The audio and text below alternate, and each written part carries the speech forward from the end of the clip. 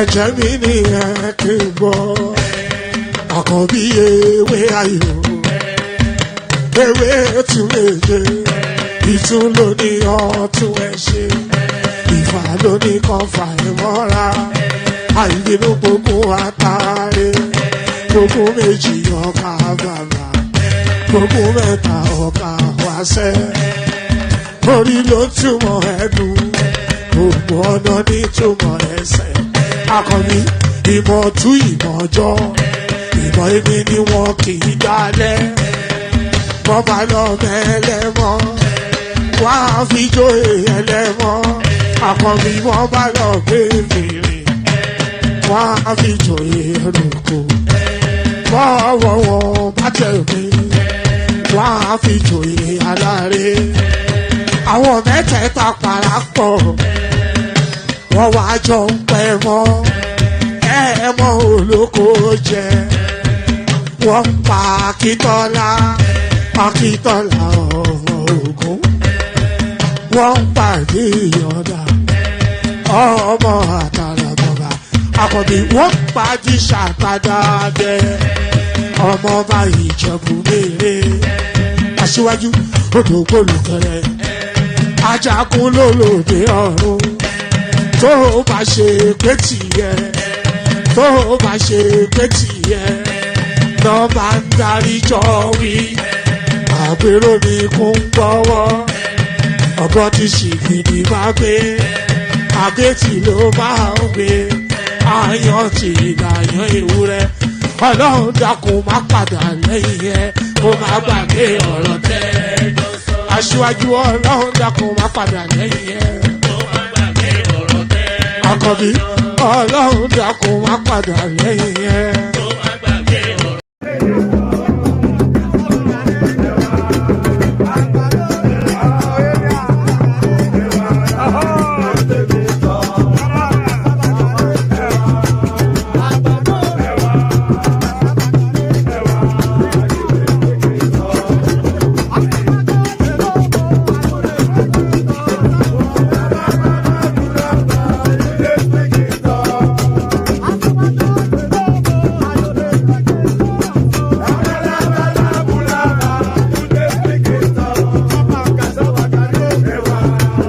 I wish I go back to the old days when I used to be the kid in the 3rd grade, playing in the street with my homies all day. Cause we live so fast, now we can't relate. We come a long way, money can't wait. And no worry about a thing, happy all days. This is how we live, we cannot complain. And nobody leave, keep the old plans.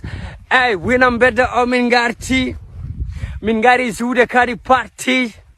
Ko ɗomin mawni ɗomin darti yow goto fone ɓorni bokke e so parti an winam bedda omin garti min gari zuude kadi parti ko ɗomin mawni ɗomin darti yow goto fone ɓorni bokke e so parti ey cugagam ne weeli fof ko souvenir film hanki wona hande hanki jamma mbaale sim min ñalla fije nangue jamma lengi mbaɗa tin on saha courant ala wura men ko ƴaro finde sifti nammo ala cifti ala inde iɗi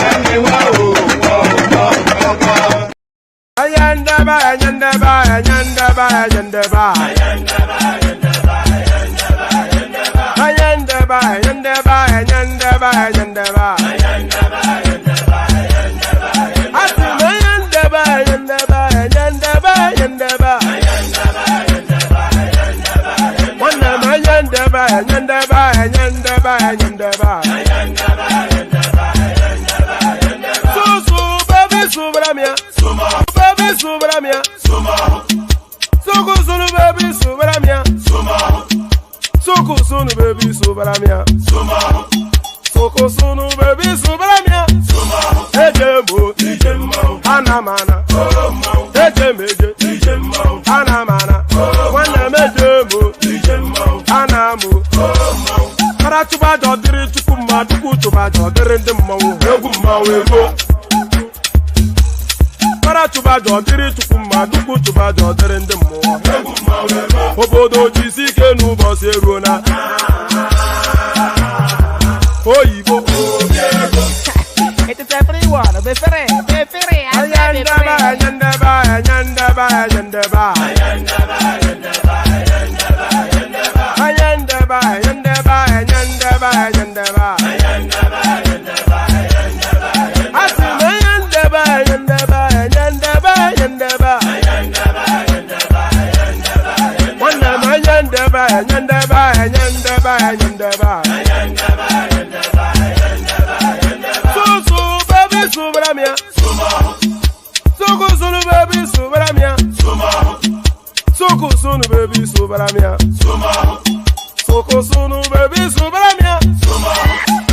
Ladies and gentlemen, sometimes you just have to act like you are drunk, like you are crazy. Confuse your enemies. Confuse them.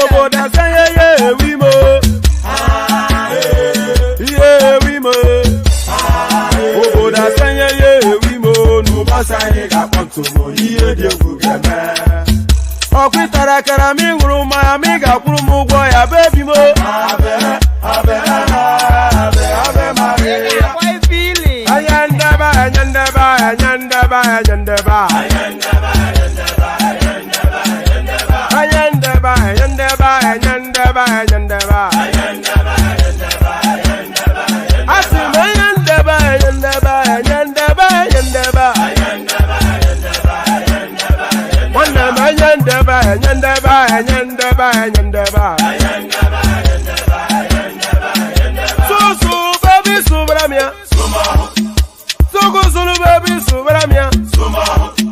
Soko sunu baby Subramia. Asekwa nefo jabanye si akuna nyego mkambosi ozo. Since I was born, but now I am getting youth. Akuna motangu, akuna koga book. And there it is right there. I don't know quite, my glasses look blurred. So let me sort that out. I'm blind as a bat without these glasses, but there it is. So there it is right there. And since I was born, and now that I'm getting old, so there it is right there. So here we go again. For some of you that have been with this platform for sufficient enough of a length of time, you remember that I used to start off with "The Eagle Has Landed."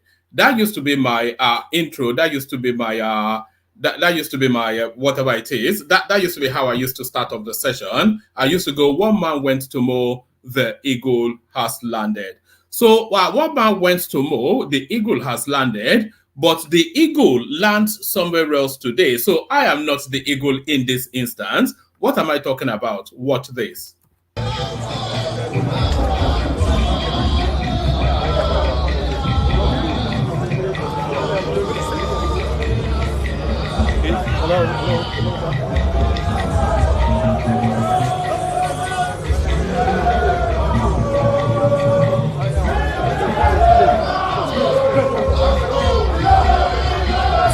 Hello, back.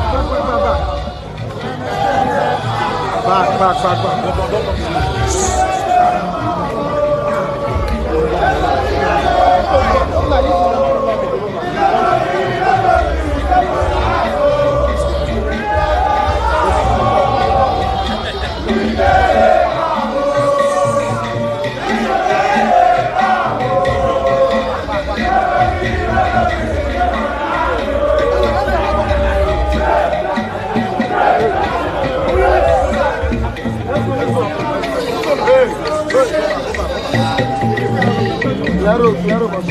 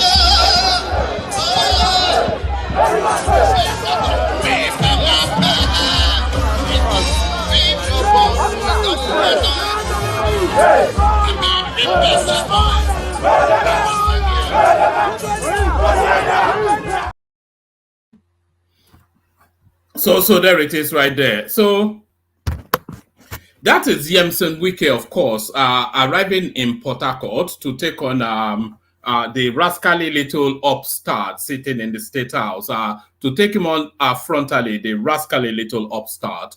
Wike lands in River State. FCT minister, accompanied by Senator Barry Peggy, Senator Orwell Onyeso, and Minister of State for Petroleum, Heineken, whatever his last name is, River State Assembly members, and some local government chairmen.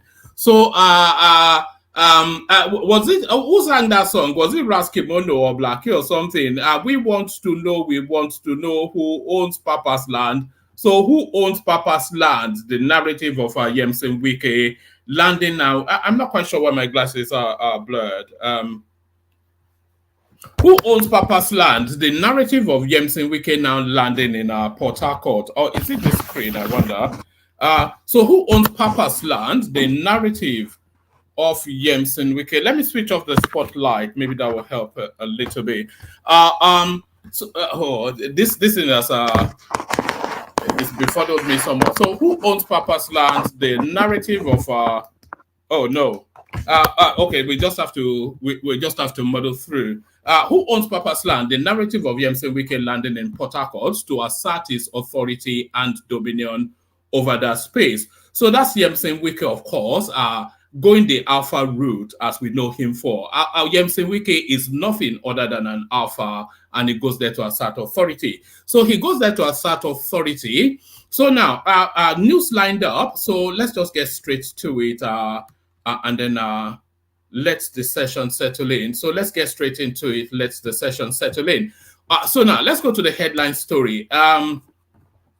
Osinbajo, Amaechi, Yarima, others drop presidential ambition ahead of 2027 election, support Tinubu. So, I mean, this is a moment in time, by the way, because a lot of speculation are speculating even to the possibility that it is actually Rotimi Amaechi that is behind the goings on in River State as a pushback against the Tinubu administration, trying to seize that space for future elections to fight against Tinubu. So what a turn up for the books. A turn up for the books. Osinbajo, Amaechi, Yarima, others drop presidential ambition ahead of 2027 election, support Tinubu. So let's see what's going on here. Presidential aspirants on the platform of the All Progressive Congress APC in the 2023 presidential election have agreed to float a forum to mobilize support for President Bola Tinubu as part of measures to tackle the challenges confronting the nation. They have consequently dropped any presidential ambition ahead of 2027. Some of the APC presidential aspirants in the last election are former Vice President Yemi Osinbajo, Ahmed Sani Yarima, Rotimi Amaechi, Dr. Nicholas Felix, Dr. Kayode Fayemi, Senator Ibikunle Amosun, Orwell Rochas Okorocha, Senator Abubakar Atiku Bagudu, Governor Yahaya Bello, David Umahi, Ogbonaya Onu, Senators Ahmed Lawan, and Godswill Akpabio, amongst others. So, if we go through those names again, a few of them have a natural surrender position. So Godswill Akpabio, he has a natural surrender position. He's not going to give up the Senate presidency for any pipe dream of ever becoming the president, which he knows will forever remain a pipe dream. So he's not. He has no ambitions in that direction. David Umahi, for the senior position that he has been given within the Tinubu administration, you cannot see now that he would then, it would almost seem treacherous, and he would rather be in that portfolio for 8 years than have some presidential ambitions, because of course, what that presidential ambition translates into is that they will challenge Tinubu at the primaries for 2027. And of course, there's not a possibility. There's no possibility of a southerner replacing Tinubu.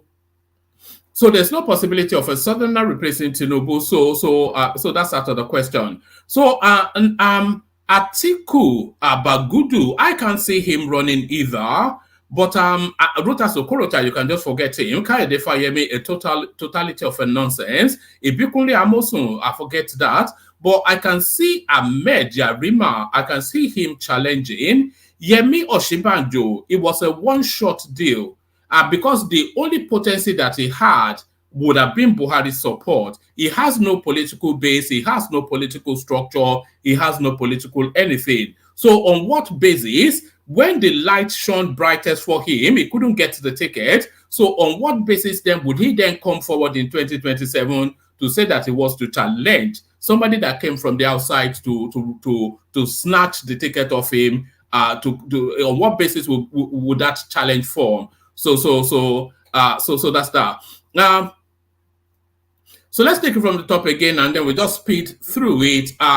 Presidential aspirants on the platform of the All Progressive Congress (APC) in the 2023 presidential election have agreed to float a forum to mobilize support for President Bola Tinubu as part of measures to tackle the challenges confronting the nation. They have consequently dropped any presidential ambition ahead of 2027. Some of the APC presidential aspirants in the last election are, then it gives us the list of names that I've already read. Convener and acting chairman of the forum, Senator Yarima, as well as the party's youngest presidential aspirant, Nicholas Felix, disclosed this in a statement issued on Saturday in Abuja.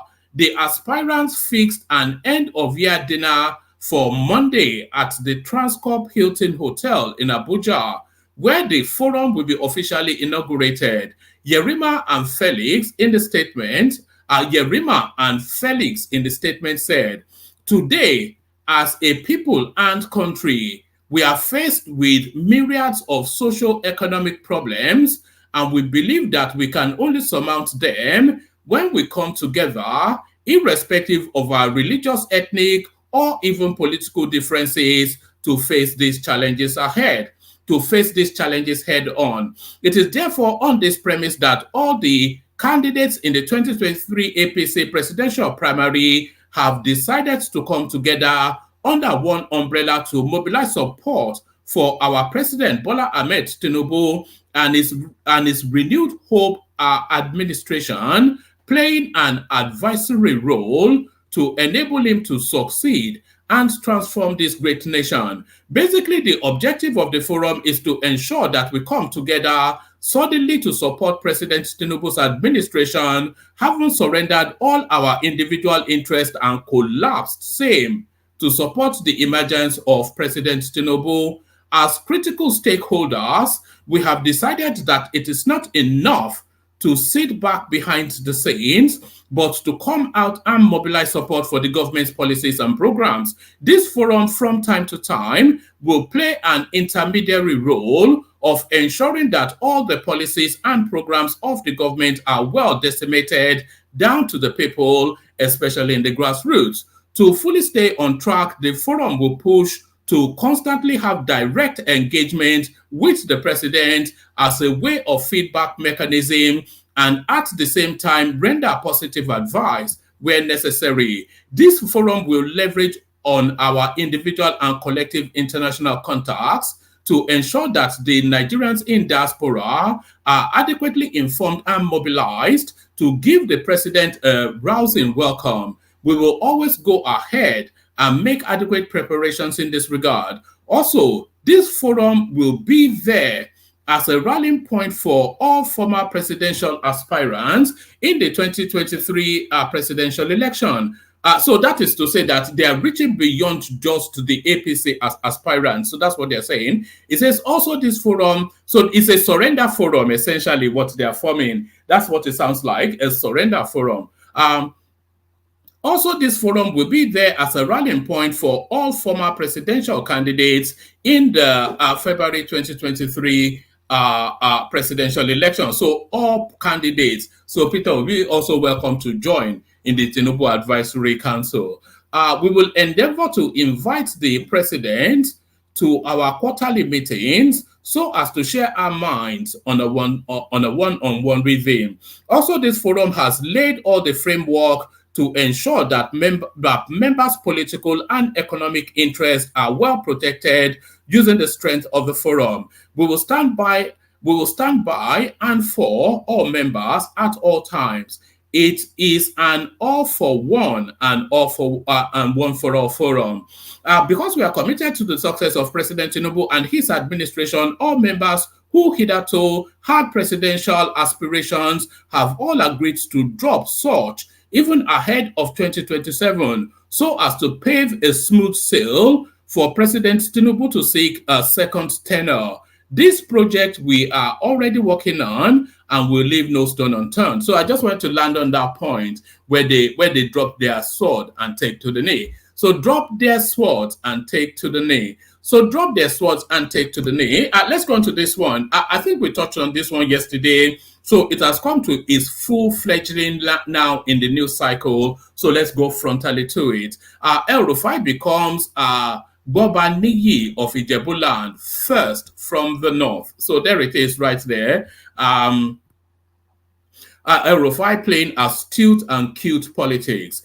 Nasir El Rufai, former governor of Kaduna State, has been conferred with the chieftaincy title of Boba Niyi of Ijebuland. Oba Sikiru Kayode Adetono, the Awujale of Ijebuland, conferred the former governor with the title on Saturday. Jimmy Lawal, a former governorship hopeful in Ogun State, and his wife Mariam were also conferred with chieftaincy titles by the monarch.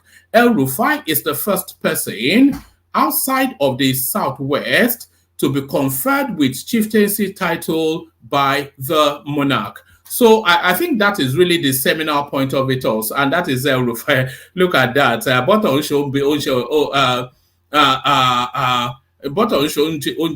look at El Rufai dressing in Ashofi.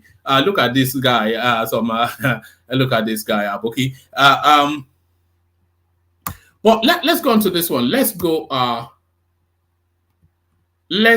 on to this one. And by the way, plenty of spaces are in the comment section. So plenty of always space in the comment section. Plenty of space in the room. Anyone that wants to hop on, hop on.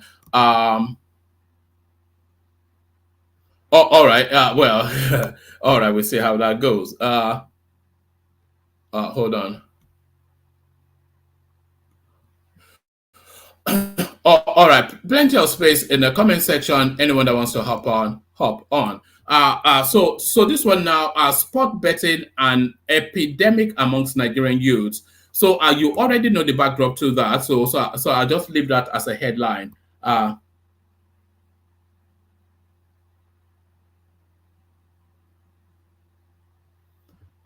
So I'll just leave that as a headline. Sport betting and epidemic. Okay, let's just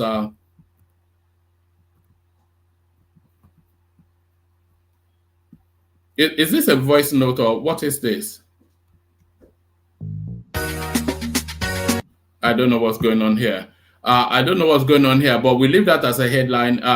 It says gambling online is an appealing extra source of income for more and more young Nigerians struggling to make ends meet in the battered economy.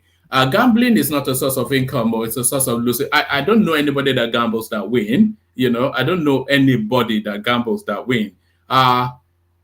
Is there any young Nigerian that can boast of never playing a football bet at some point in their life? So in this episode, we find out as we also look at the psychological impact to sport betting on young Nigerians. So I think it's a radio something or a podcast of some sort. But I think we already know where that is headed. So we already know where that is headed. Let me bring you this one. Government has the right to demolish buildings. Nwanyanwu tells Igbos, well, there you are. Thank you. But I think the government knew they had the right anyway. It's just all this inane noise that these people make about things that don't cohere. You go and build you go and build a house on a canal. Nobody gave you any approval. They gave you warnings, yes and yes. They told you to cease and desist in the course of building. You complete the building, they demolish it, and then you start to tribal war dance. And that is the narrative of everything from that space. You do it, and everything always boils down to that basing state. Everything. They start to tribal war dance. Government has the right to demolish buildings. Nwanyanwu tells Igbos, well, boo-hoo. We didn't know that. Thank you for the information.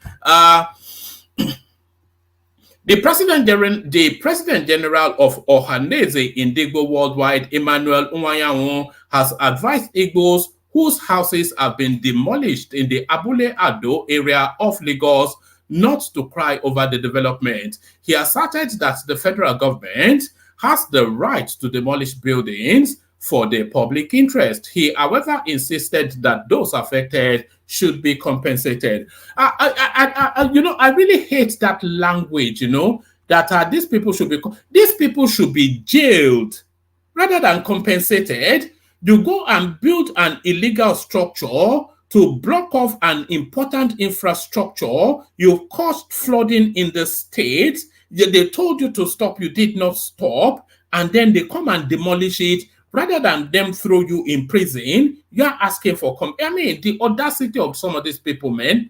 These people should be jailed rather than what are we talking about here? He, however, insisted that those affected should be compensated. The Ohanese chieftain urged that those whose buildings were demolished are not to cry over spilled milk, adding that moves are being made to mitigate aggrieved Igbos nationwide. So, I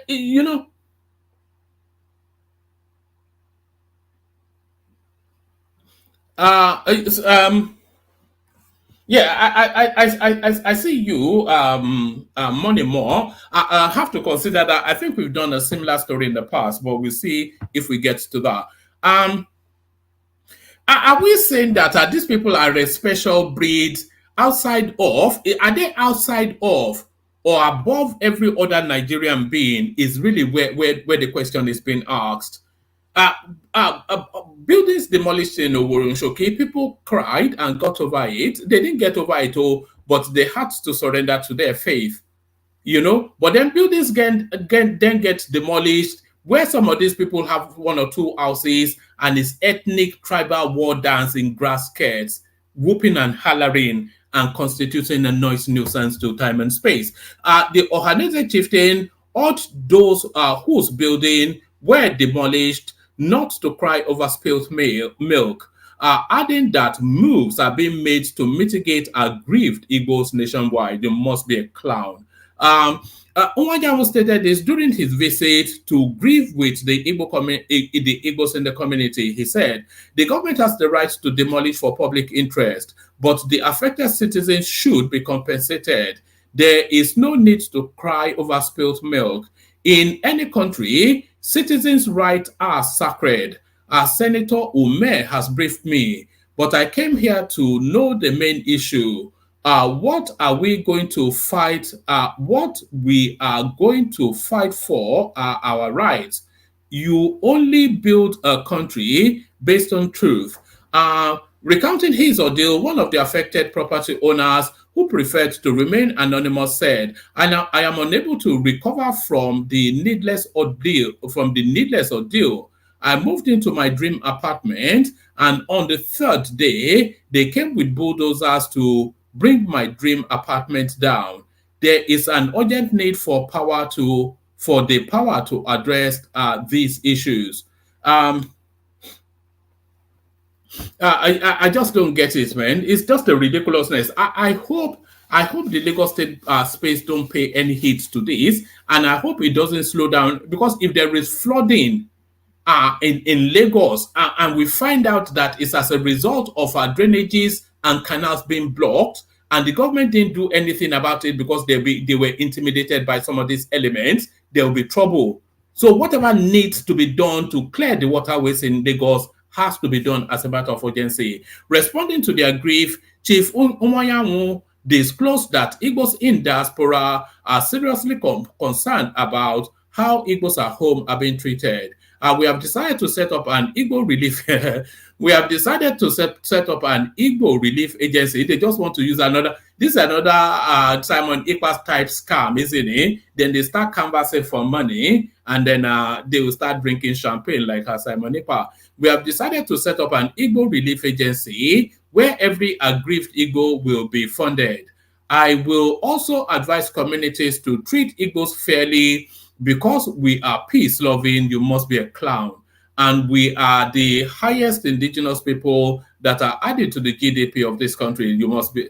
This guy has no concept of anything.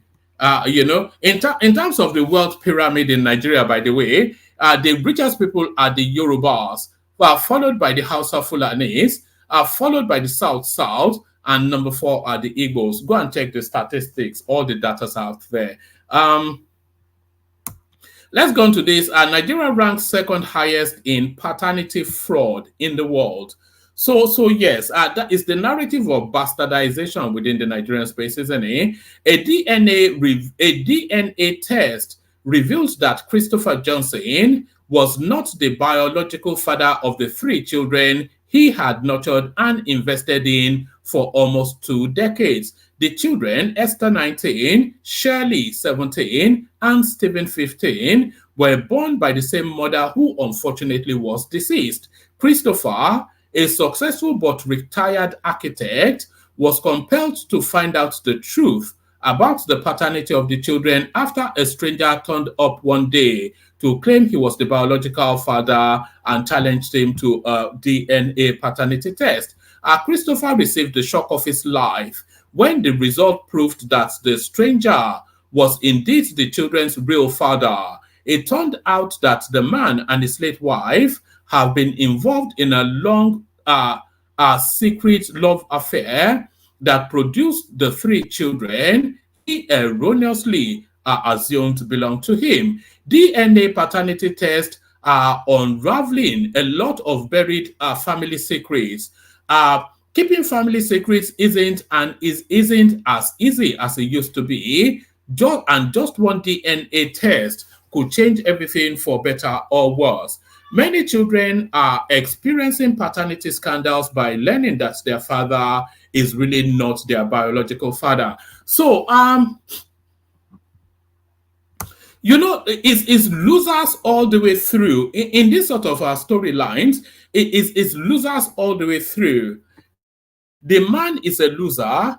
The only person that is not really a loser is probably the culprit, which is the woman. The man is a loser. The children are losers as well. But I suspect that you will want to say that the man is the biggest loser in that narrative. Imagine that. Imagine that. You've nurtured all. I don't know. If you're a parent, then you know what it is. All the nappy changing, all the tears before bedtime, all those moments that they insist on sleeping on your chest, otherwise they will not go to sleep. You know the experience is when your son or your daughter actually will never go to sleep unless he or she sleeps on your chest. All of that, 19 years, and then you discover that the child is not yours. Can you imagine that? Imagine that. That's a pokunso sort of DNA paternity tests are unraveling a lot of buried family secrets. Keeping family secrets isn't as easy as it used to be, and just one DNA test could change everything for better or for worse. Many children are experiencing paternity scandals by learning that their father is really not their biological father. The perception that paternity fraud is high in Nigeria is not unfounded. Reports have been making the rounds that Nigeria has the second highest rate of paternity fraud in the world after Jamaica. So every other Nigerian child is a bastard, is what they are telling us. Every other Nigerian child is a Omali. You know, this is what they are telling us. Every other Nigerian child is a bastard. Look at that, unbelievable.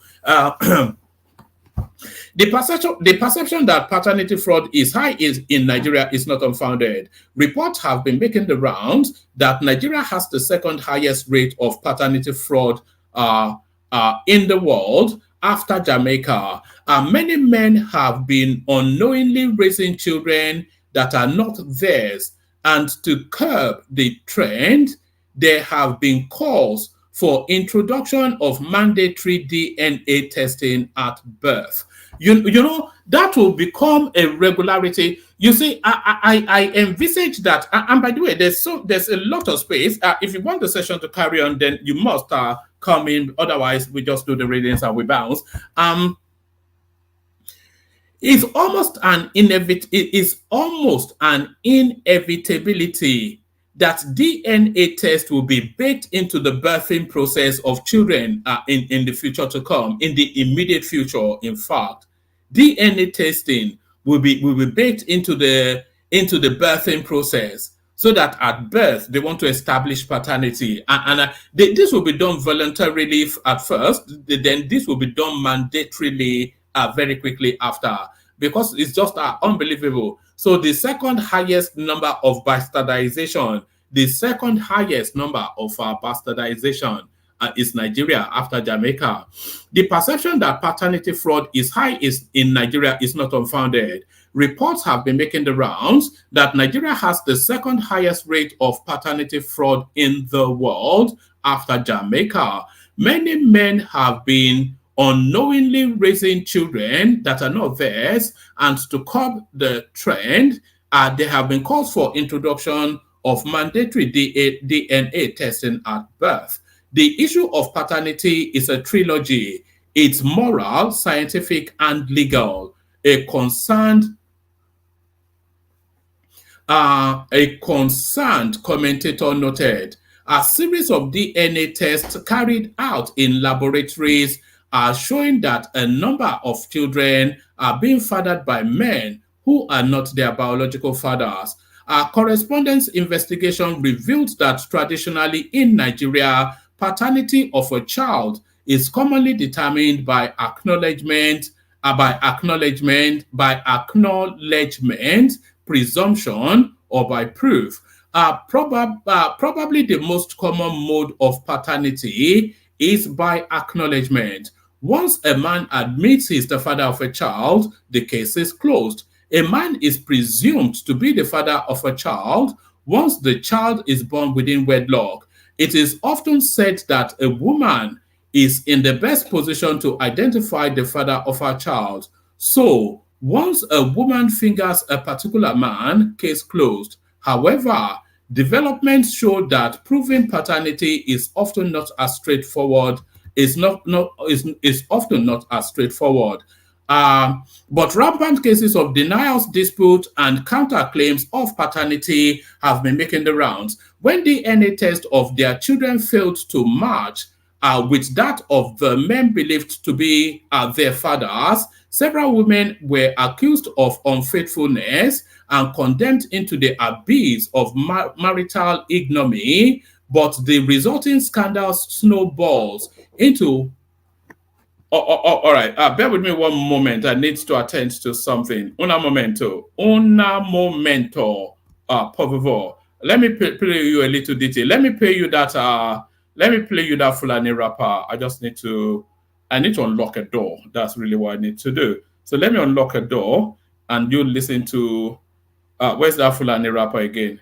You listen to the Fulani rapper. I wish I go back to the old days when I used to be the kid in the third grade, playing in the street with my homies all day. Cause we live so fast, now we can't relate. We come a long way, money can't wait. And no worry about a thing, happy all days. This is how we live, we cannot complain. And nobody leave, keep the old plans. Hey, when I'm better, Mingarti. Mingari Zuda Kari Party. Ko ɗo min mawni ɗo min darti yow goto fone ɓorni bokke e so parti an winam bedda o min garti min gari zuude kadi parti ko ɗo min mawni ɗo min darti yow goto fone ɓorni bokke e so parti ey cuwagam ne weeli fof ko souvenir film hanki wona hande hanki jamma mbaale sim min ñalla fije nangue jamma lengi mbaɗa tinde on saha courant ala wura men ko ƴaro finde sifti nammo ala cifti ala inde iɗi nawa wilde iwi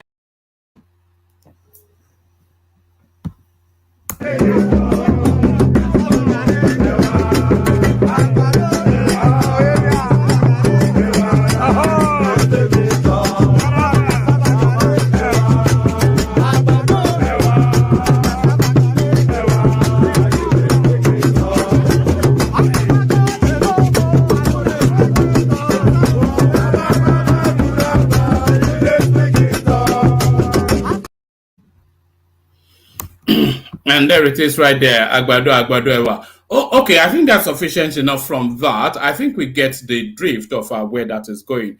So we get the drift of where that is going. So I'll just give you the rest as headlines and then we'll kick it off. Former APC chairman Adamu announces retirement from politics. So yes, the one that tries to foist Ahmed Lawan onto the party. The former national chairman of the All Progressive Congress APC, Abdullahi Adamu, has announced his retirement from politics. Adamu stated that he is beginning to develop an allergy to political activities. The ex-APC chairman disclosed this at the launch of a book titled Progressive Governance, showcasing the achievement of His Excellency Governor Abdullahi Sule of Nasarawa State 2019-2023, written by XYZ. Adamu, who is the first civilian governor of the state, served from 1999 to 2007, whilst speaking on the 230-page book, appreciated the author for his efforts in detailing the achievement of the governor. He said the governor had consolidated the achievement of his predecessors and improved on them. Whilst so anyway, that's Abdullahi Adamu saying he's no longer interested in politics. Let me just give you this as a headline as well. So Nigeria ranks second again, but in the crime index, Nigeria ranks second in Africa on organized crime index. So let me see. Can I expand this? Let me see if I can expand it. So that's the organized crime index right there. So the most criminal in Africa, they are the people of Congo. But I'm surprised that they beat us to it. The second most criminal Africans are Nigerians, South Africans, then Kenyans, Libyans, then Central African Republic. I didn't even know they understood what criminality was, but there you have Uganda at number 7, Sudan, Cameroon, Mozambique, Tanzania, Somalia. Where is Ghana on this list? So they don't commit crimes in Ghana. There it is. So there it is. So that one just speaks for itself, doesn't it? I'm not sure we can add or remove to.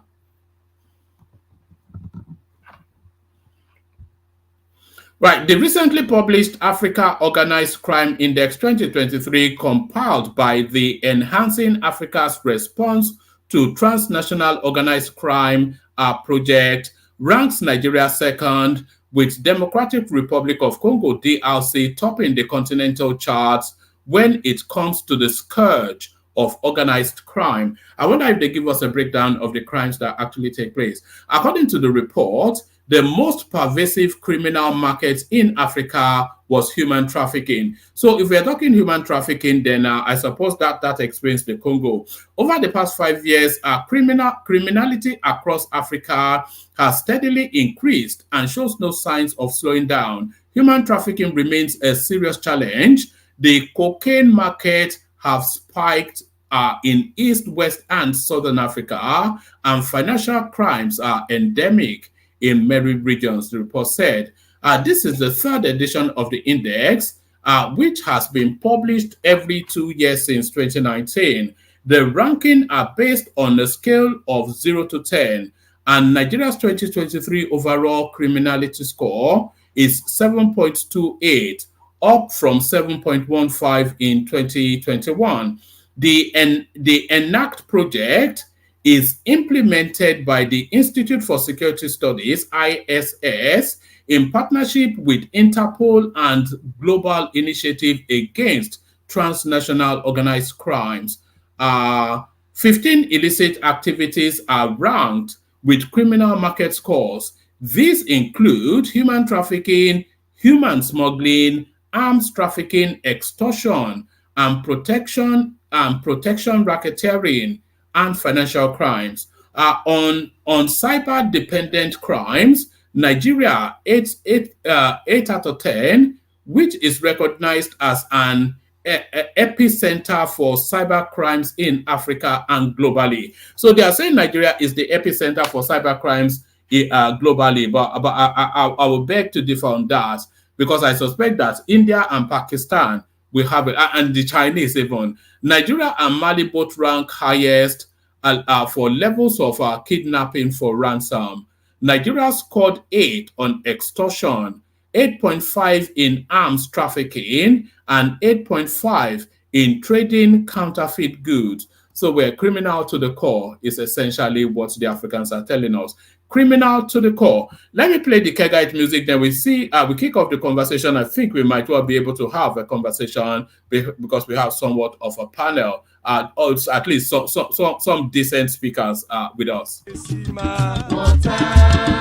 Only water, where they see ma.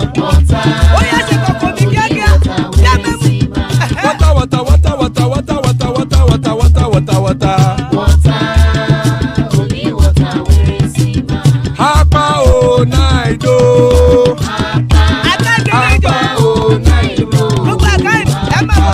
Hapa you don't come o.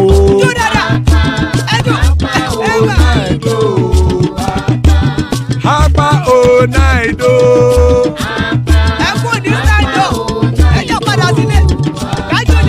Oro kẹ̀kẹ́ ẹlẹ́mùyé o.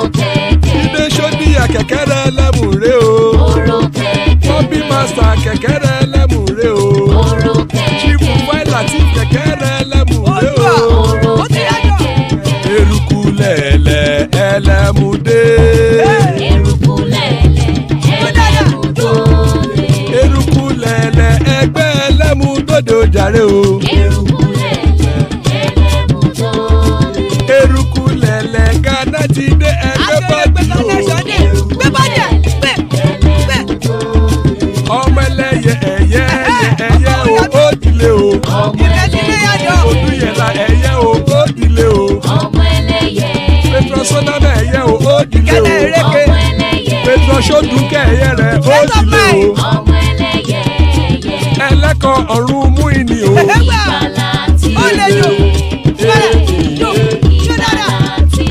Àkùkọ ọ̀run mẹ́kọ̀.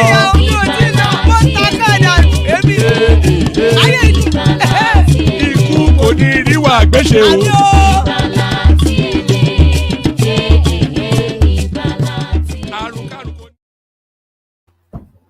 And there it is right there. Ikú kò ní ríwà gbéṣe, may death have nothing to do with us. So there it is right there.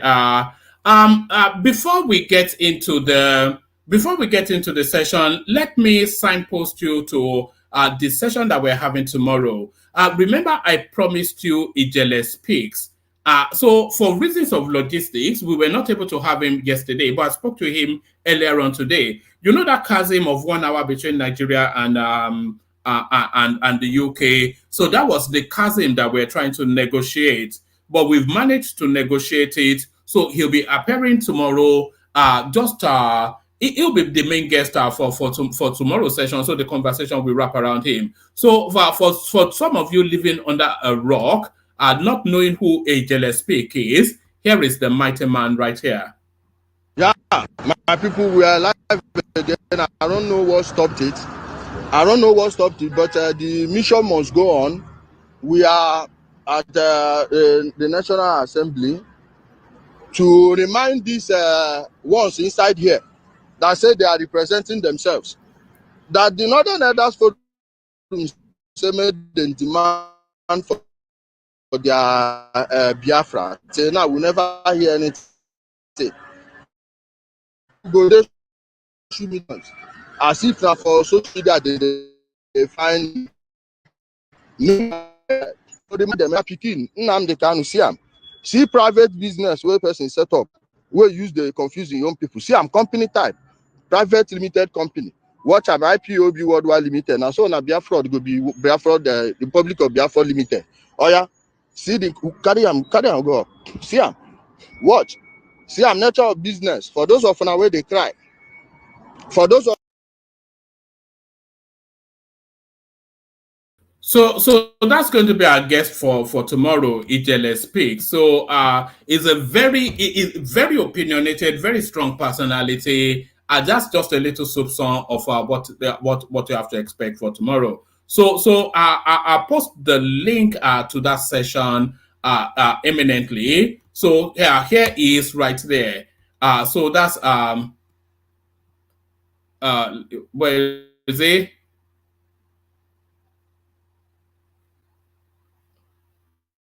It should be on the screen.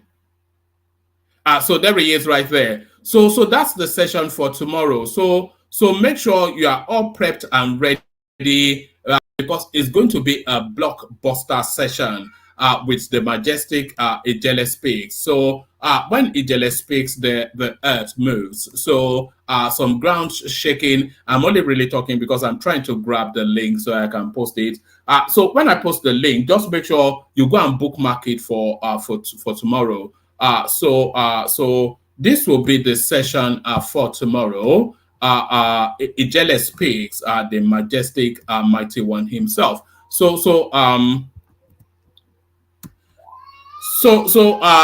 this link right here. Let me post the link and then I'll remove that from the system is somewhat a bit slow.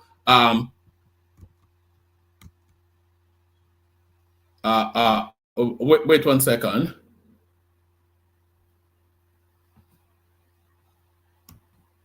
I'm not quite sure. Maybe I've got too many things running on my computer. I wonder what's going on. All right. So that's the link right there. So go and bookmark that for tomorrow. So Ejele Speaks joins us at 10 p.m. tomorrow, and I think we'll also have we also have a guest that I'm lining up for Monday as well. So I'm actually now starting to spoil you guys, is what it seems to be the case. So I actually now seems to be spoiling you guys. So that's Ejele Speaks. So that is Ejele Speaks. So before we get into the session, still a bit more of administrative stuff to do. The initiative that we're doing, of course, to garner funds to send as an outreach to the Nigerians, to our people back home, our people in need. So it's not a charity giveaway, it's a leg up. So what we're doing, we're trying to hit £1,000. And then with that £1,000, we send it to Nigeria with the proviso that the monies will be given to especially women who find themselves in difficult circumstances, but they're trying to fight their way through it via some sort of small business. So these monies now will parachute into that small business to level that business up. So that's the whole idea. And we're calling it the one-man level up initiative. So our target is £1,000, as I said, and we've already had the donations coming in. So Yes, we've already had the donations coming in. Adeyinka Adetunji, he gave the first donation, which was £45. So protecting his identity, that is Kulata right there with £150. So thank you, Kulata. And this is Ayodele Ogunlowo, who comes in with £100. So you see we are moving fast towards our target. The majestic Prince Daddy, the one with the dulcet tones, there he is right there with £50. Our own Thomas chimes in with £50, also protecting his identity, but wanting to be part of the project. That is Ajanle Koko right there with £100. So the target now, no, what we have reached so far. So this tells you now £495. So that's a false reading because a private donor who doesn't want to come to the front, it says we should only refer to him as Don. He also privately put in £100 in that. So we're essentially at more or less, give or take £5, we're essentially at £600 now. So we're hop, skip, and a jump away from our targeted £1,000 target, our targeted target. That's just about grammar, isn't it? But there it is right there. I'm an Oyoman. The fact that I speak English at all is a feat in itself. So we're just about £400 from our target. So let's do that. Let's try and achieve that for this month. Let's try and achieve that in the course of this session. Just so we can wrap it up. I want to be able to get it to them before Christmas, but it depends on when we hit the target. So, when we hit the target, I still have to shut it down. I have to withdraw it. I have to convert it. I have to get it over to Nigeria. And TikTok, we're headed towards Christmas. But what is all of this harvesting money for? So I've sent Hassan into the interior parts of Maiduguri to go and pick out examples of the sort of people that we're giving the monies to. So he gave us the example of Zainab yesterday, but today now he presents another example. So here is an example of what we're canvassing money for. Okay,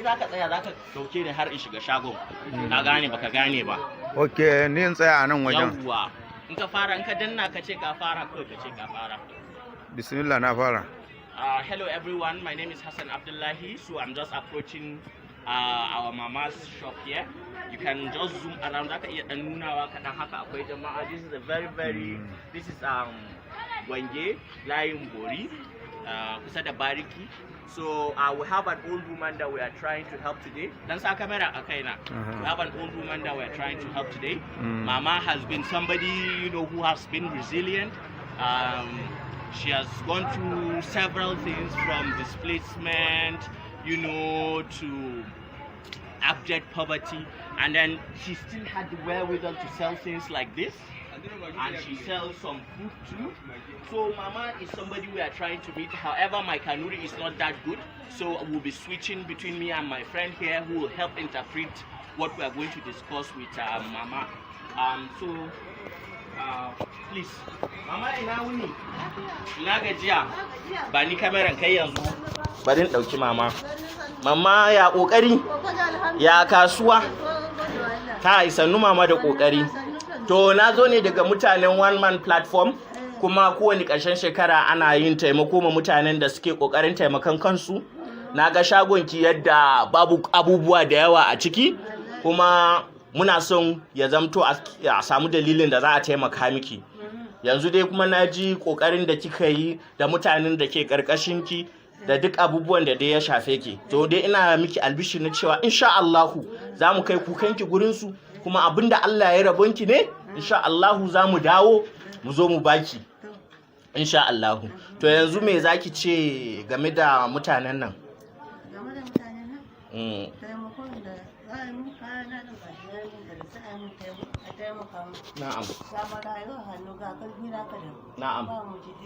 Na'am. Ki faɗa da Kanuri saboda su tabbatar a garin Maiduguri kike. Na'am. Yo. Yo. Yo. So insha Allah me tace ne a yi gullum?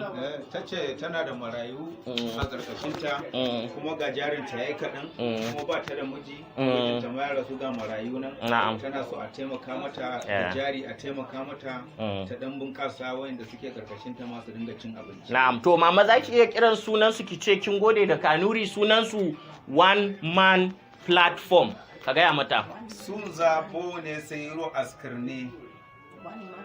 Na'am. One Man Platform. Masha Allah. Ki faɗa da Kanuri ma. Yawwa faɗi da thank you ma kika su ji. Thank you. One Man Platform, thank you kulle. Thank you very much. Thank you. One Man Platform. Thank you. Yes, thank you very much. So, on behalf of everyone, myself, the person that helped me interpret it, on behalf of Mama, we say thank you, and we wait to hear from all you guys. Ciao.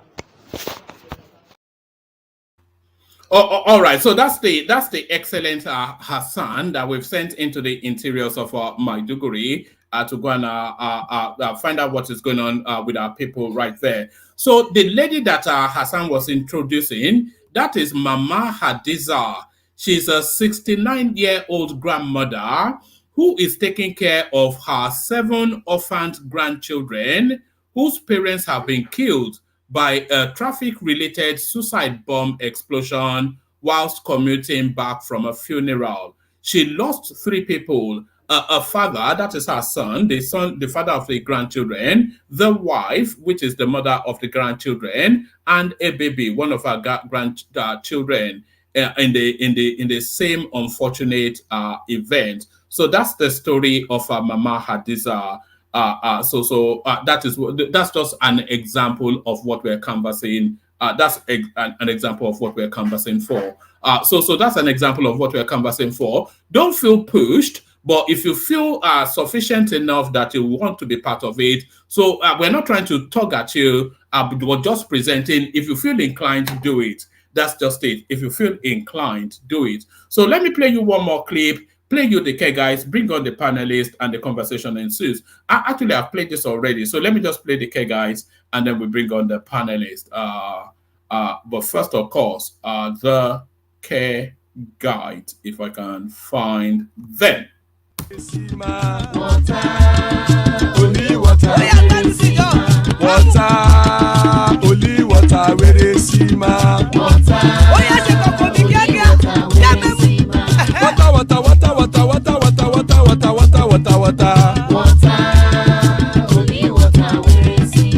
Hapa o naido.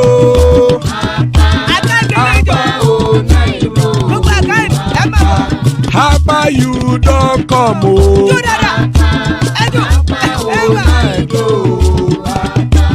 Hapa o naido.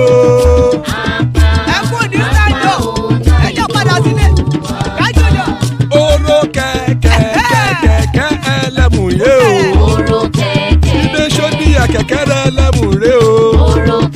Bobby Master kẹ̀kẹ́ rẹ̀ ẹlẹ́mù rẹ̀ o.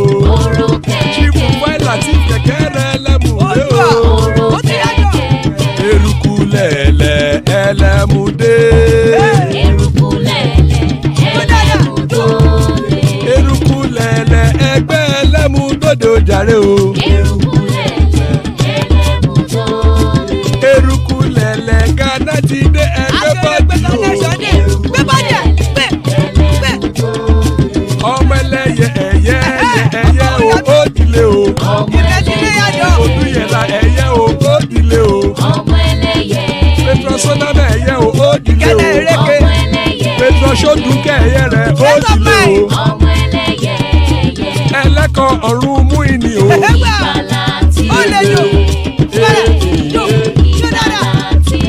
Àkùkọ ọ̀run méjìkọ.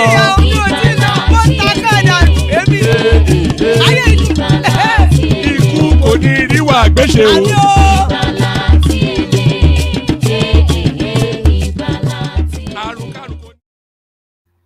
And there it is right there. Ikuko Niru Agbecheme, death have nothing to do with us. So Ikoko Neruagweshe, the excellent Patrick joins us. Always a delight whenever Patrick is here. Father of the bride, Ajale Koko, he's right there.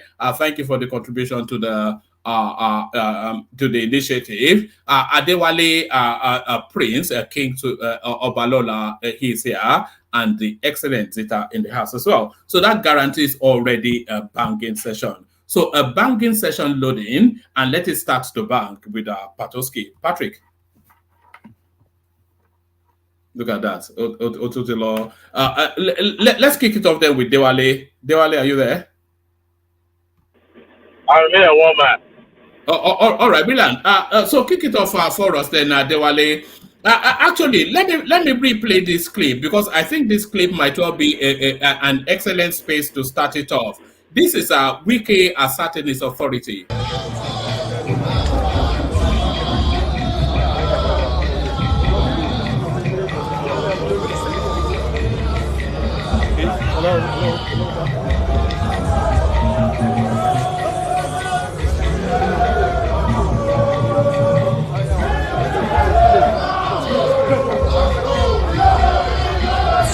Hello, back.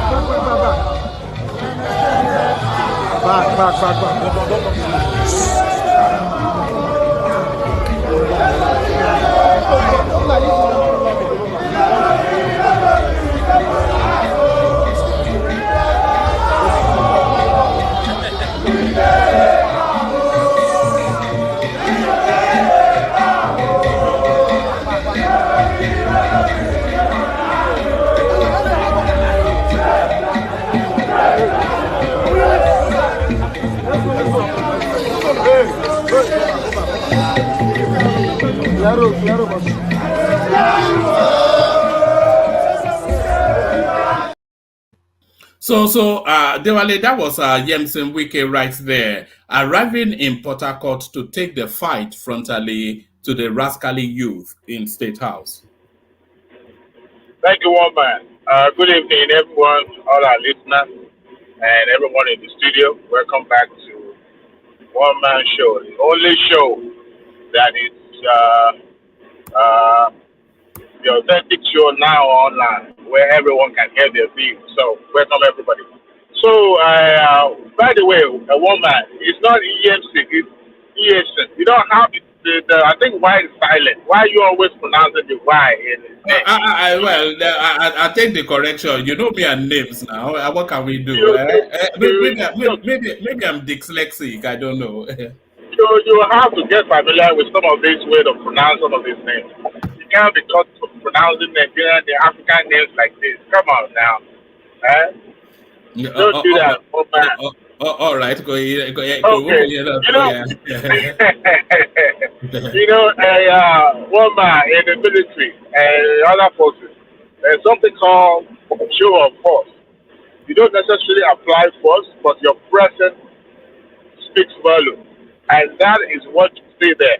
You know, I watched today on Dr. Damage's shows where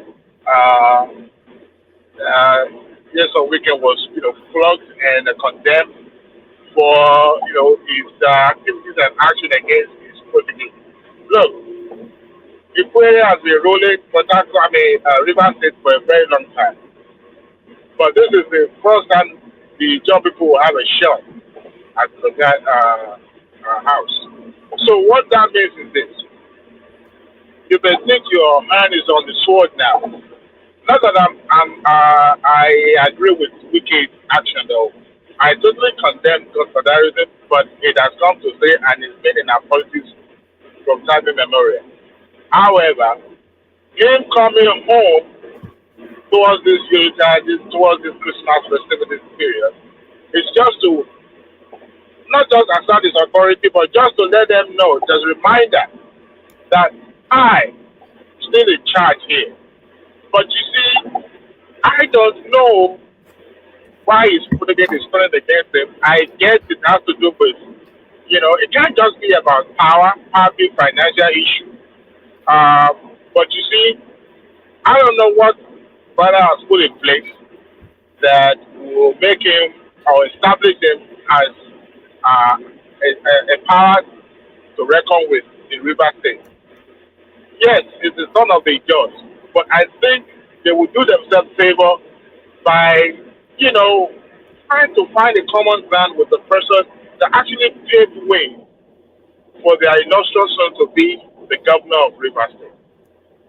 Him coming to River State, as shown in that video, is just to let people know, look, I may be residing in Abuja for now, but let me tell you something. I have my people on ground. Not just it's clearly there to it's clearly there to intimidate Fubara. There's no, and it went with the retinue of senior politicians. A lot of the people that resigned from Fubara's government, part of his welcoming committee, and he of course brought his band. So it's going to be an uncomfortable Christmas for Fubara. Uncomfortable Christmas, no. And, you know, I also think that, look, if any governor, I've heard people saying, well, he's getting the treatment that he meted on Amaechi.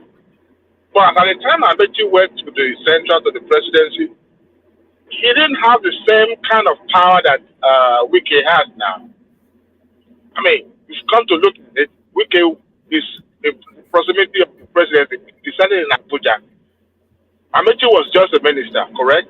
But as the governor of Abuja, in the land of the land where the president resides, and with his role in the emergence of this president, can't tell me that he doesn't have the ears of the president. So if you find someone who is close to the seat of power, make sure that you have everything in place. But as it stands now, the presidency is the monarchy. They can kill and destroy. So if you are fighting the enemy of the big man, you are going to lose. This is not Buhari that will stay back, that will not get involved in a local issue. This is president that this is like his playground. So talking about you are fighting someone who is close to him. Yes, the president is going to need River State in 2027, but you can't tell me that he was going to push aside the person that helped him to become president and embrace you, that you are just a beneficiary of that particular person. It's not going to work out that way. And, you know, people don't work that way by, you know, pushing aside people that help. No, it's the type of politician that remember what people does for him. So, and in politics, it doesn't as well, because Yoruba would put right? You are planning evil against your benefactor. Then the future is not always turn out right. But as it stands, him coming home, I get to be there to say, hey, I'm here for Christmas, correct? And the commissioner resigning is a bad omen for Fubara. Yes, you may think you have the upper hand, but let me tell you something. Even with the money, sometimes, money will be useless. Look, people have pride. It's just that you have not haggled that price very well. That's where you will know that people can be compromised. The people that are singing his praise today, if tomorrow comes, as long as talking about center power, national power, they will dance to the tune of the presidency. I can tell you that. And for someone who has all the power invested in his hands right now, ain't no way a governor will have a say. But you see, we can play and wrestle power from PDP. You know how powerful PDP was? Wrestle power with the likes of Atiku, publicly declare against his own party, and you are saying that you are going to find them, and yet it's also with the incumbent. There's no way he was going to lose that fight. I can bet it. There's no way. But you see, I hope that Fubara will retrace the step, play the game the way it's supposed to play. Yes, you may say that I'm going to teach out the same way you teach it to your predecessor, but hey, sometimes it doesn't play out that way, because sometimes others learn from other people. Would it be too far a reach to say that Wike is the second most powerful politician in Nigeria after Tinubu? I cannot see anybody more powerful than him. No, I beg your pardon, one man. You see, the power that be actually is not in the public. They are way behind the curtain. What people that you see manifesting in the public has just the handwork of those power brokers. That is why you will never see them hugging microphone or camera talking to them because they wouldn't want to rebuild themselves. So the power, those people behind, we can establish some people's interests, whether we like it or not. You may say that he has established himself as the former governor of a state, but I tell you what, certain power blocks put him there as governor there. So I want to say, look, a lot of times the optics play well because it's something that you have to act out like a drama.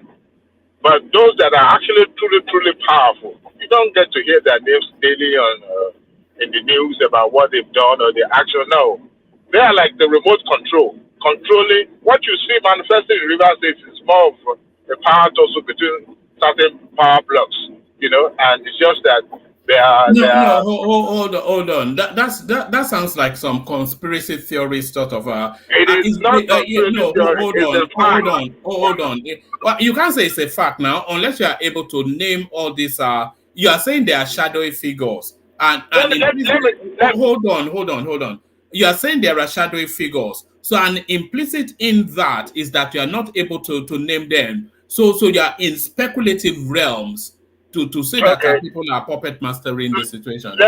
Let me give you an example. Yoruba will say they came from a ward, they came from a constituency. They have people that financially put their resources and all that down for them to emerge. So the people surrounding Wiki, as it was being welcomed in River State today, those people are from Edo or Lagos State. They are river, how do they call them now? River people, right? So who would have thought that where these people be hiding out this while all this is ongoing? Look, I tell you, it's not conspiracy. When you have politicians consulting, they are not talking to the trees and water. They are talking to people that can help them in their local constituencies. And by the way, people that have invested their resources and their time saying this person imagined as the public pressure that they wanted. So, look, I may not put names on it, but I can tell you they exist. Okay? They exist. There's no way just two individuals will be playing this, what can we call this? Is it a chess game or Ludo game, in between them? Throwing the state into flame and you think everybody we've had a former governor in the state, right? So where is the position of those people? I'm talking about the likes of Peter those of this world movies, just be like, let me sit down, look and watch these kids, No, they have their own game being played behind, but it's just that you never see that being reported in the news. So who do we see? The person who has been elected to be in a public office are the ones that will be here from time to time. It sounds conspiracy, but that is the truth. That is the fact. Did you see Tinubu going to the north before the election, pre-election, talking to the likes of the Trans family and all that? There was a particular individual that he was bound to keep going into because he knew that the position these people hold and their opinion in their constituents and the community. Those are the power blocks that I'm talking about. Thank you, Moma. All right. Dewale, your connection is a bit choppy, but I think we can make you out somewhat. Let me take you to this space. I did not read this one out, but I came across it in the course of the day. Turkey's central bank chief moves in with her parents. Let me do it again. Turkey's central bank chief moves in with her parents over her inability to afford a home in Istanbul due to inflation. So this is the narrative of so imagine the governor of the central bank having to go and live with his father because he's not able to afford the house in Abuja. What are you making of that vis-a-vis our own situation in our country? As far as that, how comical it will come across. That is the reality of the state, the country that he lives. But you see, I don't see that happening in Nigeria, where you have everyone wants to claim big man and egocentric and all that. Um, I want to, well, it's their policy that is biting them in the butt, and he is also benefiting from that decision that they made as a central bank governor in Turkey, which is to me is a little bit embarrassing. For that to have allowed inflation to have risen to that point where he could not afford, such a thing, and he ended up. It's a bad example, but I don't see that happening in our climate here. Even if the inflation rose to 100%. No. Hold on. He is a she, and she's just newly appointed. A she. Hold on. He is a she, and she's just newly appointed. Okay. Well, as a she, what difference does it even make anyway?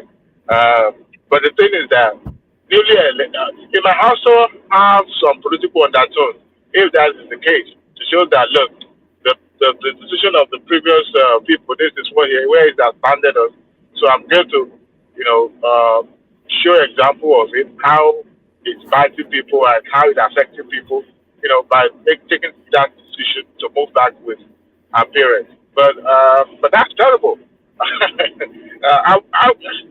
It's a central bank government in Turkey. How I'm trying to look at it and how possible is that? I believe she must have attained certain standards in the society, but maybe I'm looking at it from that prism of you're looking at it from a Nigerian prism. Possibly, yeah. All right. Let me take you to. I'll take you to a couple more talking points, only because the connection is quaky. We can hear you, but obviously we know you're driving.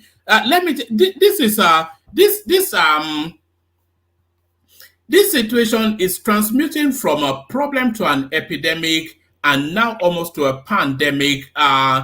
Sports betting an epidemic amongst Nigerian youths. So this is a narrative of the financial situation of the Nigerian space. These people, they are now at the end of their tether, and Kalo now. This is now you know this is actually people dress up pretending like they're going to work and this is Honestly, addiction is not just limited to alcohol and drugs. Addiction could be betting, which has been known for a very long time. People are addicted to betting. If you're talking about free money, what we have in Nigeria, I've seen so many videos popping up on social media where people complain and talk about how addicted they were, to betting in Nigeria. But you see, the kind of betting that we have in Nigeria is the chronic one that will suck you in, like the way bed bugs suck blood, and you to untangle yourself becomes a problem. And people don't usually speak up. I think the authority in charge that will be in control, managing or policy making of this industry should do a lot to sensitize people, because what we have is more of you call it, is it pandemic or endemic? Because it's becoming yes, it's endemic to the point of being a pandemic. So okay, so which one is the biggest, endemic or pandemic? I think pandemic is bigger than endemic, right? I'm not sure, but no matter what it is, it's endemic.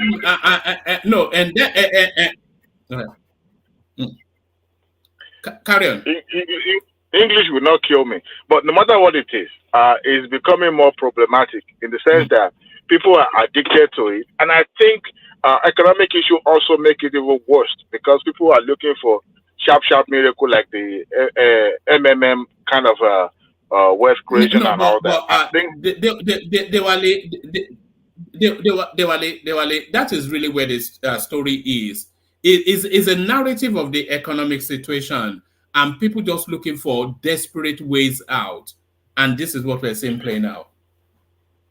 To richer people to also play Kalo Kalo Woma. I mean, I grew up seeing people playing Babaje. Not Babaje, but there was this one. Yeah, but that no, those were just fun time. Pool. No, once you're addicted to it, you're addicted. Right. Once you're addicted to it, I've seen people in the village that are actually been, prevailed upon by the community about this a betting addiction. Then, every time you do what do you call them? They call them this bricklaying job. They will take the entire money and use it to go and play. There's a name they call it in the local parlance. I forgot the name, but. Million dollar pool. I will not lie to you. I've tried it here in America maybe 4 times or 3 times. They have one. They have the one for state, one for the national. And the chances of winning is 1 in a million, which is very, very rare. They also have some other little side stuff that you can scratch and win. But I look at it like maybe because I'm not so interested in it per se. But I think that economic status also contributes to the addiction. Why people actually, looking for such an easy way out. But the Nigerian government should regulate that industry, because you can't say we are looking for money and I mean, in this climate, they use money or taxes realized from that industry, to pay for education and subsidized education in some way in some states. So I think the government need to look into it. At the point it was criminalized in some part of the country, if I'm not mistaken. But eventually they lifted the ban. Now we have, it's terrible. We have Naira beds, Nigeria beds, all sort of those young, and they target young Nigerians. Those ones are the ones. If you are 50 or 60 above, yeah, you can spend your life away. You're on your own. But when you are in your 20s and they give you school fees, you are spending it on the Kalo. that right there is something else. I don't know what names to put on it, but governments need to regulate that industry. It's becoming out of hand. All right, let me take you to one more space. A brief commentary on this, and then I'll go on from you to Zita. Nigeria ranks 2nd in Africa on Organized Crime Index. So that comes as no surprise, I suspect. Well, as you are reading that, I'm trying to, the industry that I work here is into something like that in terms of determining the index, the data and all that. But, without spilling so much information, I don't know what data that was used to arrive at that point. But I also know that crime is everywhere. Organized crime, as they say. What kind of organized crime are we talking about? Is it? I know Nigerians can be, the Yahoo thing is, of course, in some ways. But is it globally or is it limited to African only, woman? No, this is an African index. Okay. They're talking about people trafficking, cocaine dealing, cyber crimes, arms trafficking, extortion, protection, racketeering, financial crimes, those sort of stuff. I don't think I will go with that. I don't think I believe that, because reason being is that, look, sometimes these things happen in all this country, but because the way Nigeria is always in the news, that also could lead to people assuming that is the way Nigerians are, and they decided to, I think it would be best to put them, rank them certain way. What about South Africa? What about the Guineas, the Equatorial Guinea, all those smaller countries? They're also into organized crime. They're also into, even there's a story. Yeah, but not at the level that Nigeria is now. You'll be surprised. See, there was a documentary. No. I would not be surprised. The size of the Nigerian economy, the size of the Nigerian population, the education level of Nigeria, all of it is just it's a heady mix for criminality. There was a documentary by the BBC on YouTube dealt with women trafficking, prostitutions, in the Arab world.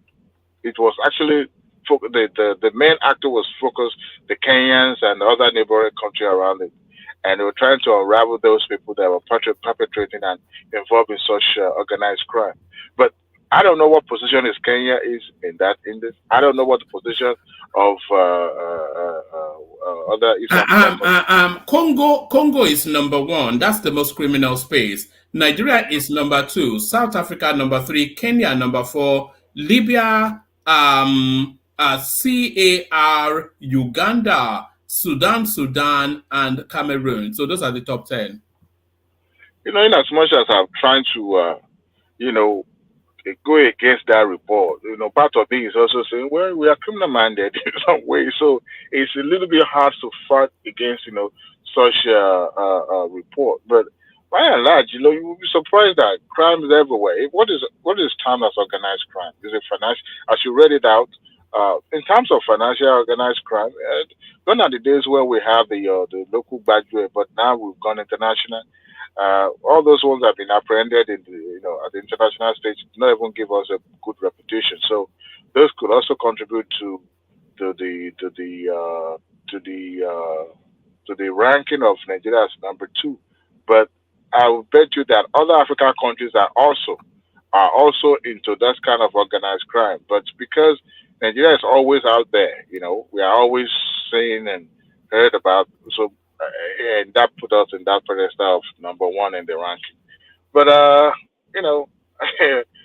Nigeria's number 2 is I don't think it's correct. I don't think so. Of course, we're up there, but I don't think we are number 2.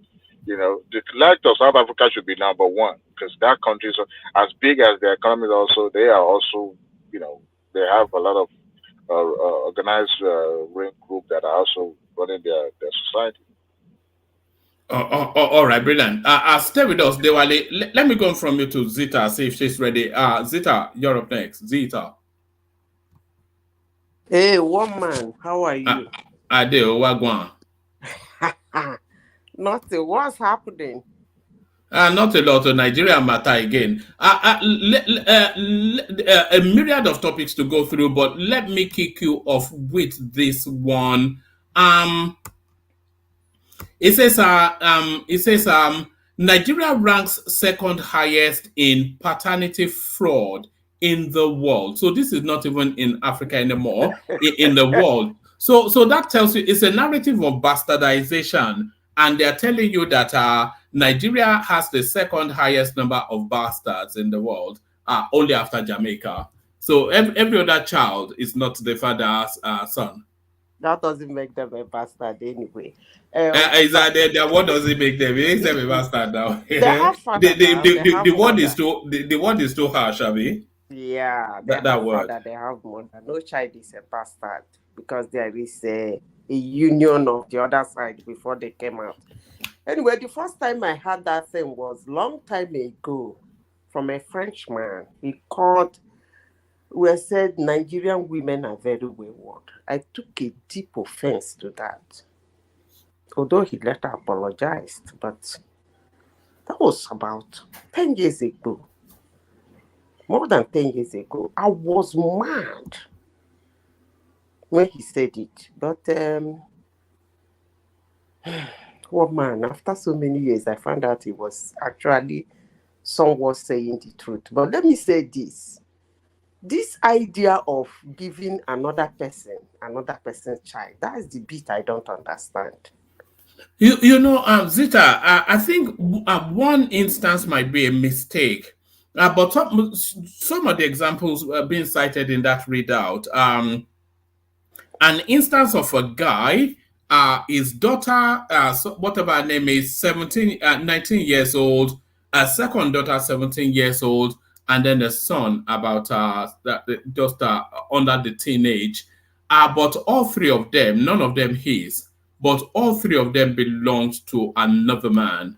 That means the woman was doing this thing inside her marriage. That's what it means. Yes. So yes, Esther 19, Shirley 17, and Stephen 15. But the twist to the narrative is that so the guy nursed all this all those going throughs that you go through bringing up children 19 years 17 15. So the mother now deceased, and then knock he heard on the door, and then he opened the door only to see a man telling him that he's come to claim his children. The fight ensued, DNA test requested, and the man that knocked on the door walked away with the children. Hey, one man, that could be very devastating. That's that. If that guy is not strong, that's to go and drink a sniper now. Is it not sniper that they drink in Nigeria? But I think traditionally he owns the child. If I were the man, God forbid, I would never be the man. I would take it to court of what do they call it again? Traditionally, he owns the child, but scientifically, they are not his. I stumbled into another report that said 45%, which is a very large number of every first child in Nigeria, probably the man that is being called his father is not. That's another fraud that I stumbled. Then I asked my colleagues, they said it's true, but they think it's 40%, that it's not up to 45%. So I saw a similar report, but that report said 60%. What? Yeah. No, it wasn't 60. No, it stands to reason now. If they are saying we're the second in the world, then it stands to reason now that every other child does not belong to the guy that they call father. The first one, they said the first one. But why, by the way, one man, can I ask, why should somebody do that? I should be asking you. You are the woman. It's women that are doing these things now. Well, this one is eluding me anyway. I don't really know what to say, but I'm just trying to wrap my head around it. You know, the one that is that story of that guy that killed me. Is it that the man is not fertile? Yeah, that might well be the narrative. The woman might well feel that she was even doing him a favor. But they didn't say the man was not fertile in the story. No, they didn't say that. But the sequence of it are all three children, none of them his, and those are his only children. No, that's suicidal, honestly. That's suicidal. But so what are we going to do about it to Nigerian women, one man? No, Nigerian women are a lost cause now, you know.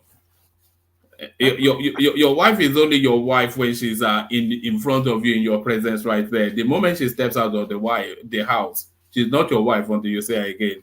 I thought the problem was outside of Nigeria. I didn't know the problem is also inside of Nigeria. I thought it's Nigerians outside that is actually having this kind of problem. I didn't know that. Anyway, one man is a terrible situation. I don't know what to say. I can only say a pity to the man. I don't know, but I believe some time ago I had a colleague, the son, actually was the second child, not the first, had some kind of health problems. Rushed to the hospital, blood this, blood that. To the blood, none of them is matching.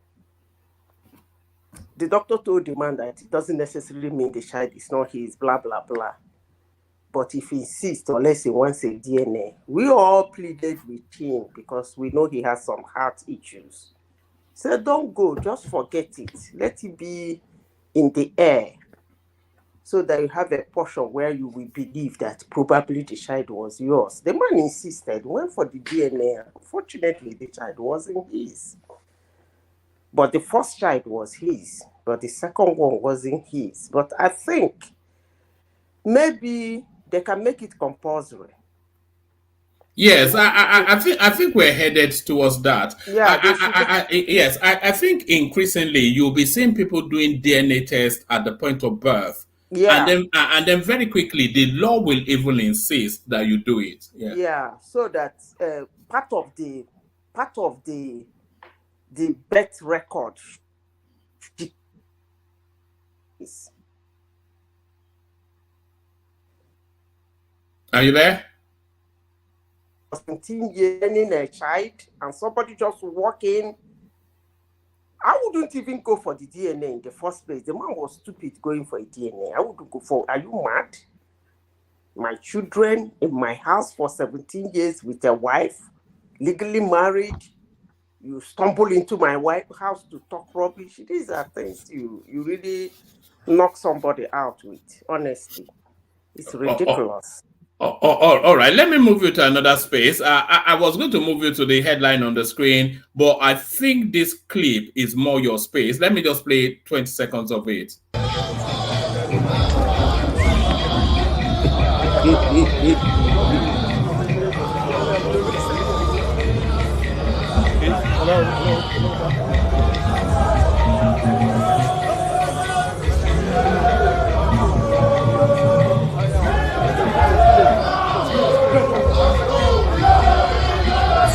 Hello, back. So there it is right there. You know what is going on. The daddy's home is essentially. So he has carried the war back to River State.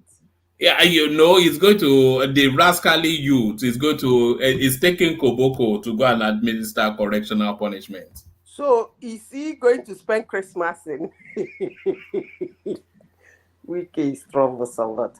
What I have to say that I don't know why Fubara is doing what he's doing, but you won't take out the personality of Wiki. He's a fighter. And most times he fights to finish. Even if it's going to involve him going down, he doesn't mind. So when you are fighting with such a person, you have to be very careful. Look at him as a minister. What Amaechi could not do. He got how many commissioners resigned now? I heard 3 others resigned. The other, is it yesterday? And then 27. Yeah, but you have to say that he's not yet defeated Amaechi's record. Amaechi was a 2-term governor. Amaechi was the leader of the Governors Forum. Amaechi was a senior minister in Buhari's administration. So there is nothing that What I mean is that when Amaechi was outside of River State, even towards the end of his term as a governor, he couldn't pull such weight Wike is pulling in River State. Wike is no longer the governor, but somehow 27 people resigned, joined another party. Almost 8 commissioners have resigned. So how many is left? That's the question. Amaechi couldn't do that. Amaechi couldn't. So such a person, I'm not saying he's the devil, but what I'm saying is that Fubara just have to be very careful. Wike is brutal now. I've been saying it from time to time. What we know. Do you think Wike is handling with gloves only because he doesn't want to embarrass Tinubu? I don't know what him and Tinubu is discussing, but the only thing I know is that he has said it now after the first, when they went to meet him in Abuja. When they left, he had a press, I think it was with Channel or with one television station. He said, no matter how they call his name or what they say about him or how they threaten him, that if he wants to do it, he will still do it. He said it. He said it. But look, one man, honestly, sincerely speaking, this fight is too early. I will keep saying it. It's too early. The guy would have waited a little, maybe towards the end of his first tenure, or maybe when he grabs the ticket of his second tenure, maybe, but I don't know. All right, let me take you to this space. It's still politics of high jinks. Osinbajo, Amaechi, Yarima, others drop presidential ambition ahead of 2027 election, support Tinubu. So they are forming some sort of a quorum of the committee of the damned or the defeated, and they are inaugurating. they are inaugurated. So all of the Vice President Yemi Osinbajo, Ahmed Sani Yarima, Rotimi Amaechi, Dr. Nicholas Felix, Dr. Kayode Fayemi, Senator Ibikunle Amosun, Owele Rochas Okorocha, Abubakar Atiku Bagudu, Yahaya Bello, Dave Umahi, Ogbonaya Ono, Ahmed Lawan, and Goswila Pabio. So they're all forming some sort of a quorum Tinubu 2027. So it looks as though they're a total defeat now. Yeah. So they have the quorum of defeated presidents. Look at that. But they are inviting other people from other parties to come and join them. So the Peter Obi's seat is waiting to be filled. Yerima? Where did Yerima come from? I've not heard from him for a long time. Yes, you know, in some instances, some of these people, they do these things just to flash their name up in the news cycle. Maybe they want some. They said they'll be meeting. Is it not Yerima that is in the Senate that contested that Senate president with Akpabio? Is it not the one? Former governor of Zamfara. Is it not the one? Yes, the one that married the little girl, Egyptian girl. Yes. Oh, is it that? Yeah, it's that one. Is it the senator or the former governor of Zamfara? No, they are both the same now. It was the former governor, then turned senator. Was that not the case? Is the Yerima I'm talking about is the former governor. I don't even it was the first one to introduce Sharia into that northern space. Oh, yeah. That was before. So they have Amaechi is dropping his ambition for Tinubu. But that would make sense, would it not, Zeta? Because the window doesn't open for him anymore. The only thing he can do now is to contest the primaries against Tinubu, which he will lose. So why not just show some magnanimity rather than take humiliation? Woman, let me say this. If everybody can calm down, let's see what we can get done in Nigeria. All this politics is really becoming very annoying, honestly. If they can calm down, support whosoever is there, let's see if we can get some few things done. At least electricity. That electricity is so annoying, honestly. I don't know about any other person. But if they decide to form quorum of failed presidential candidate, that's okay. But I'm surprised for Amaechi. I know Okorocha has fallen in line since. I'm surprised for me. But that electricity is the number one thing now. I mean, why don't they just fix? Is it beyond the realms of their capacity to fix it? I mean, what's going on? We are not asking them to. If you be following the problem of electricity in Nigeria, there was a time I asked that question in your platform. I said, I don't know. I know how old I am, but since I was born, I have never seen constant electricity in Nigeria. I've never. And I asked the question, if anybody who have seen constant electricity, like there was a time there was a total electricity in Nigeria for areas that have electricity, it's just normal electricity, like something you have in the West. Let the person tell me, and nobody was able to tell me that. It's a sabotage something. A lot of things need to be banned for electricity to stand in Nigeria. Such as generators. How can you ban generator when there's no electricity? That is what I'm saying now. You remember the problem Obasanjo have with, I won't call his name, when Ajip, the plants, the electricity supply Ajip was giving. You remember the saboteur who sent boys to go and destroy those transformers? You people don't forget that story. Wasn't it a major importer of generator into Nigeria that did that? I mean, you see. Yeah, but you can't ban a generator, otherwise you plunge the country into darkness. That is what I am saying. That's what I am saying. And then you ground everything to a halt. When you want to do something this way, it's not working. There are things you can put your feet down and. I've said it several times. Let people buy gas turbines, generate power in a particular area, and sell to them. I've said that several times. They have to sort that electricity problem. It's important they do so. You know, Zita, we're not actually asking them to invent electricity. I think that was done about 100 years ago. All we're asking them to do is to go and some of our monies, don't steal all of it, give some of it to Igbo people, tell them to come and build this thing, and so that we can go home and switch on a light. I mean, what's so difficult? The Arabs do it. They will take their money, give it to Igbo people, and they will come and give them electricity. Why can't they do electricity the way they do for this our GSM?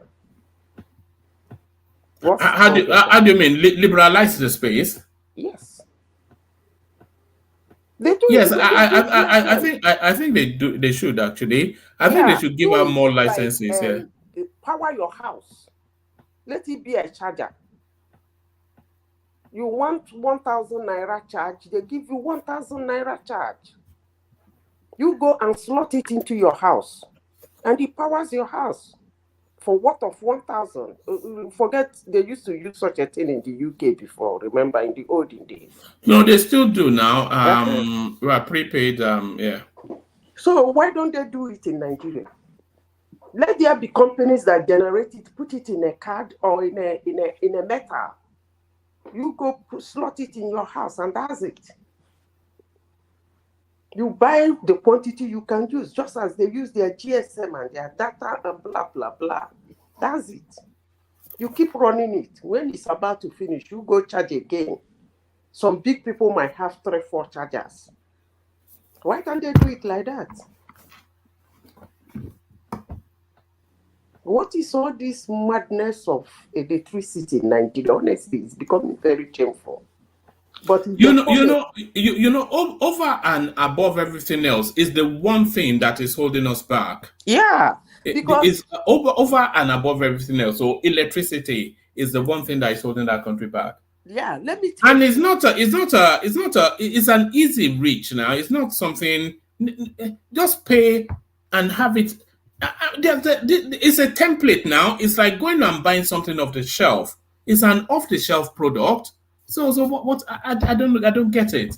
Let me tell you something that I tell you that if there is constant electricity in Nigeria, the level of unemployment will reduce by at least 30%. I agree.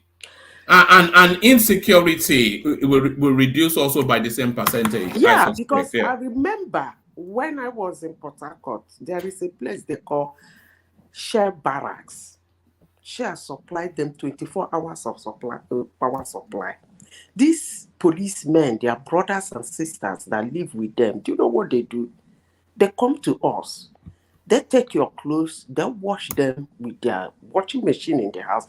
They iron them, arrange them, bring it to you, you pay them. I have one girl, that was the job she was doing. Every Friday, she takes all the clothes, wash them. By Monday morning, everything is clean, sparkling clean. I pay her every week. So she's a graduate. She wasn't working, but she was making her good money. One day I asked her, how much do you make in a month? She said she make 70,000 naira going round us. I was like, what? She said, yes. I wonder how many of you were making 70,000 yourself. Huh? I said, I wonder how many of you how many graduates are making 70,000 a month? That is the thing. Yeah. But she was going around us up to 15 of us.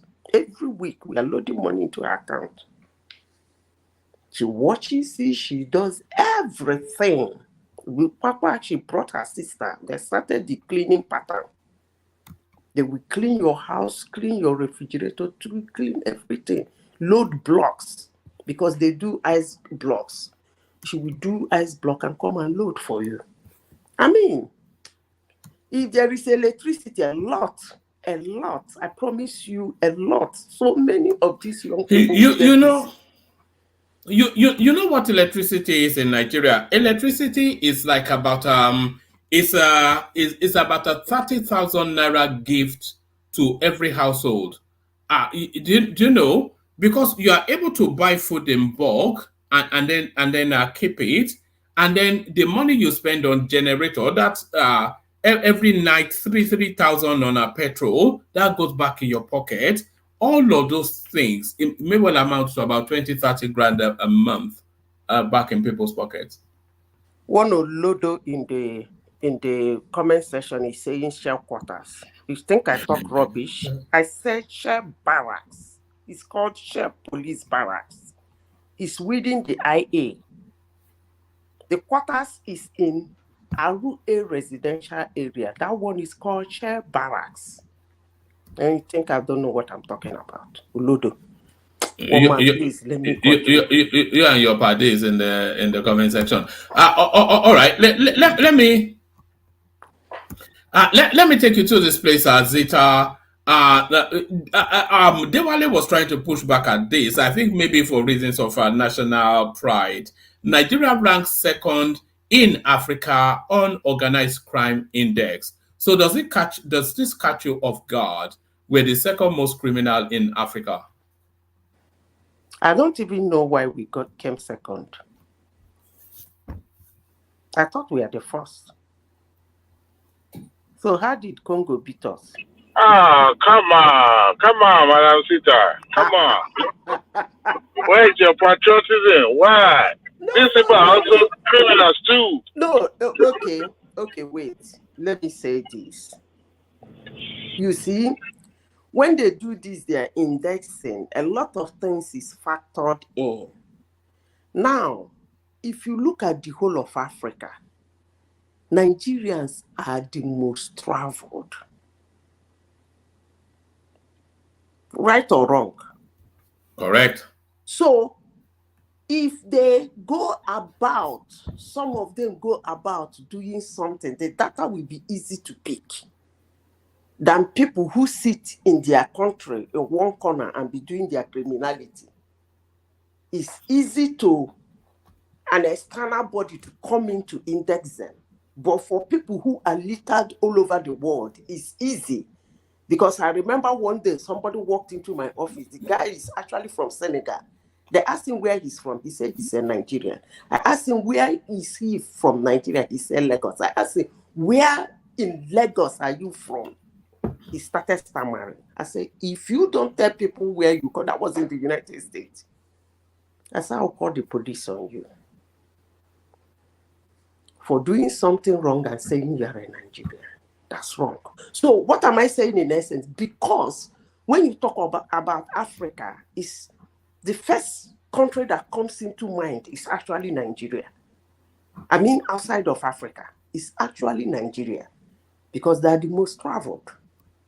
In every walks of life, you must see a Nigerian immigrant there, all over the world. Even in the most ridiculous place, you think no person will go there. Nigerian is there. So so that's why on that basis, I'm saying I'm surprised we came second. We should actually be the first. All right. Yes. I think we should. I think they've used matrices like human trafficking and things like that. So I think that came into play. Let me take this one is somewhat of a maybe light-hearted, but certainly embedded politics within it. We were talking about it yesterday, but it has now happened today. El Rufai becomes Boba Niyi of Ijebu land, first from the north. So this is the first time that the Awujale of Ijebu land has reached beyond the Niger to confer a chieftaincy title on somebody, and it's the little mini-me from Kaduna that got the honor. So what politics do you think is in play here? El Rufai becomes... Yeah. You see, that's why I sometimes I respect the Yorubas. Not that you people are really very nice people anyway, but the thing is that you know how to cajole somebody into your side. You guys are not that frontal. And it's good. It's helping. Because You see the way you guys are cornering, what's his name? What did you call him? Little man. You see the way they're cornering him. I won't be surprised if another Yoruba prominent, they will say he's the force that it has been given in Yoruba land. Then we call him again. But I was saying that before you move forward, you said not because we are that nice. What do you mean? You people are not really actually very good people. Okay? Yeah. I'm offended to hearing that. No. Let her land it now. Let her land it before you know. Offended. Yeah. No. Don't get offended. Let me say this. I'm saying that on one basis. We all will agree that help and upliftment is divine. When you have an ethnic group that do not disrespect or disregard help and upliftment, they go far. That doesn't really mean that they're very nice people, but there are things they do not joke with. But if you find an ethnic group that everything is everything and everything is nothing, they have issues. So based on that, I can comfortably say that Yorubans are not actually very nice people, but there are things they don't joke with. And I give them respect for that. They are not frontal, no matter what. They can fight you behind, but they cannot come out to tell you, and then what did you do? And so what? They're not that kind of people. But that doesn't mean... Zita, would you describe that as cowardice or guile? Is it cowardice or guile? Which one is cowardice? It's guile. How can it be cowardice? How can it be cowardice? Let me give you a typical example. Somebody helped you. And somehow, you come into confrontation, argument, or debate. And somebody tapped you and said, you know where you are today, that guy. And so what? That makes you look very stupid. That's not strength. Strength on blocking all your avenues, the steps. You remove the steps that take you right through the ladder up there. You keep kicking them down, kicking them away. What about when you want to fall? That's going to be a land crash. If you are wise and strong, you keep. In fact, actually, if you are strong, you're going to make those steps very strong. They're going to be your ally. And that's what the Yorubans do. That's not cowardice. Why should that be in the first place? Why should anybody even think that is cowardice? Instead of me to use that word, cowardice, I will use the word cunningly smart. It doesn't necessarily mean that what you told him after helping him that he liked it, but because you helped him, he wouldn't be frontal. He will continue dobale for you. Anytime he sees you, he will bend and greet you. Thank you. Maybe when he goes to his bedroom with his wife, he will tell him, I don't like the way the man talks to me, but that's okay. They can discuss it. But coming to face the divinity of what take you to where you are is actually very wrong. And when you do such a thing, you actually repel people around you. You repel them. When people watch somebody help you, and they watch you say something like, and so what? What did he do? Is he not somebody that helps somebody? It repels humans because help is divine. Upliftment is divine. That's why most times when you need them, you never can be too sure where it's coming from. It can come from the most ridiculous place. That's why it's divine. So nobody should disregard, disrespect, or ignore the divinity of help and upliftment. I like what they're doing anyway. I like it. I just think it's funny to be giving, but there's a lot of mutually beneficial politics in play there. So El Rufai, he gets the luster of being the first ever northerner that man, the Awujale of Ijebuland, he has been on that throne for 64 years. So it's not even, I'm not even sure it's a money thing. I think it's, one man. yeah. One man. Let me correct something. Please, sometimes I told Madam you that Zita, Madam Zita, one man. please, Yes, I just want to talk. I just want to say something. Before you say, let me finish this, please. I don't mind you interjecting me. No, I'm not interjecting you. I want to talk to before yesterday, I told you I'm ready for them. The fool at the comment section asked him where the police in Shell are. Who's that? Is that WSR? Wait, a place where the police people are housed. Only them are housed. One man, what is it called? Police barracks. So what the heck is that idiot talking about? But this person is saying they grew up in he's an idiot. Do you want to come on WSR and then come and explain what you mean? He's an idiot.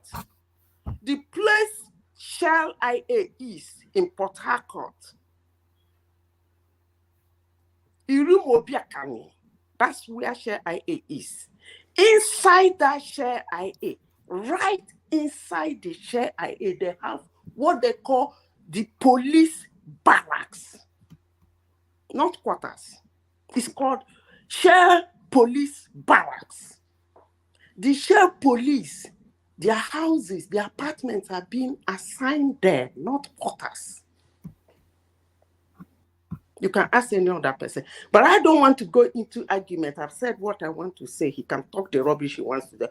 But if you doubt it, you can go online. It's called Shell Police Barracks, Room Opiakami.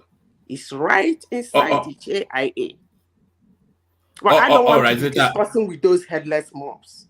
Please, let's continue saying what let Rational Mind come in for a moment. I think he wanted to insert something into the conversation. Yeah, Rational Mind. When you said El-Rufai was given just some kind of title that sounds like they just keep manufacturing titles. Yes, it sounded manufactured, yes. Yeah, so, but then how about the one that was given to the one in Lagos?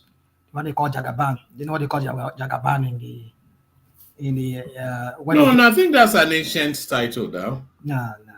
You go and find out what is the Jagaban. Jagaban of Bogu, or what was it they gave him? Go and ask them what the meaning was. They will tell you what the meaning was. If some kind of funny title like that. So what does that mean? It's like a warrior kind of a title. No, I don't think so. No. It's not. It doesn't mean anything right. It's not. How do you know? How do you know? All right. Let me go and dig it out. I'll go and dig it out. How you do your due diligence first before you. I have had people say. No, hold on. I've got it right here. It says it derives from jar, which means pool, and gaba, which means front in the Hausa language. A jagabar is therefore somebody who leads from the front, which is another way of describing a war commander. In other words, Jagaban of Bogu or Jagaba of Bogu means the chief warrior of Bogu.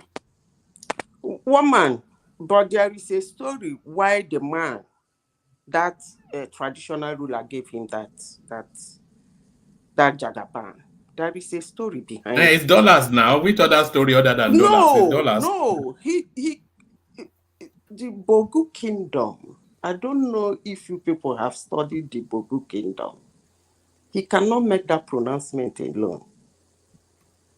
Maybe somebody needs to go and study the history of the Bogu kingdom. That's not the topic for today.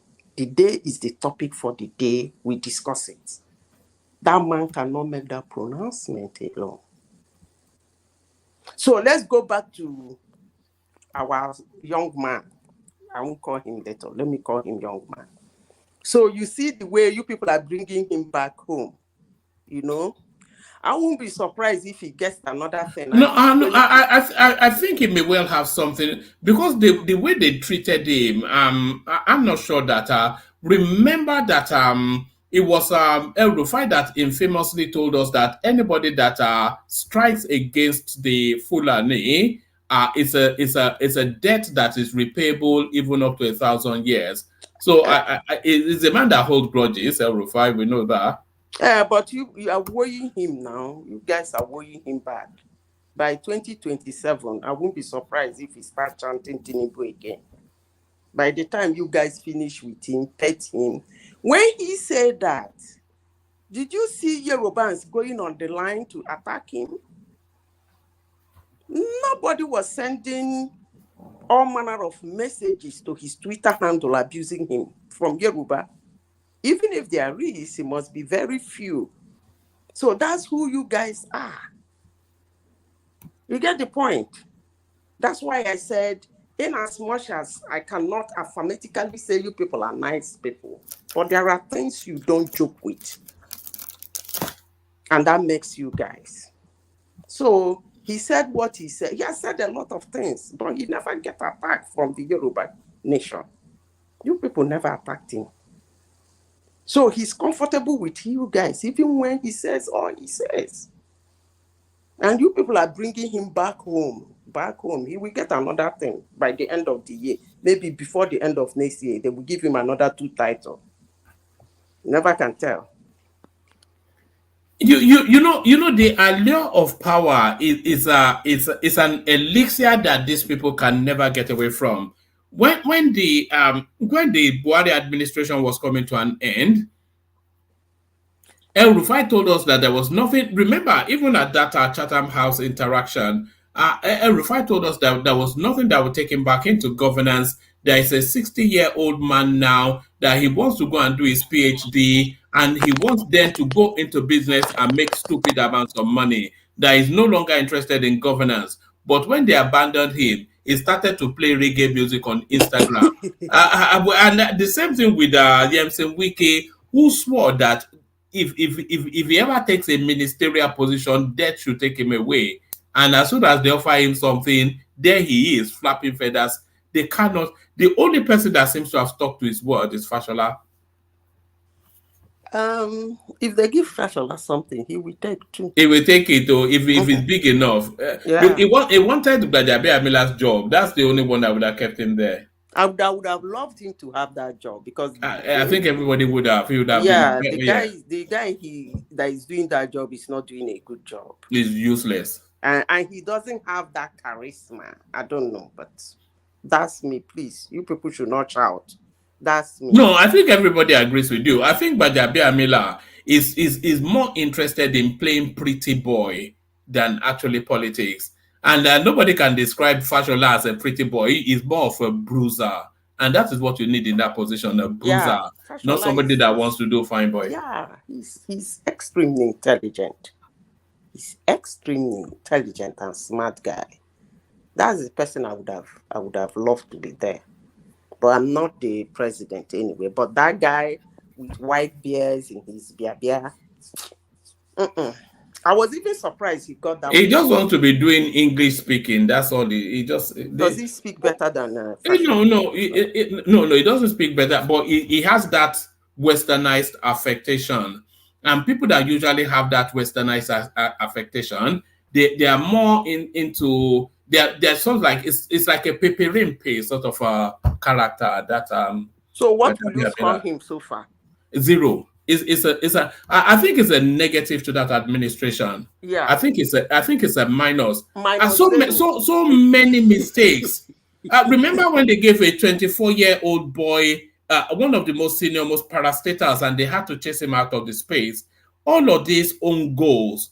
It's meant to be the gatekeeper for all of these sort of things, but it's too busy trying to do pretty boy and all this nonsense. I don't know. Say the man, Tinubu knows how to pick the best. Well, that I don't think he. Maybe something else, but that job.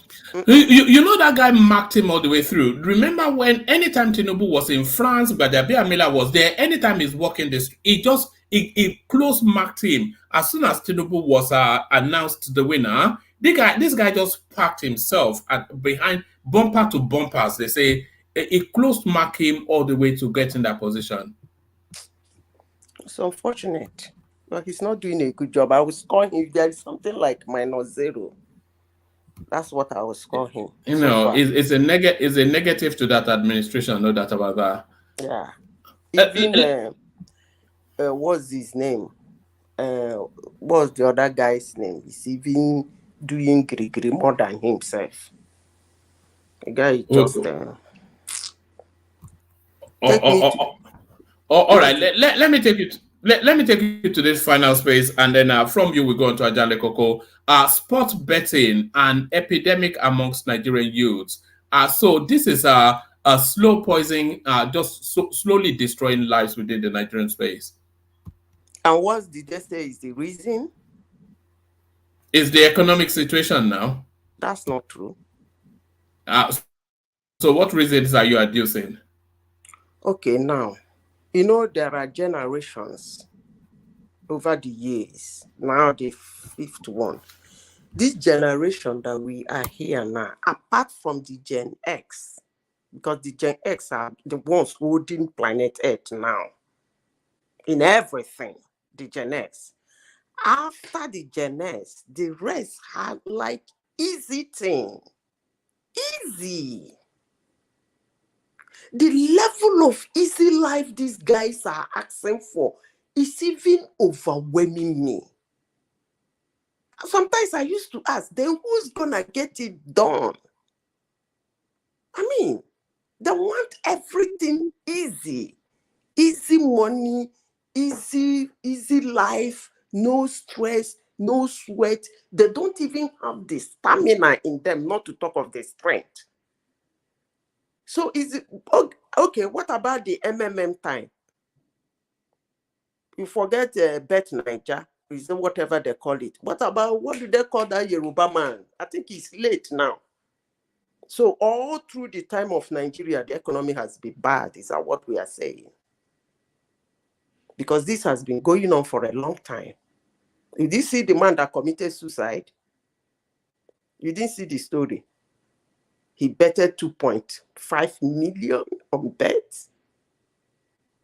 I mean, I don't get it.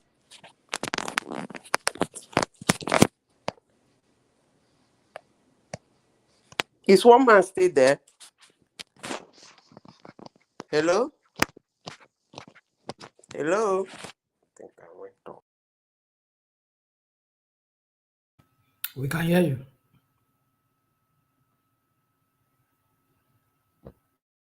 One man, are you there?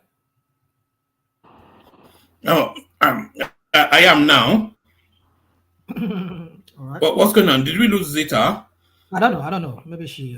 No. I think our system dropped. And she's back. Zita, back to you. Yeah, I said, are we going to say that from the beginning of Nigeria that the economy has been bad and that's what is pushing them? If you say that, I will say, okay, that's the reason. But if there was a time Nigeria was a little bit good, but betting has always been there. What about the Yoruba man that died some time ago? You own a bet. But not to this level now. It's a pandemic. Everybody's a gambler now, looking for an easy way out. Oh, one man. Maybe you don't have people that do these things in the olden days. Growing up as a child, you forgot the pool. What do they call it? Pool house? Pool. The one they used to bet. No, we all remember them now. All those babas at the bus stop. Okay. Doing Aberdeen, Dundee United and all of that. That's where Dundee United came from now. From those pulling babas. Yeah.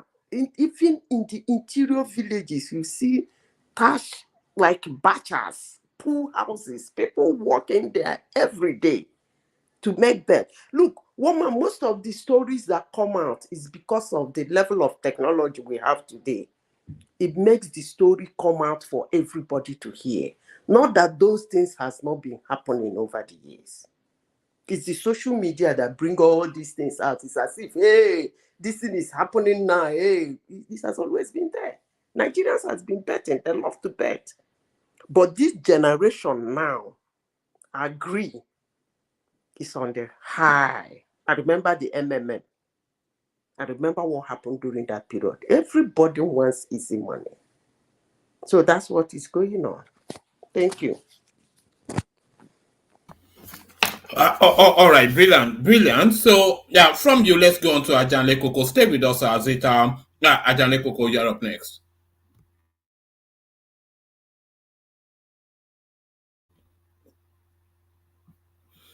Okay, let's go to Uptown. Who is in Nigeria? Uptown, are you there? Oh, all right. Rational Mind is there, so let's go to him. So, Rational Mind, this betting pandemic, what says you? Yeah, woman, thank you. Okay, I'll go after Rational there. I've been trying to research what I was arguing with you here. I'm still trying to come up with all the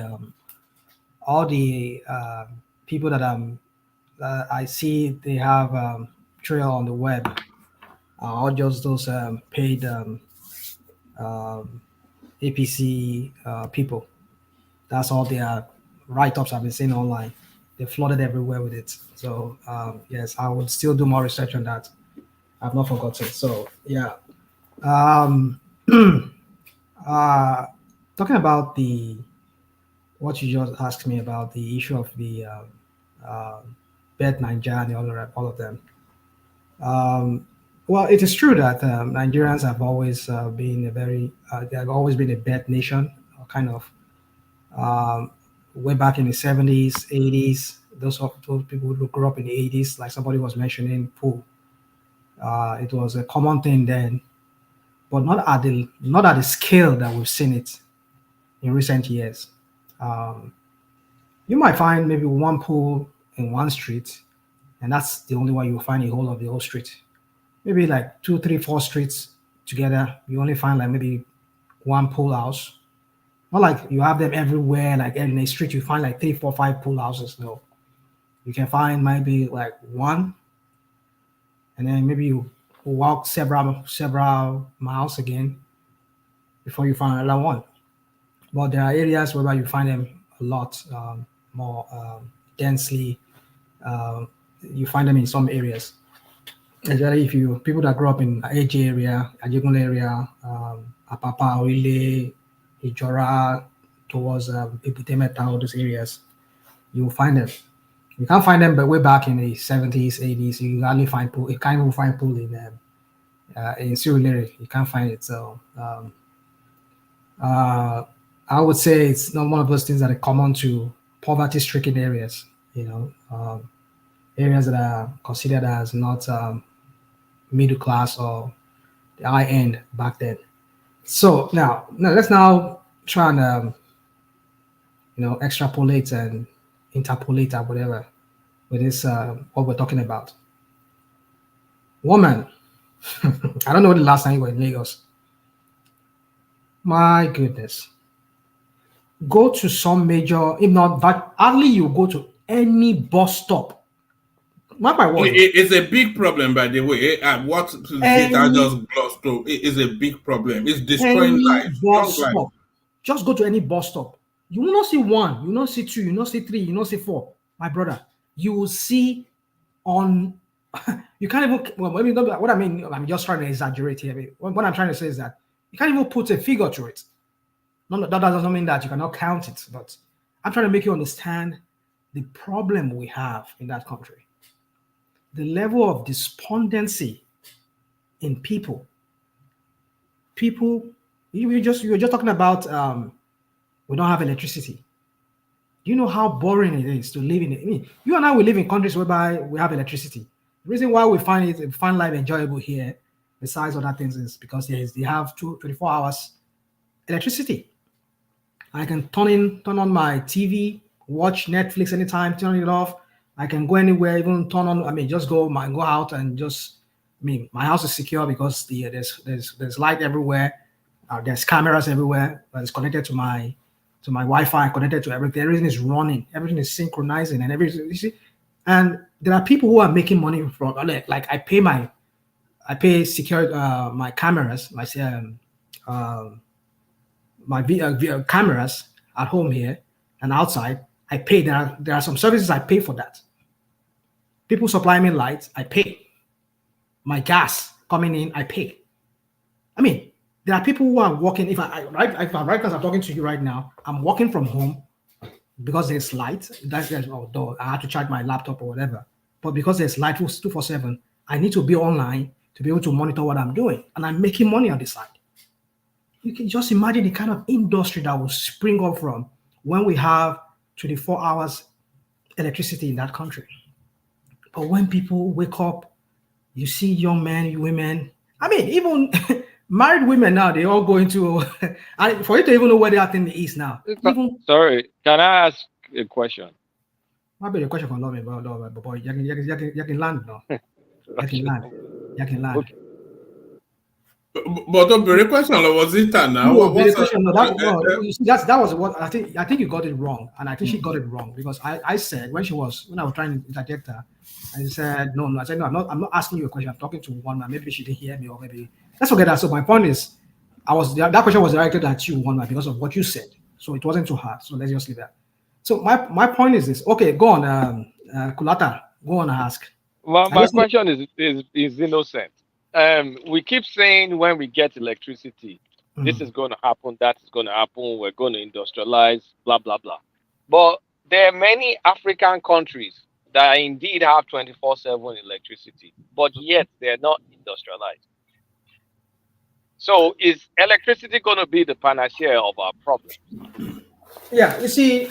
But they don't have that level of Hold on, woman. You see, sometimes I just wonder, Kulata, sometimes. Well, it's a good thing. Sometimes it's good to be the devil's advocate. I know you very well. You overdo it sometimes, and then you just come here and make it look like you're not. You're talking about countries like, I say South Africa. I mean, you see, this is what we do.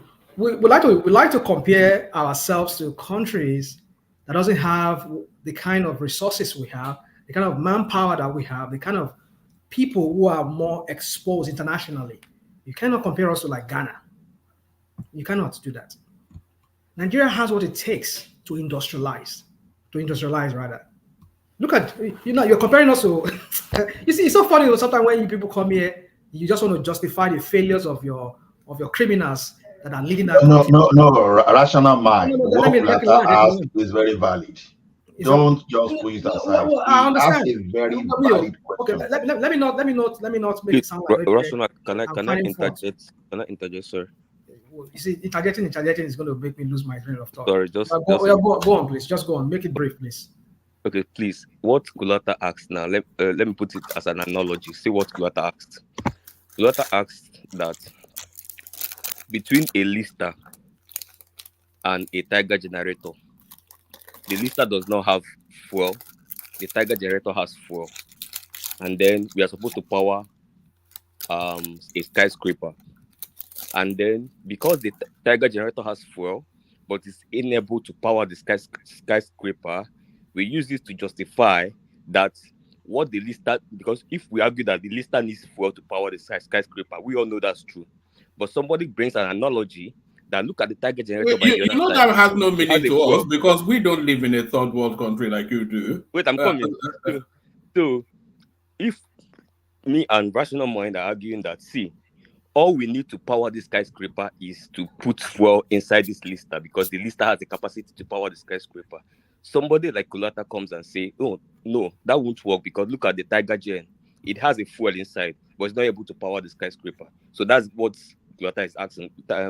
Rational, I just want to put it in a layman perspective for people to know how. I get it. I understand what he's asking, but my point is this. You see, Kulata, people like Kulata like to do this, what about, and they take it to the extreme, and it sounds ridiculous sometimes.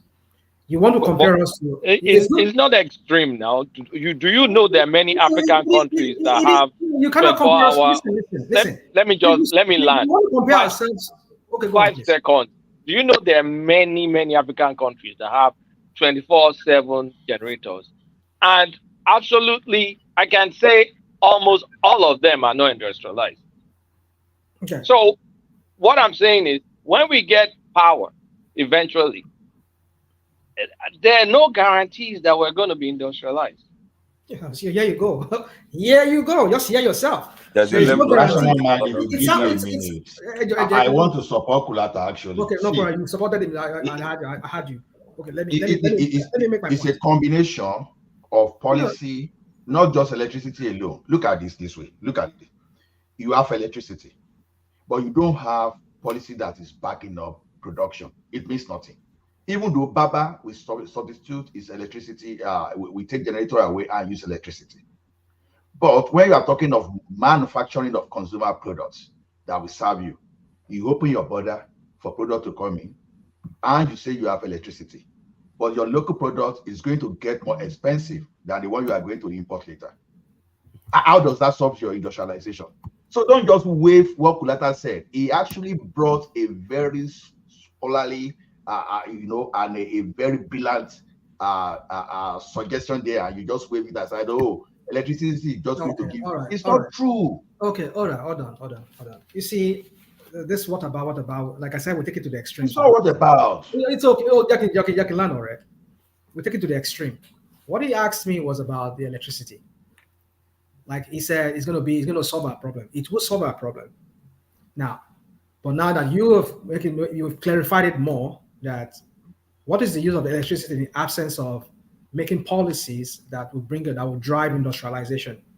It's not just enough just saying, okay, we've put electricity there and everybody, okay, have fun. But no. Mind you, it's not just policies.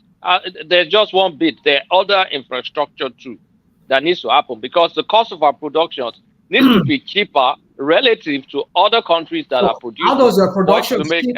How do you manufacture cheap when the means by which you should manufacture cheap, especially when it comes to source of power that would power. Yeah, that's just one factor. That's just one factor in production. Just one factor. One very big factor, actually. Oh, cool.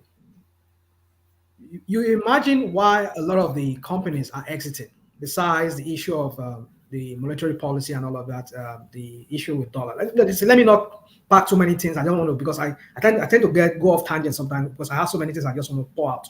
But let me streamline it. Now, the point I'm trying to make here is that at the core of our not being industrialized. Now, take a look at those countries that are industrialized, like China. Imagine China is producing on just the kind of way we have. Do you think they will industrialize? I agree with you. Like, I agree with our friend from Canada. I mean, Ola, our DSS guy, Ola. Yeah, I agree with Ola that other policy needs to come in play too. Not just electricity. It's not just enough say, okay, I have electricity and then chicken, nothing more. No, it doesn't work that way. You don't understand that. But the point is at the core of it, all these countries that we talk about as industrialized countries, like India, like China, like Singapore, like even some European countries, is because they have 24 hours electricity. Imagine them having the kind of, with all their policies. You can just imagine Germany with being the Europe machine house. Imagine that they have the kind of problem that we have with electricity. With all the policy that they might have, no matter how good that policy is, how do you think they're going to industrialize? They're going to be that giant of Europe today, that engine house of Europe. No, this will not be possible, because electricity is at the core of industrialization. So you put that in place first, every other thing will follow. Because when people start bringing in investment, because they can manufacture cheap, because labor is cheap there's electricity cheap, or however it is, but there's electricity for everybody to be able to manufacture.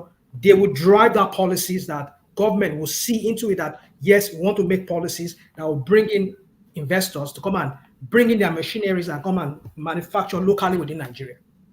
That is why electricity is at the core of it. If you take electricity out, no matter what you do, no matter how good that policy is, you will not go anywhere. China here, look at Japan, look at Germany, look at what's it called, India. They are all manufacturing. Look at Cambodia, look at Vietnam. They have electricity. Look at Indonesia. They have electricity 24/7. And that is why the economy is just speeding, because, I mean, to produce there is cheap, because there is that infrastructure of electricity is there for their industries to use to power their. No matter how good their policy is, we just take that electricity out, let them have the kind of life we are living in Nigeria. They will not go anywhere. They will not be that industrialized country that we refer to them. Why is the United States industrialized? Besides the policy, if they do not have it, just take out that electricity. Let them have the kind of situation we have in Nigeria, whereby everybody's running on Tiger generator, using what's it called, Meccano generator to be powered. Do you think they'll be able to power their industry with all those things? Do you think they'll move anywhere? So at the core of it is electricity. So let us not just downplay it like, electricity is not enough.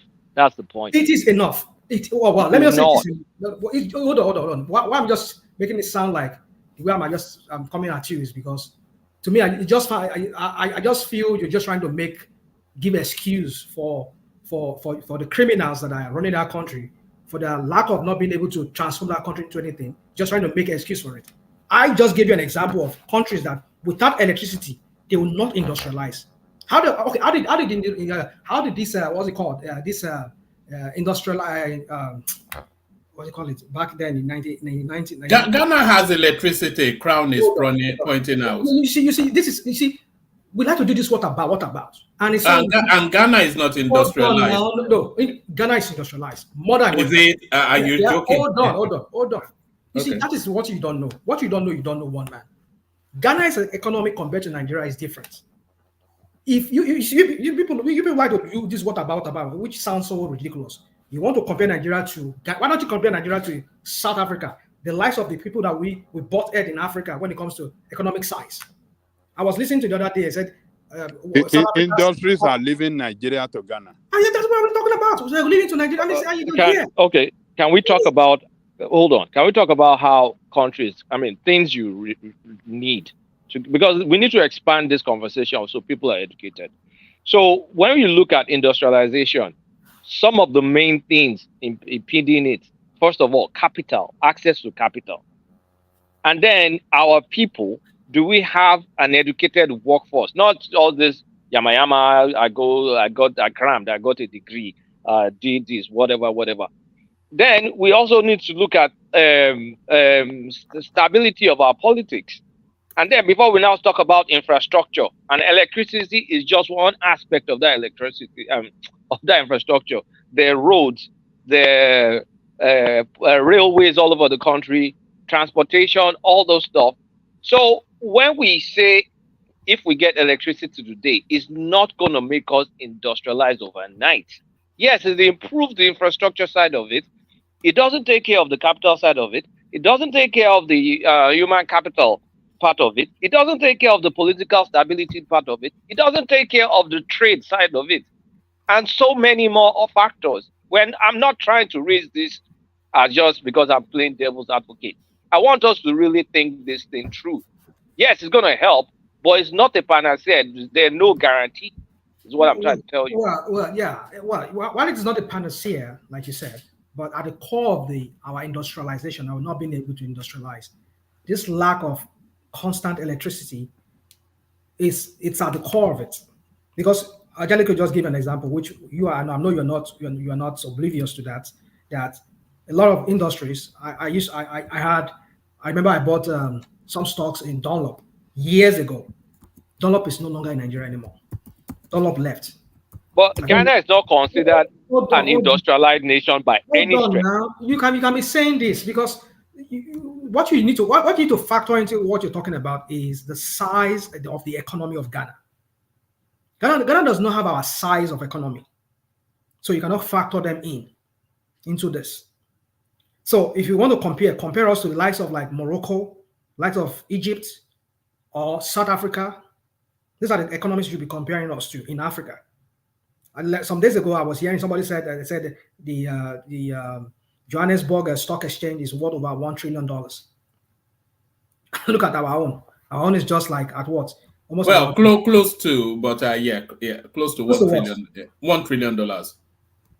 You mean South African Stock Exchange? Yes. Yeah. So now look at our own. Our own is just about 23 billion or is it 23 or 43 billion? I was looking at the other day, some few days ago. So you just imagine. But look at our size. Look at the size of South Africa. So these are the kind of people we should be comparing ourselves, not to be comparing ourselves to some countries that are not even the size of Lagos State when it comes to population. And you're here talking about, but industries are moving there. They are moving to Ghana. Some few industries are moving because they feel it's cheaper for them to produce there because they have constant electricity. Why don't you just fix that first? And let's see what other things will not drive it. People that will bring in investment, they will see the need to lobby the government, lobby the House of Rep and the Senate to start making policies that will bring in more industries. But why can't we be all these things that countries like Canada, United States, the EU, all those things that they're moving to Southeast Asia, or moving to like India or to like China, why can't we just beg them to bring some of those things for us so that we can locally produce them cheaply for them? Because we don't have the electricity to power those industries. I bet you if some Nigerians that are very connected, they can lobby some big corporations here in America to allow us to start producing, even provide some kind of household plastics for them here in America. I will give them no standard. But where? Are you going to be powering? Are you going to be running on a diesel generator every time? You don't even know the cost of even doing business in Nigeria. No, I understand. I agree with you, Kulata, that it's not a panacea per se, but it's at the core of it. It's at the core of our industrialization. Any other policy you make without electricity is zero. The French people say zero. So let me go back to what I was talking, because I know I just had to digress a little bit. I'm just saying the level of despondency in that country is what is driving our people into these crazy habits, craziness. Because you you wake up in the morning, you wash your teeth. That is even if you have money to even buy close up. You can use Paco now if you don't have Paco. When was last time I saw Paco, Seth? I mean, let's leave that. Maybe when I go to the African shop, I'll get some. It's been a while since I had contact with Paco, So my point is this: is that our people are just, they're just wasting their life. Like, we have 8 years of this boo-boo that just left. People's life wasted like 8 years, and we have another. No, that boo-boo, that was probably the worst experience that Nigeria has yet had. So you can imagine, everywhere you go to every bus stops, you will see a lot of Baba Jebus. And look at that guy now. The guy he has been able to open an airline company. I call it United Nigeria now. He's been buying fleets of airplane now. Which guy? I mean, that guy that owns is it Bet Nigeria, one of those bets. Right. Okay. Yeah, he has ventured into aviation. Now, my point is this: you see, you see, our government is not planning for the people. There's no plans for the people. All they just care is you just want to be president, they want to be vice president, they want to just be in power. At the end of the day, they live there, nothing is done to the people that they're supposed to serve. That's why people are going to all this craziness, trying to look for a quick way how to make money. Baba Jebu or whatever, Bet Nigeria, so as they can get some quick money to fix whatever problem. Because there's no job for them to do, there's nothing for them to work. And where are the industries? Who will bring in industries there to come for them to work when there's no electricity? So that's the point. I'm not saying electricity is the whole and all solution to our problem, but it's at the core of that problem in that country when it comes to industrializing and getting our people to start working. Of course, yes, our people need to be trained, because I tell you, the last time I knew Nigerians were skilled were in the 80s, maybe up to the early 90s. Any people from after late 90s, mid 90s to this time, I don't know about their skills. When you talk about real professionals who are skilled, trained, in technical education and all of that, up to the 80s, early 90s. But now, and all of these people we're talking about, a lot of them, they are in their 50s, they are in their 60s.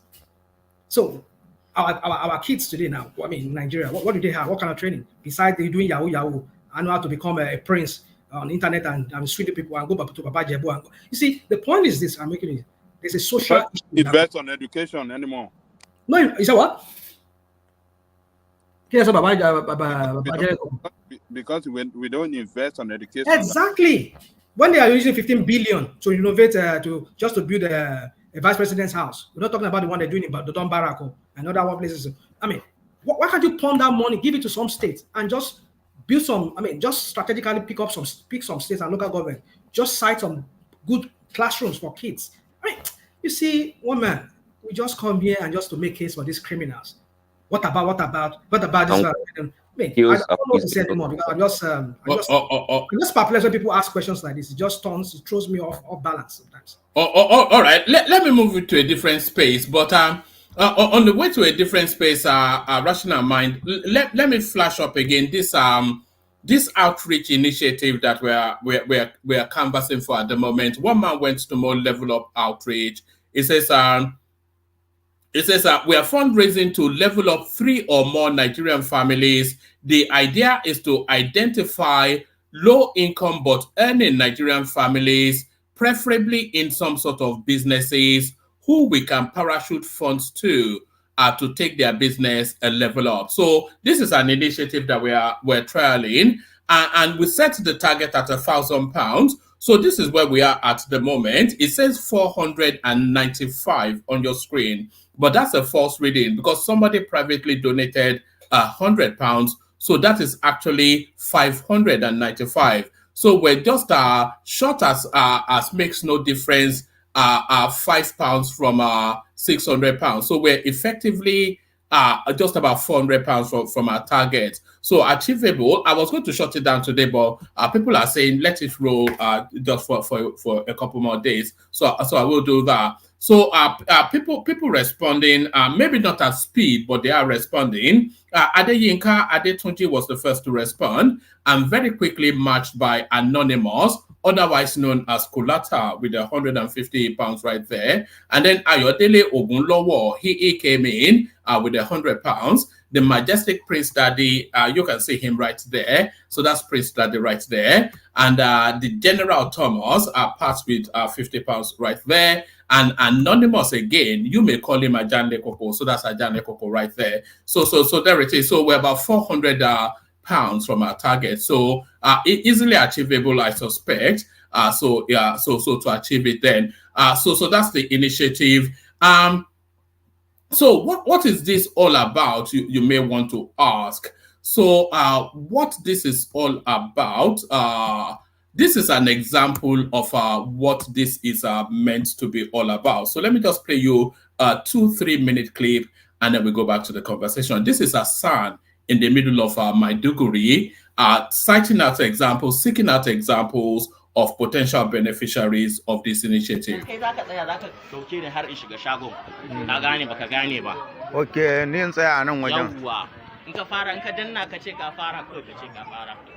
Bismillah, hello everyone, my name is Hassan Abdullahi. So I'm just approaching our mama's shop here.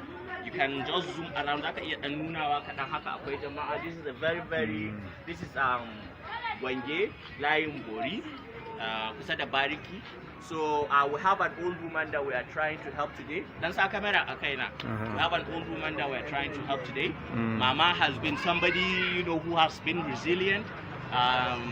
She has gone through several things from displacement, to abject poverty, and then she still had the wherewithal to sell things like this, and she sells some food too.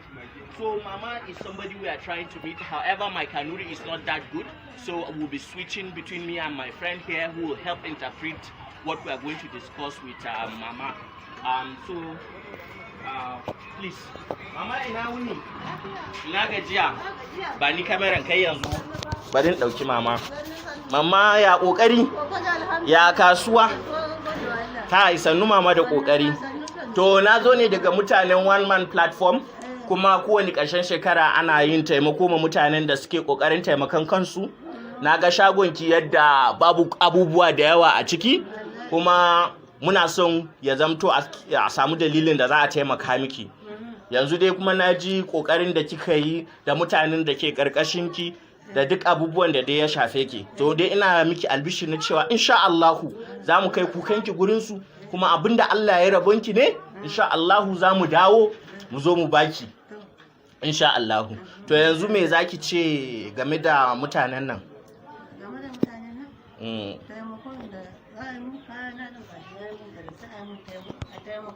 Na'am. Na'am. Na'am. Ki faɗa da Kanuri saboda su tabbatar a garin Maiduguri kike. Na'am. Yo. Yo. Yo. So insha Allah me ta ce ne a yi gullum? Ta ce tana da marayu a ƙarƙashinta kuma ga jarinta ya yi kaɗan kuma ba ta da miji ta ma ya rasu ga marayu nan tana so a taimaka mata da jari a taimaka mata ta ɗan bunƙasa wayanda suke ƙarƙashinta masu dinga cin abinci. Na'am, to mama za ki iya kiran sunansu ki ce kin gode da Kanuri, sunansu One Man Platform. Ka gaya mata. Sun zabo ne sai ro askirne. Na'am. One Man Platform. Na gode. Masha Allah. Ki faɗa da Kanuri ma. Yawwa. Faɗi da thank you ma kika ce. Thank you. Yawwa, gode muna. One Man Platform, thank you kulle. Thank you very much. Thank you. One Man Platform. Thank you. Yes, thank you very much. So, on behalf of everyone, myself, the person that helped me interpret it, on behalf of Mama, we say thank you, and we wait to hear from all you guys. Ciao. Okay, so that's brilliant. So that was Hassan, of course. You all know Hassan. So that was Mama Hadiza. She's a 69-year-old grandmother who takes care of her 7 orphaned grandchildren whose parents were sadly killed by a tragic suicide bomb explosion whilst commuting. The tragedy doubles actually whilst commuting from a funeral. So that's the narrative. She lost her son, the children's mother, and one of the babies. So that's Mama Hadiza right there. So that is what the initiative is all about. So the initiative is not really meant to be. And by the way, how many times have we seen, you saw that woman, the Mama Hadiza, what struck me about her actually is how bright her eyes still are. So she's still very much still sparked by life. So that pleased me. But how many times have we seen that sort of imagery of those sort of women at a distance? Now they're just within touching reach. So those are the sort of narratives. But really, the initiative is really meant to, it's meant to be a lift up rather than a hand out. So that is really the vision of it. It's meant to be a lift up rather than a handout. Because that's the second narrative that Hassan submitted, by the way. You all remember that the narrative of Zainab.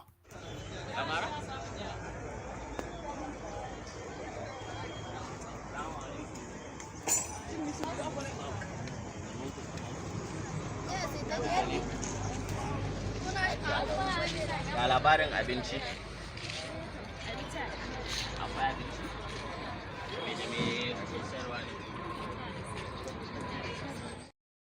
All right, I'm not going to play the fullness of that, but that second person now, that's Zainab. She's 23, a widow. I think she has about 5 children, one with special needs. Of course, a victim of the circumstances that are going on in Maiduguri, but she's not allowed herself to be a victim. She's set up a shack where she's selling whatever it is that she's selling there. So that's sort of like a prime candidate of the sort of person we're looking for. So if we're able to parachute into her business to help her stock up, to bring that business up a level, then that is not really just I'm not saying we're going to change her life, because that's too grandiose a statement to make. But hopefully it will elevate her permanently rather than just giving her something to buy food for that moment in time. So it's to elevate permanently rather than just give as a charity act. So that is what the initiative is all about. So let's get back to the conversation. I'm going to send the link to that GoFundMe. If we can hustle through to get the remaining 400, if we can get it down to them before Christmas, that'll be great. Let's get back to the conversation now. So pretty much still aligned. Nigeria ranks second highest in paternity fraud in the world. So the first position occupied by Jamaica. Nigeria comes second. So what essentially the data is telling us, rational mind, every other Nigerian child is a bastard. Well, it's another pandemic of its own, or it's an epidemic of its own. For me, I just I have a friend here in the United States who has that. Again, I have let me just speak to one of them like that recently. who had a child with a girl, and they're not married. They just had, so anyway, so they had a child. So that child grew up to like, I think like almost like 5 years. This guy was, would go to Nigeria. No, there's nothing that guy doesn't send to that child. I mean, because he believed that child was his. Until whether that child started growing up, and in fact, he was asking me at some point too that child. I mean, like, I never knew what he was even getting at. As he was just showing me the picture of the child, and he was asking me. I said, "Oh, it looks like you." I mean, he opened rejoined. I was like, "You asked the kind of your head, that kind of a thing." He says, "No, that child is not mine." I said, "How do you know?" He said, "Well, we shall find out very soon." Blah, blah, blah. Actually, I was telling him to bring the child to United States here. Why? You're a citizen, so why do all of this? I mean, yeah, I think he had that child before he became a citizen. So just bring the child, bring the child. I mean, why just subject that child to? I mean, he has more future here in America than over there. So I think when he was doing the processing, he went to Nigeria one time, and I think he was trying to go get a child a U.S. passport or something like that. And then, of course, later I think he became a British citizen. So I think they were asking him to go do DNA tests and all of that. I think he did his own because I think he doesn't want to get into some kind of trouble. I think he did his own separate DNA, which confirms that child wasn't his. And then he had to do that second one. That was how he got to know that child wasn't his. And how old was that child at that time? The child, I think, grew up to like from 5 to 6. I think all those during that period they were doing all those. Was doing the processing and everything. I think the child was around 6 already. It was already 6 years old. So, and he found out that the child wasn't his, and he confronted the girl. The girl said, "Well, during that time he met another one guy, blah blah blah. He doesn't know if the guy was it, but he felt because you and I we had more time together than the other guy, blah blah blah." I was like, okay. So it just to tell you that yes, I know of people who have had that experience of paternity fraud and all of that, and this guy has spent a lot to this girl and this child. But then at that point, that was where I felt sorry for that child because in fact, I so much like that little boy that I was like saying to him that no, I mean you can't just walk out of this guy. This child has always known you as his father. I mean, he said, well, like the guy was so brutal. I was like, no, I don't care. That is his mother's problem. I was like, oh God. What kind of? I mean, like, I just my heart. Is it easy to walk away from that sort of situation? You walked away. This guy walked away. This guy, Daju, walk away. I mean, I was just starting to even beg him that look, just set the mom up and all of that. He said, well, he's gonna do that, but I don't know if he did that. But I mean, I can't just stand that. I mean, that child is so sweet, very young boy, sweet boy, and I mean, this boy goes to one of the best schools in Lagos. I mean. I think I was going to one of those, what is it called? Lawyer. I mean, one of those school in somewhere in Ibadan. There. Would the mother have the money to sustain the lifestyle? No, this is just a girl from the street like that. Would have Oh God. Okay. Yeah, what I mean from the street. I'm sorry, nobody's from the street. Yeah. I will know what you mean. So, yeah, it's just I don't know. The girl is just. I mean, one of the reasons why they did that was because he felt. It's a long story. I don't want to go into all that. Some other details as to the guy. So anyway, the guy is from a very poor background. He doesn't have not even the school that child goes to. That guy spends a lot. But Nigeria has always had we've always had that reputation of illegitimate children. It's such a commonplace story. Yeah, it's just that's to tell you that most women. I mean, let me not say most women, Nigerian women, they pretend to be very, very morally upright and all this. They try to like, oh, I don't do this, but it goes to show that there's a lot going on that we don't even know. Even some of us might be as grown-ups now, we should be wondering if our parents, our biological father, that we give to be our biological father, if they are really our biological father. Because in recent years, I've been seeing a lot of things. I was just like, maybe it's this generation, but I must say to you that even my own parents' generation, I know of. I know a few family friends that they turn out to be issue of paternity fraud also came up too. So it's a long thing. It's maybe like somebody was saying. But this generation, they seem to slip around a lot, Well, it could be. It could be. But I know when we talk about morality it declines with time.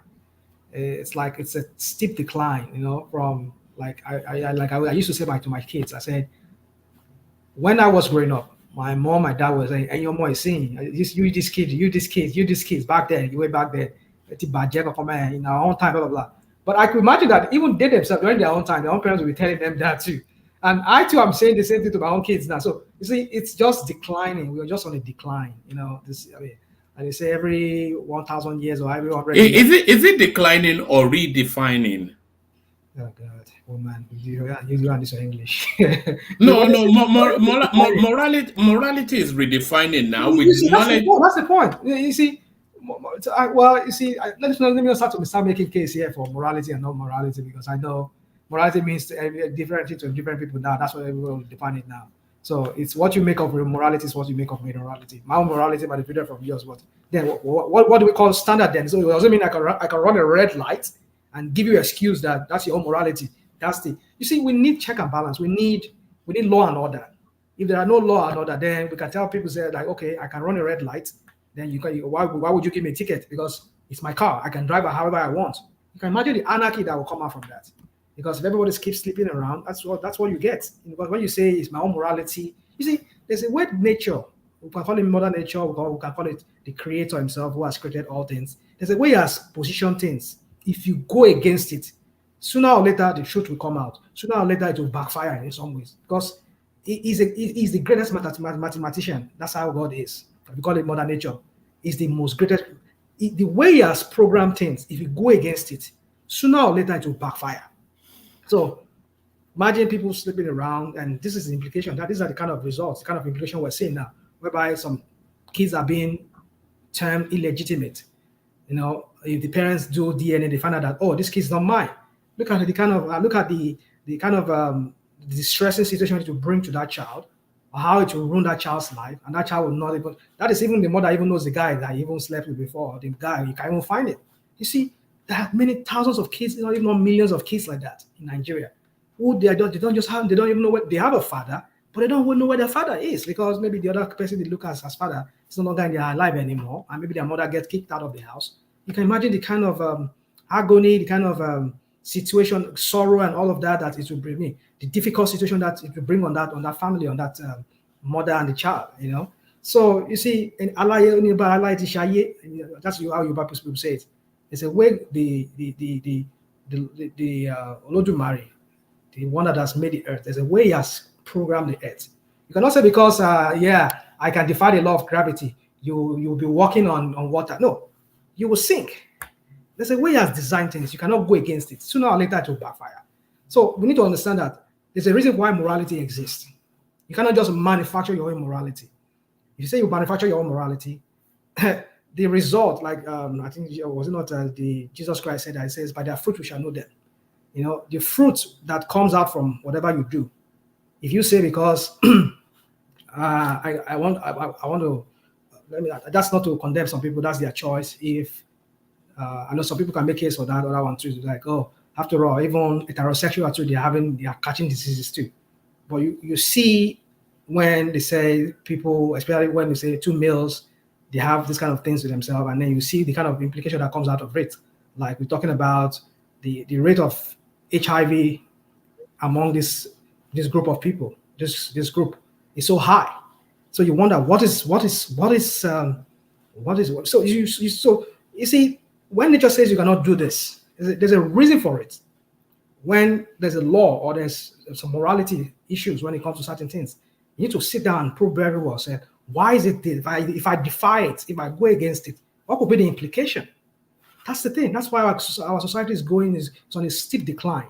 Because what we once used to consider as those check and balance back then, that were viewed as morality, that some people look at it, oh, it's too restrictive. It's restricting me to really show myself. Well, that is how nature has, or design has made it, that you cannot do this. If you do this, this is the implication.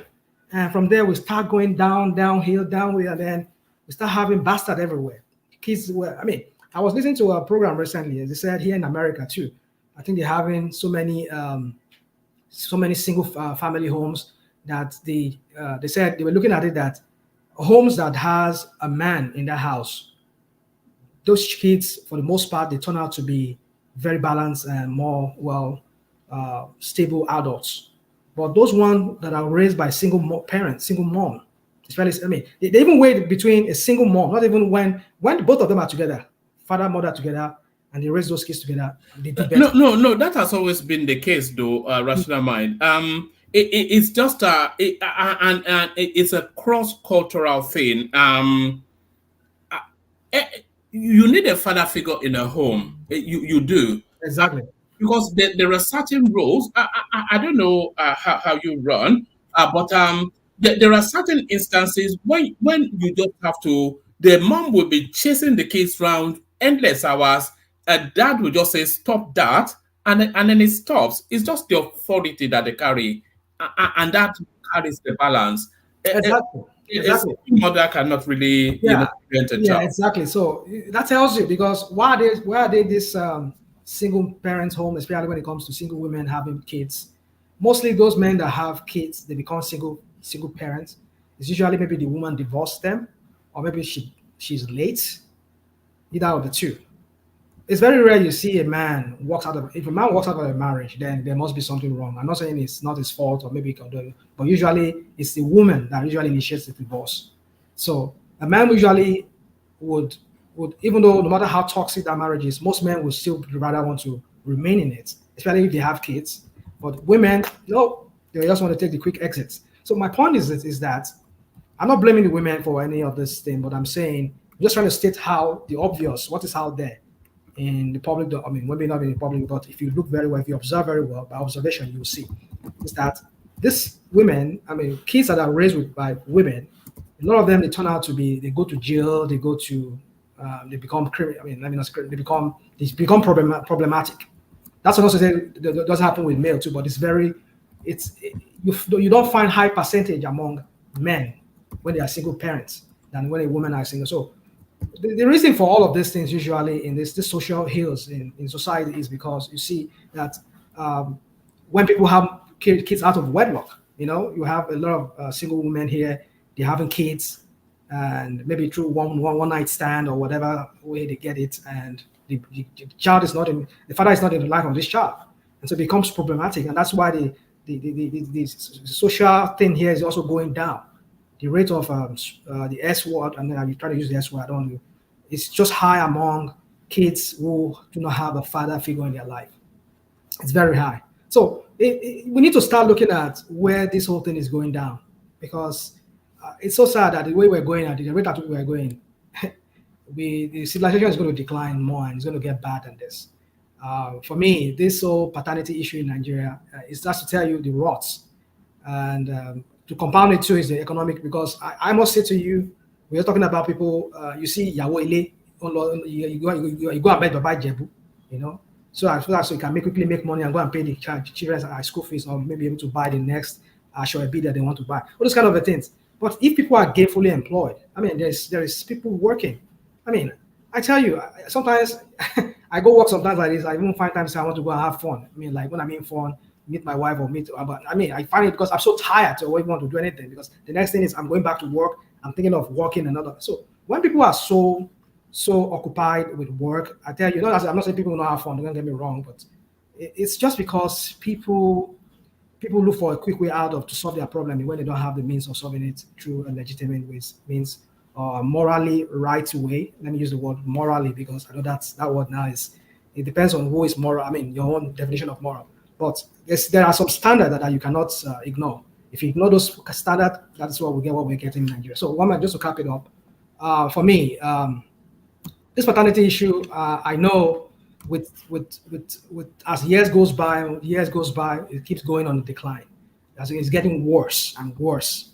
And I think it's going to get worse, because now that everybody defines their own morality, that's where the problem is. So we need to go back to the basics. We need to go back to what is morally. And it's so sad that I don't think anything can be done to this, because the people that were leading that country, they are morally bankrupt. They don't have morals. So how can you teach people? You don't give people what you don't have. Imagine when people are scared of coming to a country to invest because they feel that the judges are all corrupt. I don't know if people heard about the issue of, it was one of the banks that some judge colluded in Kolata's estate. I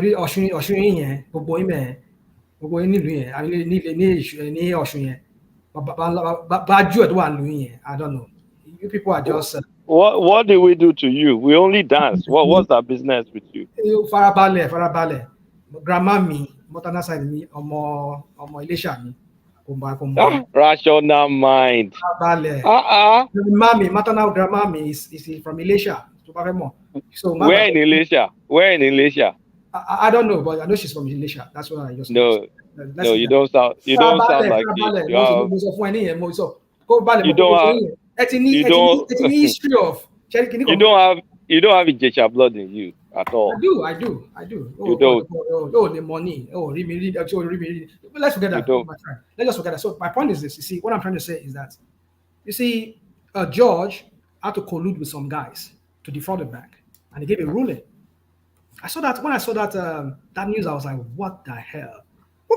Who's gonna hear this kind of things? Just an established bank or one of these commercial banks in Nigeria? I think it was a bank PH. Is it bank PHB or one of those banks that are really not really doing well, perhaps like that? Yeah. So they colluded, and then it came to light that this guy was part of the scheme to defraud this bank. He gave a ruling so that they could quickly get money. Oh my! You see, when we have lawlessness being the order of the day in a country like that, you wonder when those people who are watching, the kids, they see these things, and they see that even the leader himself, the one that is sitting there in Aso Rock, he has K-leg, he has so many question marks around his personality. What do you think they're going to do? So you see, we don't know the implication of what we do sometimes. Some of us, we just want people to be there to lead us because it's from our, for me, I said it, yeah. If anything, why I hate certain people, I don't like talking about them, I don't like talking good about them, is because of their history and the implication of they being there to lead other people.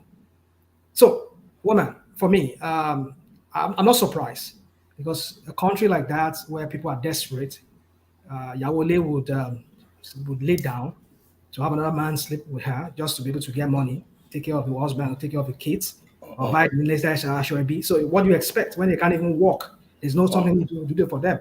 So if she's walking, husband is walking, or at least somebody is carefully applying among the both of them, at least I'm sure she will not be going out selling her body or trying to, So woman is just, it's a terrible situation. Just out of it. All right, Brian. Thank you, Rational Mind. Let's go to Playtown, and then from Playtown to Kulata. Playtown, you're up next. Just free flow at it. I don't think the topics are a bit just middle of the road, but if you want to just flow at it as you feel like you can. Playtown, Uptown.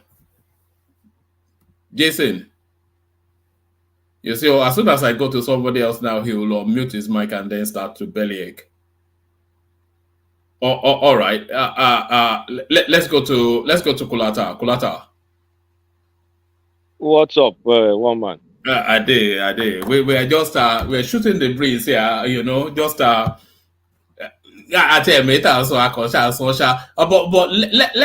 let me kick you off with this one. Osinbajo, Amaechi, Yarima, others drop presidential ambition ahead of 2027. Support Tinubu. So it looks as though they are forming some sort of a quorum. But I was surprised. What do you make of that? All those names essentially they are telling him they are not going to challenge him for the ticket in 2027. But then, of course, there is no challenge to be had.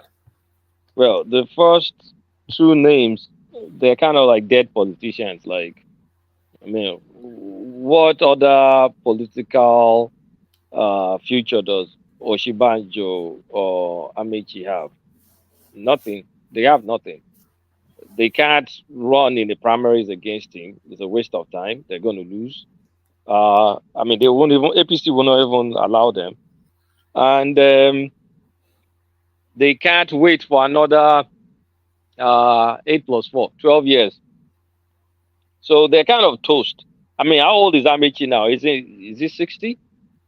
I don't even know his age. It'll be early mid, won't he? 60s, I suspect. Yeah,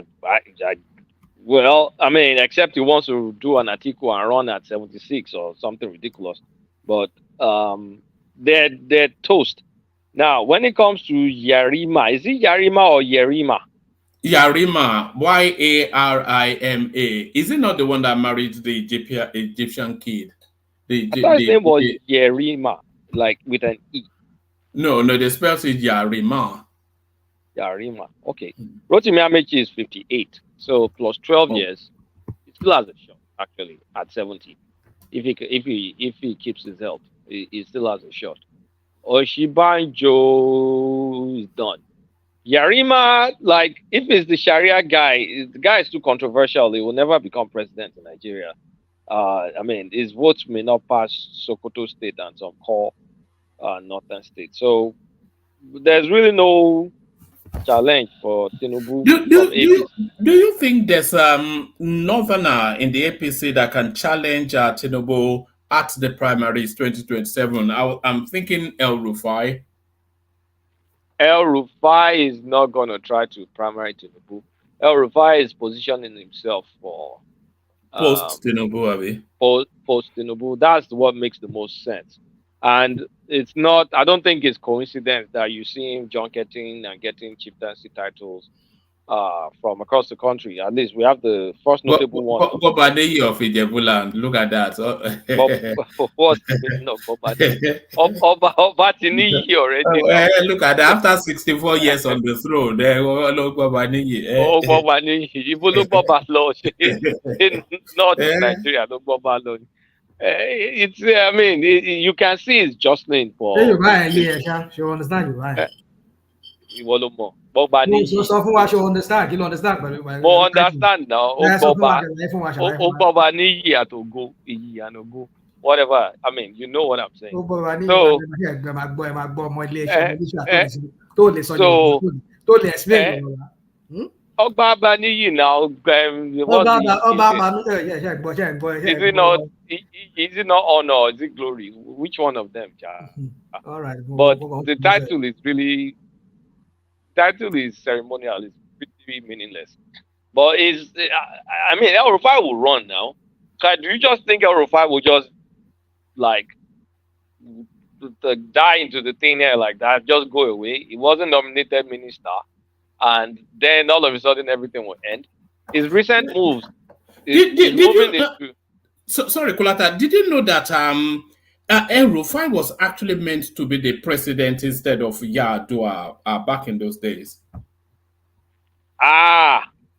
He was too young then now. You know, it was Obasanjo's first choice. But then he was playing hard to get, and then they were sending people like who was that guy that was Buhari's running mate, the pastor before Osinbajo. They were sending people like them, like that guy to go and persuade him, and he was still, you know how he likes to play up sometimes. So I think he even came out and spoke about it. El Rufai, he overplayed his hands, and then I think Obasanjo just got fed up and then just reached for Yar'Adua. So he could have actually been president instead of Yar'Adua. Yeah, there will have been some good aspects of his presidency instead of Yar'Adua, because Yar'Adua really messed us up in a lot of ways. It was a very, very poor choice. You know that guy, he never really traveled beyond the north. Yar'Adua, he doesn't have any concept of places like Lagos, never mind the southeast. Yeah. I mean, I think it was desperation of Obasanjo just to not to. Obasanjo needed a puppet. He needed a puppet, and I think it felt. I think it was what I think again is just his desperation because of so many crap they've done, like the electricity bill. I mean, the electricity money that they wasted and all of that. They needed somebody to cover up for them so that they will not. Anybody will have covered for Obasanjo. Let's say the truth. Anybody picked for PDP. I think his peak is a compensation to Yar'Adua family. Well, that's what they say. That's what they say. But Yar'Adua political group, because if not for Yar'Adua political group, Obasanjo will not be president. So Atiku would have been the best choice, but since they fell out, that was what necessitated the peak of Yar'Adua, just because the brother, who was former deputy of Obasanjo during the military, Musa Yar'Adua was the head of that organizations. But since he died, and Obasanjo fell out with Atiku, who was the head of the political organization. So the best choice for Obasanjo then was to Kuku go to the base, the Yaradua family. So that was what happened. So, Yeah, but Obasanjo pretty much picked two people he felt he could control, because it's not by coincidence that his president and VP choice were both docile politicians. He had a choice of even actually, picking. that guy is not docile. That guy is a brilliant child. He has mass. No, nobody says he's not brilliant. He has a PhD. He has a PhD. He Yeah. was a lecturer, sir. He was a He was a lecturer. lecturer, yeah. He And was a lecturer. during the term of office, two terms of office for 8 years, he balanced the budget of the state. I know. It was not It's those corrupt. kind of. It's those kind of gimmicks. At all. It wasn't an effective leader, Ajan Lekoko. It wasn't an effective leader. He was a terrible person. He was a terrible president. Because by not effective. Tell me what you mean. I'm going to tell you what I mean. Under his government, he set bad precedent. The first bad precedent he set was cajoling. I don't want to use the T word, but cajoling people that destabilize the country. It was under him he started settling people that were agitating. So that's kind of like set up an entitlement unlike what we'd ever experience in that country. And look at where it led us. It led us to the point where any small thing, people are going to just bomb stuff and do stuff and demand stuff, and like that was all. entitlement. What would you have let him? What would you have expected him to do? The entitlement. I would have expected him to lead rather than as thief. So like Obasanjo did for the people. Is that what I'm not telling him to go massacre people.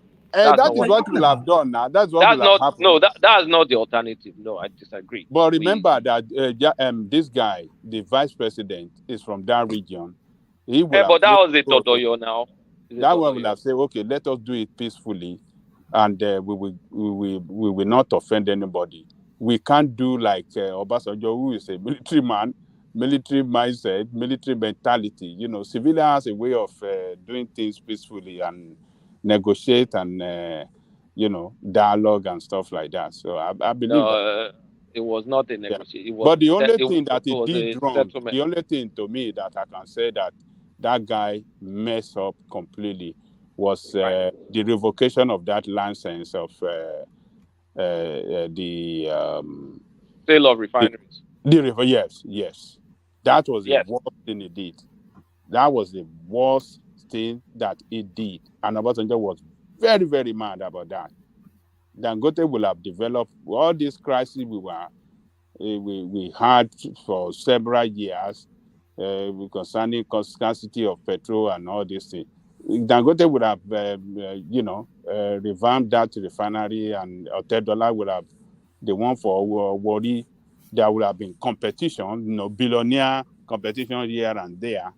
Both of them will have, they will have developed that. Maybe they will have gone into gas too. They will have developed that sector well, but he messed it up, and that's the only thing to me that I think he didn't do right. Those are the top two, but under him too, that was when we started squandering our huge foreign reserves that was built up under Obasanjo. It was under him that trajectory started falling, and of course, when Jonathan took over, the thing nosedived. Yes, you are right. Yes, you are right. So I think if he had lived long enough, he would have been one of our worst presidents. Yes, I agree with you on that. It would have been one of the worst. Yeah. So I mean, and it was a lot more tribal than people anticipated it would be. Was he? I don't even recall if it was tribal. No, it wasn't tribal at all. Was it not? No. I mean, he was a quiet guy. The guy was very simple. Can you believe it? One man, for somebody to publicly acknowledge that the election that got him to power was fraud, Who can say that? That guy said it publicly. No, what he said was it was flawed, not fraud. Flawed. Was Admitting flawed that with, it was not At the fraud, when they what's the no, fraud distinction? means it's a chicken. It was flawed with malpractices and. Well, that does not mean. Already the Supreme Court. The Supreme Court has hold on. The Supreme Court has already upheld him. So even though anything he says, like, there's nothing they can do. Just for the saying sake. One thing I know about him is that he's a servant leader. Actually, he set up is it Wives panel that they should look into our electoral process, particularly INEC, how they can reorganize INEC, and those one make recommendation. But unfortunately, he died. And Jonathan that should have this thing. That one is looking up to his own opportunity to rig for second time too. And what do you call it? Jonathan should have implemented that Waves,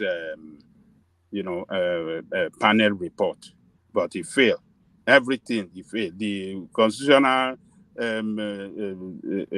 committee report, he failed to implement it. He handed it to Buhari. That one threw it into garbage. Nigeria, we don't even know those people. We thought they were gone. Just yeah. So, well, go ahead. Yeah, I just want to say. I'll over to you, Kulata. I think you are the one. Okay. Kulata, talking about what you just said about what was it you were talking about? Anyway, yeah. So my point is that no, the topic that he gave to you. El-Rufai. El-Rufai, talking about this El-Rufai and this permutation for 2023, 2027. You see, I wasn't here when you read it, but my point is this: why would they meet together over 2027? You see, some news are just so ridiculous when I hear that. But I won't be surprised if it's one of those paid the Advado people that are doing all this crap, just to continue making their noise and so continue getting money. A lot of the names on that list, it serves their purpose for them to adopt this position. No. What other political space can somebody like Osinbajo occupy other than this sort of space, or Rotimi Amaechi or Yarima? It's either something like this or political wilderness. Woman. I wasn't here when you read it. I saw it this morning when I was trying to read some stock news, and I saw it on that one. I was like, maybe it's the past news, like when they were doing that primaries for their APC. But now when I saw it again here on your platform, I was like, wow, is this news? Was it really a news like that? So anyway, my point is this: why would they meet over 2027 and suddenly now say they're adopting Tinubu? I mean, what's the point? No. What they're actually forming, they are forming some sort of advisory body, and then Yemi Osinbajo, Ahmad Sani Yarima, Rotimi Amaechi, Dr. Nicholas Felix, Dr. Kayode Fayemi, Senator Ibikunle Amosun, Owele Rotas Okorocha, Senator Abubakar Atiku Bagudu, Yahaya Bello, Dave Umahi, Ogbanaya Ono, Ahmed Lawan, and Godswill Akpabio. So those are the people forming this sort of quorum. The aspirants fixed an end-of-year dinner for Monday at Transcorp Hilton in Abuja, when the forum will be officially inaugurated. So if you look at those names, there is nothing. There is no future for any of those names in politics other than to form something like this. What else can... woman, no, come on, hold on, woman. You see, this is when I hear news like this, I know something is wrong. There's something wrong about this news. They said they want to come together and do something, and suddenly, and then whatever Nigerian news or whatever news you call them, they just concluded that they are forming this forum so as to endorse for 2027. Is that what you're saying? No. They said so themselves. Let me give you a couple of paragraphs. Please. Yeah, let me give you a paragraphs. They said, go on. Oh, go on. Yes. It says Yarima and Felix in the statement said, Today, as a people and country, we are faced with a myriad of socio-economic problems, and we believe that we can only surmount them when we come together, irrespective of our religious, ethnic, or even political differences, to face these challenges head on. It is therefore on this premise that all the candidates in the 2023 presidential primary have decided to come together under one umbrella to mobilize support for our President Bola Ahmed Tinubu and his renewed hope administration, running an advisory role to enable him to succeed and transform this great nation.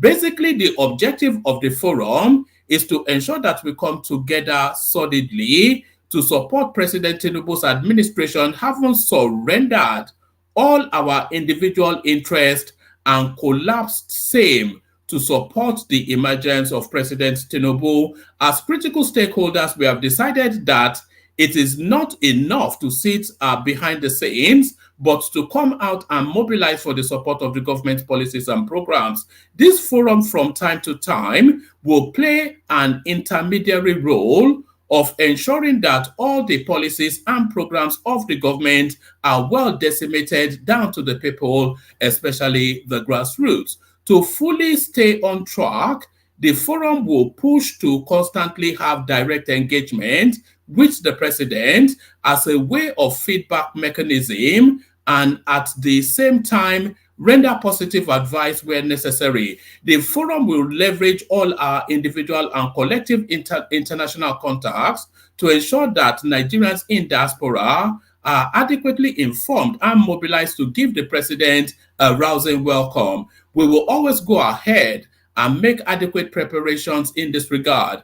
Also, this forum will be there as a rallying point for all former presidential candidates in the February 2023 presidential election. We will endeavor to invite the president to our quarterly meetings so as to share our minds or one-on-one with him. Also, this forum, this is where it comes into play.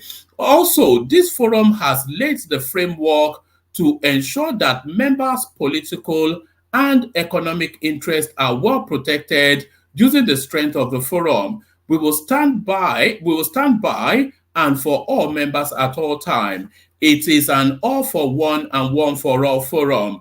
Because we are committed to the success of President Tinubu and his administration, all members, so this is the part now, because we're committed to the success of President Tinubu and his administration, all members who hitherto had presidential aspirations have all agreed to drop such even ahead of 2027, so as to pave a smooth sail for President Tinubu to seek a second tenure. So there it is. So is that why all this fanfare of they submitted there? I mean, see, come on. No, I said that's what they said now. You see, someone who has not even done anything, you see, this is I don't just know the kind of sycophants that we have in that country. Can I say something? Oh, please, I'm still talking, please. So I don't know. It's not your time. That's not your time. Can I speak? Can I speak, please? It's not your time. It's no, you don't tell me if it's not my time. Shut me up. Whoever is, hold on. One man is the one. He gave me the time to talk. I'm having a discussion with him. Please, there's no point. I'm not trying to be rude. I'm just trying to make you understand that I'm talking, please. You see, I hear wedding bells between you and Zita. One of these days, I'm sure we'll be invited to some wedding. How many people will rational mind marry now? Rational mind, you go need money. Rational mind can't.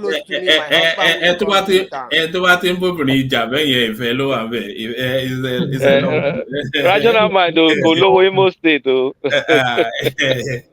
So what you see? I forgot it. You see, I forgot. You see, what I don't know when. No. You were saying that they've surrendered too meekly to Tinubu, who hasn't even started an administration yet, and they don't even know what's same. What's his name? What's her name? AI that was trying to like budging now a while ago.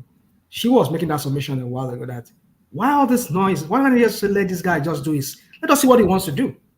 Yeah. Why don't they allow this guy do what he wants to do? Already, you see, You see, when you see people who have failed, who have nothing to offer, all they just want to do is they just want to be president. They just want to have their name. What Awolowo could not get, what some other big founding fathers. Rational mind. It's not actually a Tinubu narrative. It's the narrative of these names. Yemi Osinbajo and the rest of them. Rotimi Amaechi, Felix, Nicholas Felix, Kayode Fayemi. So if you look at all of the names that are forming this quorum, then you see that it is actually self-interest more than anything else. They want to be politically relevant. So none of them really has any portfolio of any meaning. Yahaya Bello, an ex-governor, Osinbajo, an ex-vice, Nicholas Felix, who even knows, Kayode Fayemi. Just so there are people in the political wilderness looking for some sort of space within political relevance to park themselves. I think they're just looking for relevance. Woman, you see, let me. I will let whoever wants to comment. Let me just say this real quick. Let Madam Zita comment quick. Well, let me just say this real quick, please. I beg you. You see, I don't understand this whole permutation right now when somebody is flagrantly.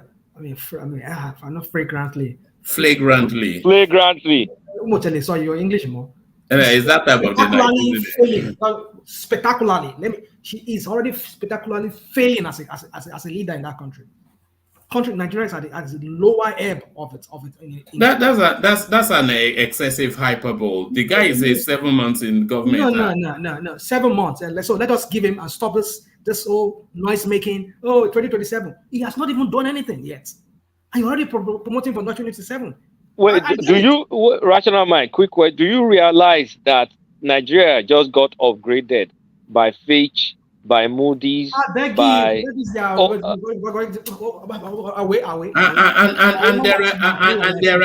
there are 20 companies internationally already setting up that are already setting up base in Nigeria. Okay, we shall see. If they finally set that base, they're already setting now. You see, this is what all this.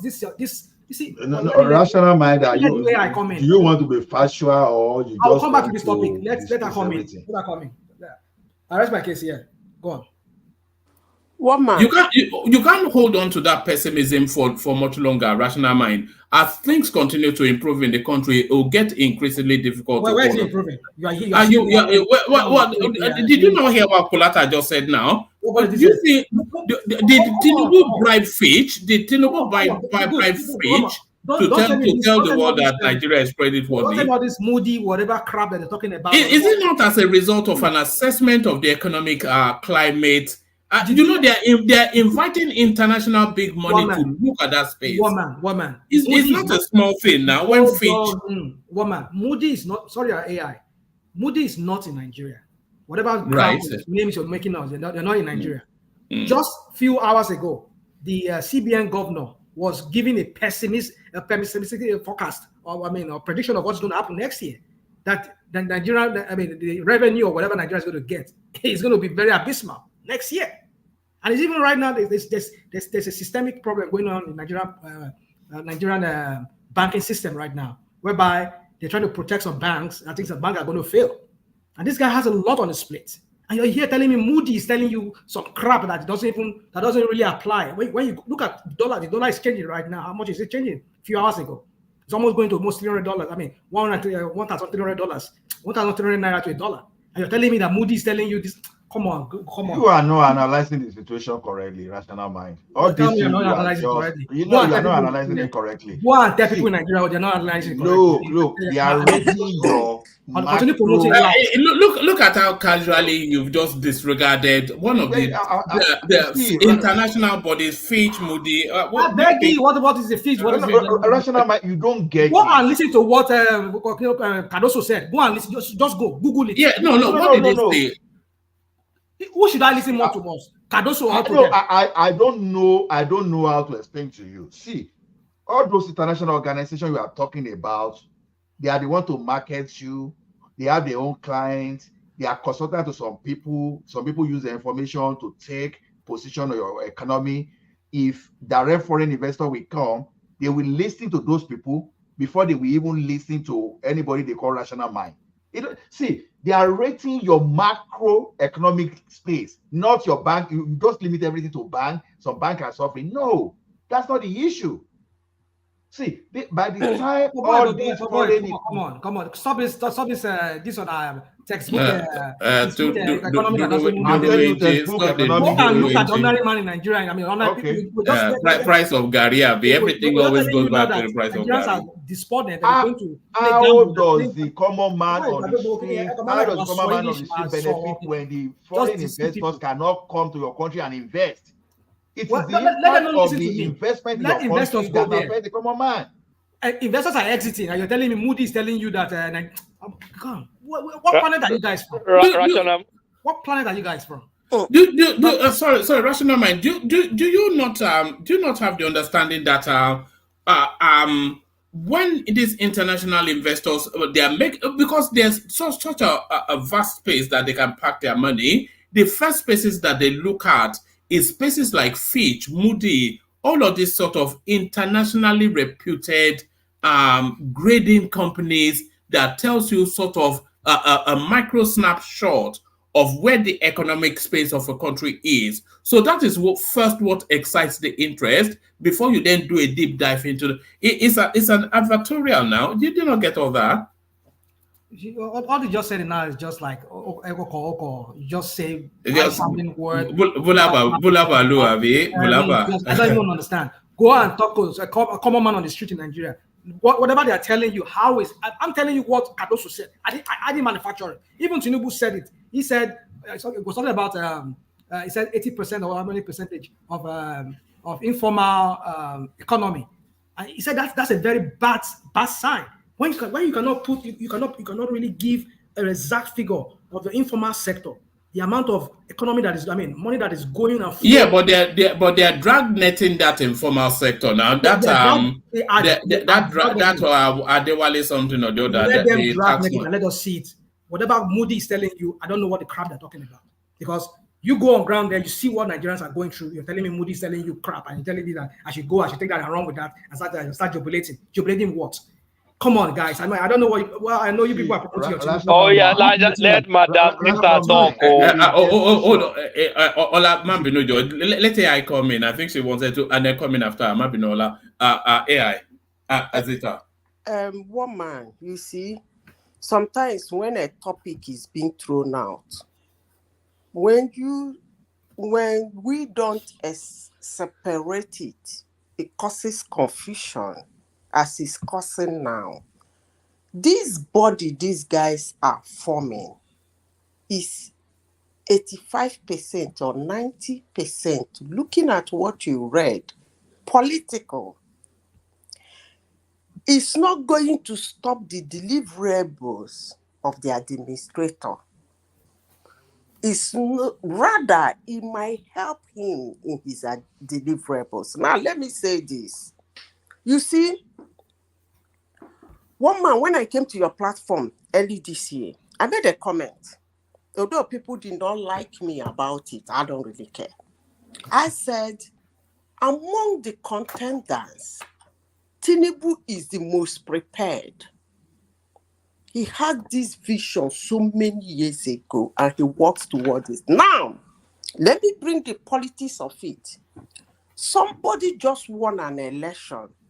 You said they want to be relevant. I want to turn it the other way around. I said, he wants to make them relevant to support him. That's the way I see it.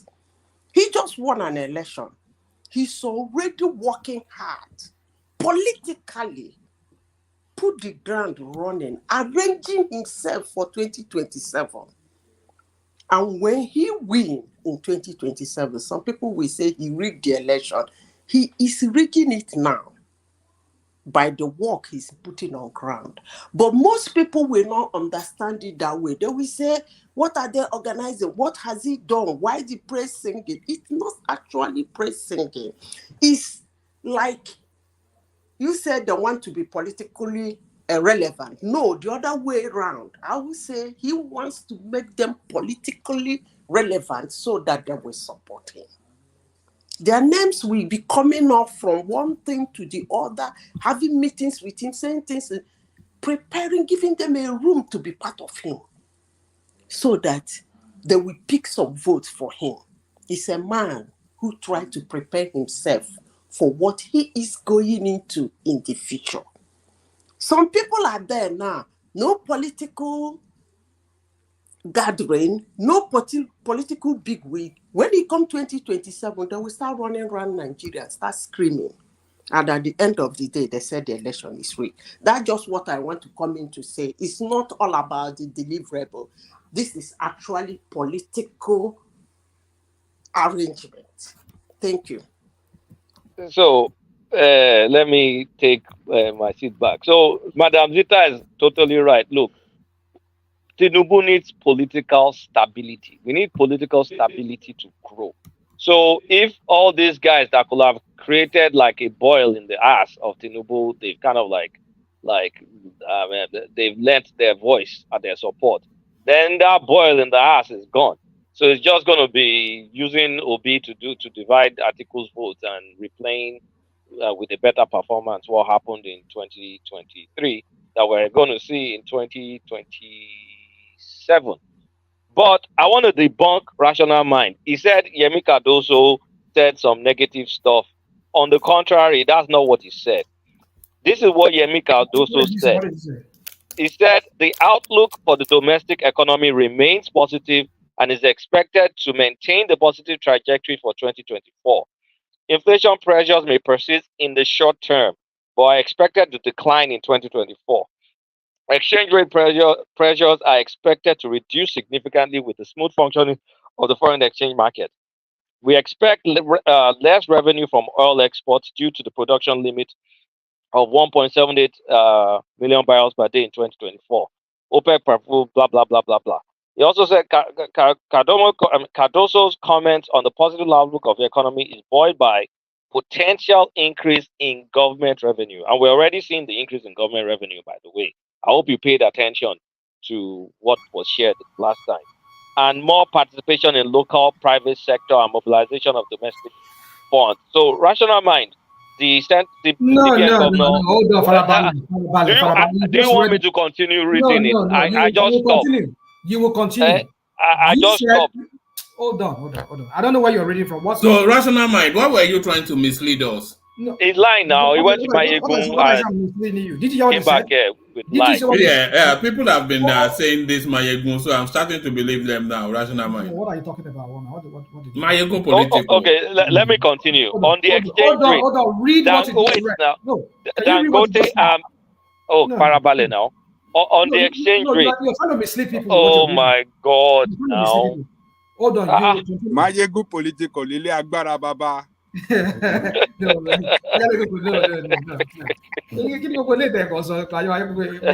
I rarely go there, but I go there, but I rarely go there. But you will not allow me to read it. You want to shut me down. Carry on, Kolata. Let's fact over fantasy. So he said continues. He said on the exchange rate, Dangote and Port Harcourt refinery is expected to reduce the pressure of Forex by putting an end to importation. The potential outgoing reform in the Forex market should also make it more transparent and efficient. On our projected oil production and revenue, Cardoso's response clearly showed that he is quite blunt, and I want to agree with him that it will be impossible to consistently reach 1.7 million barrels per day, the budget benchmark in 2024. I think that's what Rational Mind wants to happen, but that's realistic. I have argued that it's worth reiterating that the problem of low oil production isn't oil theft. Even if we bring oil theft to zero, I doubt we'll be able to get our production consistently to 1.7 million barrels per day, which is fair enough. So it's pretty positive. We're going to generate a lot of internal revenue. Our exchange rate pressures will go down due to Dangote and Port Harcourt refinery, and also they're doing inflation targeting, and I mean, things will be better off next year. So, Rational Mind, please do not listen to Mayegun. That man has always misled. You know, it's one of the biggest mysteries of life that I can never understand that Mayegun space. The guy just sends endless. He just talks endless. endless gibberish, and people lap it up. Maybe I should be talking nonsense too. Maybe I think nonsense seems to be the flavor. No, one man. I rarely go there, but if I go there and I listen to him, I fact check him. You go there every day. I mean, you're an administrator on his side. Yes, we see you with your spanner there as the moderator. Spanner. I don't even. I mean, Doomsday caught him there. What was that? What did Doomsday call him? I don't even go. You show that Doomsday no. I rarely chat there. I mean, it's been. I don't know. I can't remember the last time I was there. I chatted whatever. And if I ever chat there, maybe I'll just say, "Oh, I get you. You're right. That what you said." Maybe once or twice I only did that. Maybe once or twice I did that, and that was it. I never said anything more than that. So let's just leave that. So now, what you just read now, look at what he said, all the forecast, and I just copied from the Guardian now what Tinubu said. I just copied it there for you now. You said by the end of 2024. Sorry, rational mind. Rational mind. Is Tinubu the reason for your computer making this noise? The computer is under stress. It's under stress. Shall we start another GoFundMe for Rational Mind's computer? Do you want us to do GoFundMe? GoFundMe for Rational Mind's computer.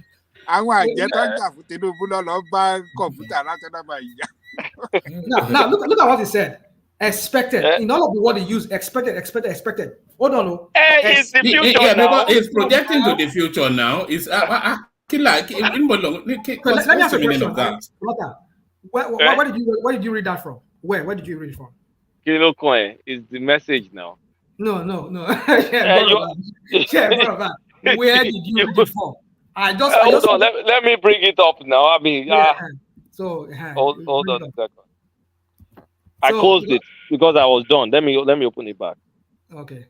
Because you see. But what do you just go on to what you want to say anyway? Now, I just wanted what Tinubu. I'm looking for that article where I saw it there. I just wanted what Tinubu said. But you are mixing things up. You first initially you said Cardoso said something. I debunked you. Now you are saying Tinubu. So which one are you talking about now? I said two of them. I said Cardoso said this, and Tinubu said that an economy whereby almost how many percentages is in the informal sector, and they have no data to even back up what kind of money is going on in that system. How can Moody be telling you some crap that I don't even know where they're getting their data from? If the federal government does not have a data of their informal sector, and which is more than half of the economic transaction is in the informal sector in that country, they don't have any data for that. How can Moody? Did Moody just started to track Nigeria? Yeah, Moody. And I continue Moody. Don't worry. Let me just look for that article here. Continue talking. Rational mind. What you are missing is this: when people are able to see your direction, your fiscal and monetary directions and the forecast based on that. So you are talking now, the people on the street, they are not feeling it. It's like if you were a farmer, you planted your corn some times ago, you will still, no matter how, maybe your corn, you will still have to wait for a minimum of 90 days before you start harvesting. That you are not seeing the impact immediately does not mean that Tinubu is not doing anything. That is where informed mind like you should be able to give hope to Nigeria by encouraging in the good thing you see. You'll be able to tell people that, oh, this is what the good things that Tinubu is doing. Then if you see the one that is not enough, then you talk. But the way you see that when you condemn everything, it's like you are telling people that don't be hopeful without even giving chance for people to be hopeful. So that's just the point there. The Moody you are talking about, they are credible organization. Not those people, they are credible because they don't want to mislead the investors that are relying on them, because they will become irrelevant once the investors can no longer trust them. So they are not stupid. That's just what I want to say. And at least Tinubu is still doing some handouts to some people, even though it may not be enough. I mean, the government. So all those things, they are just short term. Like the long term will eventually come. Let us be hopeful, please. Thank you. So you see, apart from Moody's, like upgrading Nigeria, to positive outlook. I believe Fitch did the same thing. Ethiopia, that everybody was shouting about, like, look at their real system, it's cheaper than Nigeria. They're building, China is helping them do this. Fitch just downgraded Ethiopia to junk territory, to junk outlook. So while Nigeria is positive, Ethiopia is negative. Now, look at this trend to see that many presidents worldwide are now copying our own Jagaban. Oh boy. Oh God! Let me talk now. Let me talk.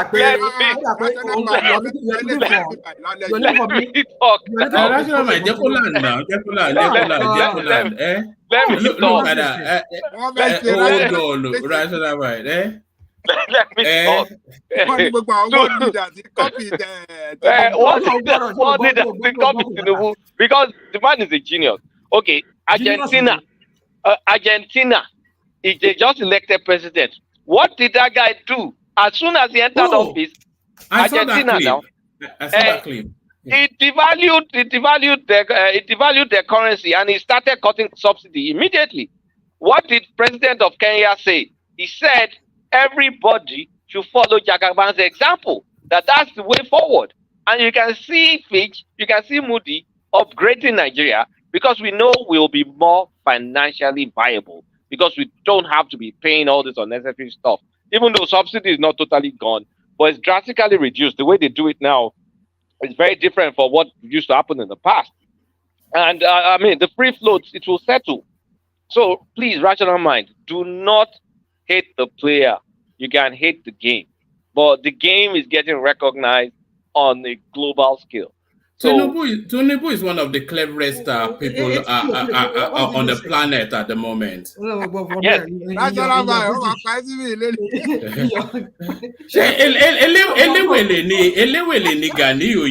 He was the one that the first time, close to 9 months that Kenya had been here, the first time he was rattled was this Ganiyu. And he's now telling us that Ganiyu, man, don't get yourself banned, but anyway, sorry. I don't know. Hold on. You see, Kulata, I've always suspected that I think you're looking for a portfolio from Tinubu, or maybe that's no at all. If I needed one, I would have gotten one. We know how you people roll. I platform.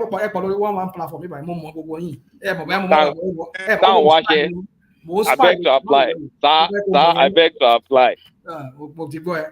So now you said all this crap that everybody's following Jagaban for what?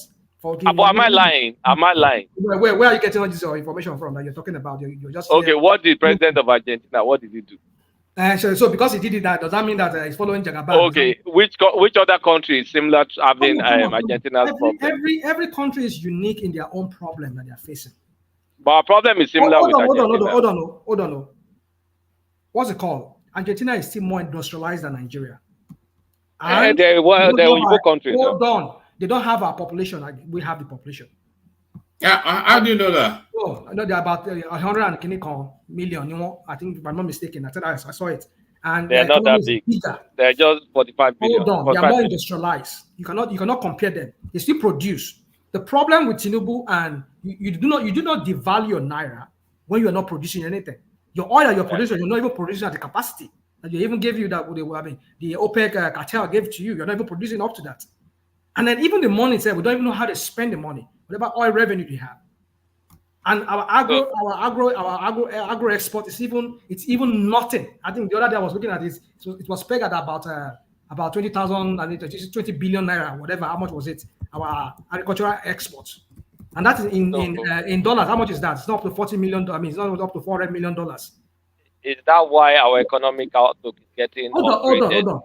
But Argentina, you're talking about, despite they have economic woes that is befalling them, they are still they are still producing. They still produce. But so if they devalue, because they still produce for some of the South American, Latin American countries there are some of the things they produce from Argentina there that goes into other countries. So, but your own country, besides your oil, can you answer true or false? That what? they copy Tinubu, yes or no? Wait. So anybody that does those things now, they don't copy Tinubu. If China devalue their currency, they copy Tinubu. Is that what? But boy, Come on, let me make this point. As a matter of fact, fact, are just so ridiculous. It's Tinubu that copied them. This is not time. This is not the first time that Argentina will remove subsidy on some. No, Ajane Koko, no, they've not removed subsidy lately. No, I think it's this radical guy that is doing all this stuff. No, this is not their first time to remove subsidy on certain products that is commonly used in the country. Brazil has done that before. Several countries have done that. So you guys should not be promoting this nonsense policy that Tinubu did. I see who is copying him. Who is copying Tinubu? You didn't mention what that guy failed to do. He before the election, he said he's going to dollarize his economy. He's going to change it's going to transmute into their currency into US dollar. But now he didn't do it. He couldn't. He's not going to do that. But I mean, that's ridiculous. That's what he promised. So you guys should not say he didn't copy Tinubu. Several countries have done it, but it's Tinubu that copy other countries.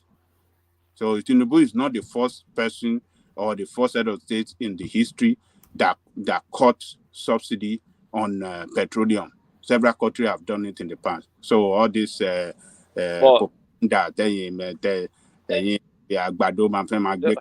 stop where. No, Baba. See, the thing is, I don't know. Nigeria has been removing subsidy. It's just because the petroleum and others are just pronounced. That's why you believe that Nigeria has not been doing all those subsidy removal.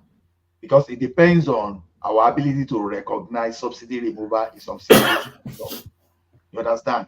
So we can list several sectors that Nigeria removed subsidy a very long time ago, but you won't know that it's subsidy removal actually.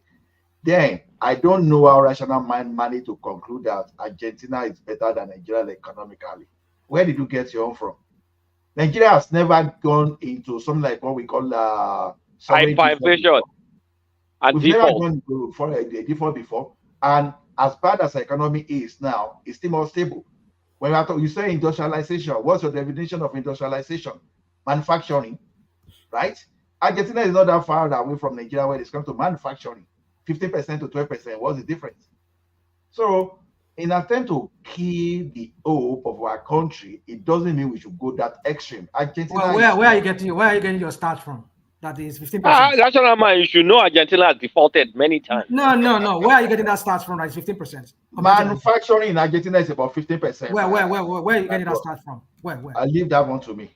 Leave that one to me. I'm not giving you the let me go and sleep. If I give you that data, what are you going to do with it? And Nigeria is about 12%. Even though we don't have electricity. 15% to 30%. I'm not twisting anything. Rational mind. Where are you getting the start from? That I'm asking you. Say I should leave that to you. So I should believe whatever you say. Go to World Bank page or an IMF page. I'm not scoring over the internet. You just give me where you found. Okay. It's on Statista. It's on Statista. 15.39%. So 15.9% in Statista. See, rational mind. Even if you even look at that figure, what can you make out of that figure? That's another thing. What can you make out of that figure?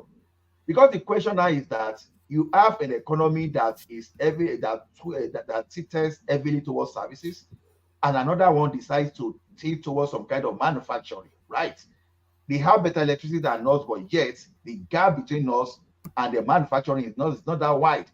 So you are talking of Argentina as if we are talking of China. So to me, you see, between you and myself, pick an investment destination. If you go to Argentina, good luck to you. Maybe one day, things will happen there, and you wake up, you won't be able to touch your money in your account. Has that one ever happened in Nigeria history? No. So we have a better issue when it comes to economy. And the chances of us getting out of this economic quagmire is greater than you projecting it there because they are Argentina. You know how many times in the history they bail out Argentina? Like seriously, Nigeria has not been bailed out like they used to bail Argentina. Never compare us. Argentina is copying removal of that subsidy. It has been on for a very long time. In that critical season, Argentina is copying Nigeria. Thank you. This thing, Argentina did not copy Nigeria. Ajale Koko, please. Tinubu.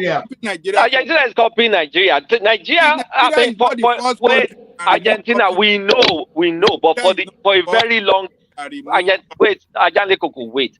For a long time. Ajale Koko, let me make this point now. Look, nobody, we're not making new economic policies, right? So let's get that clear. But for the in a long time, no president has been bold enough to set his agenda day one and start enacting it. It was in a long time. It has been Tinubu and then a lot of copycats. Kenya is a copycat. Angola is another copycat. Argentina is another copycat. Go and check it. So let's because all these countries are doing this. They're copying. The reality of their economic why are you so sick of? Economic circumstances that call for the removal. Exactly. But they do not do it. They don't do it day one. Ajale Koko. They don't do it day one. It's not the first person that did this in this world. Tinubu has been the one with the brass ball. It's a propaganda. You guys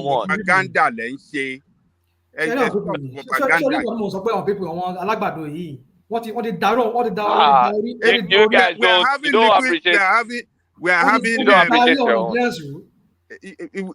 going through a cash problem again in Nigeria now. Yes, we're going through a tough time. Yes, we're going through a tough time. And so how is the Moody coming? Where are they getting that? When Nigerians cannot even have because they can project, they can see into the future. They're not looking at the current.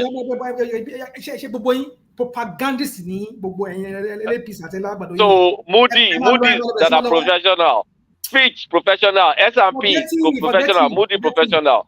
They are Agbado people, Abi. I mean, are they Agbado people? People here, I don't know. It's okay. I mean, back on borrow, I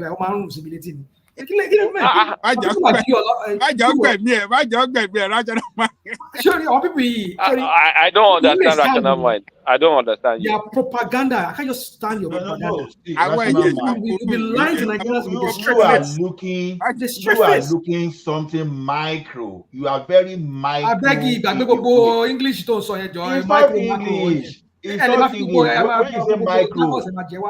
when we say micro, you are taking one family economy. You are taking one family economy to run the entire economy. That is exactly what you are talking about. One family economy. When they say 110 million Nigerians are under poverty, it just increased again.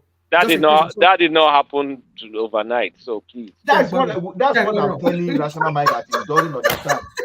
You don't understand. I've gone. Let me just go for my whole sanity. If you planted corn today, you are not going to harvest it immediately. Let me go and rest. No, don't go. You can't go. I took break from you guys because people. Let one man give you the forum to manage you, please. Don't go.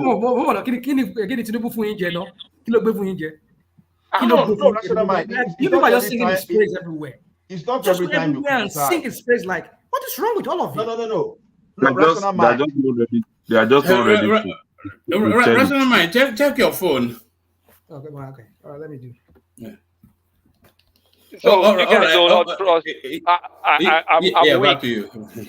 I'm just weak. So Moody's, Fitch are credible rating agencies that work for every single economy in the entire world. We should say that Tinubu bribed them, right? Is that what we should say? We can't dismiss. Kulata, the question should be which economy in the world that is doing okay? Very few. Maybe Guyana. That should be That's the only question. one. Maybe only Which Guyana that I know. economy in the world today that is doing well? As far as I know, very, very few. You can count them India. Even the one you think is doing well is on projection. India is doing well. Guyana is doing well because they just discovered huge oil. I think Russia is doing well. Which Russia? Russia. No. Forget that Russia. By now, we would have No, expected that Russia is doing well. Russia is. You know, they are stable. That Russia one is very jittery. It's not like it's unsteady. It's not on. Did they not say did they not declare? They said they started to declare a profit as for the first time since the Ukrainian something has started. Okay. One man. Leave that Russia one. They declare their profit. You believe them, right? No, well, I'm when just saying. I don't Nigeria declare their milestone, it's not believed. You know that Nigeria. What's going on? We had a positive balance. I want Nigeria to do well. It's rational mind that doesn't want Nigeria to do well. And how does a country declare profit? I'm confused. Please, I need to be educated. How does a country declare a profit? Maybe it's Gazprom. I think it's maybe Gazprom. Okay. No, it's not country. I think it's Gazprom. Now, I mean, a country doesn't declare profit now. It's not a profitable entity, but it's probably Gazprom. So, I mean, I don't know all this negativity about our country. Look, we did not create poor people overnight. Jesus even said it, and I've said it before. The poor will always be among them. Jesus Christ, very convenient for you. Use Jesus Christ. Are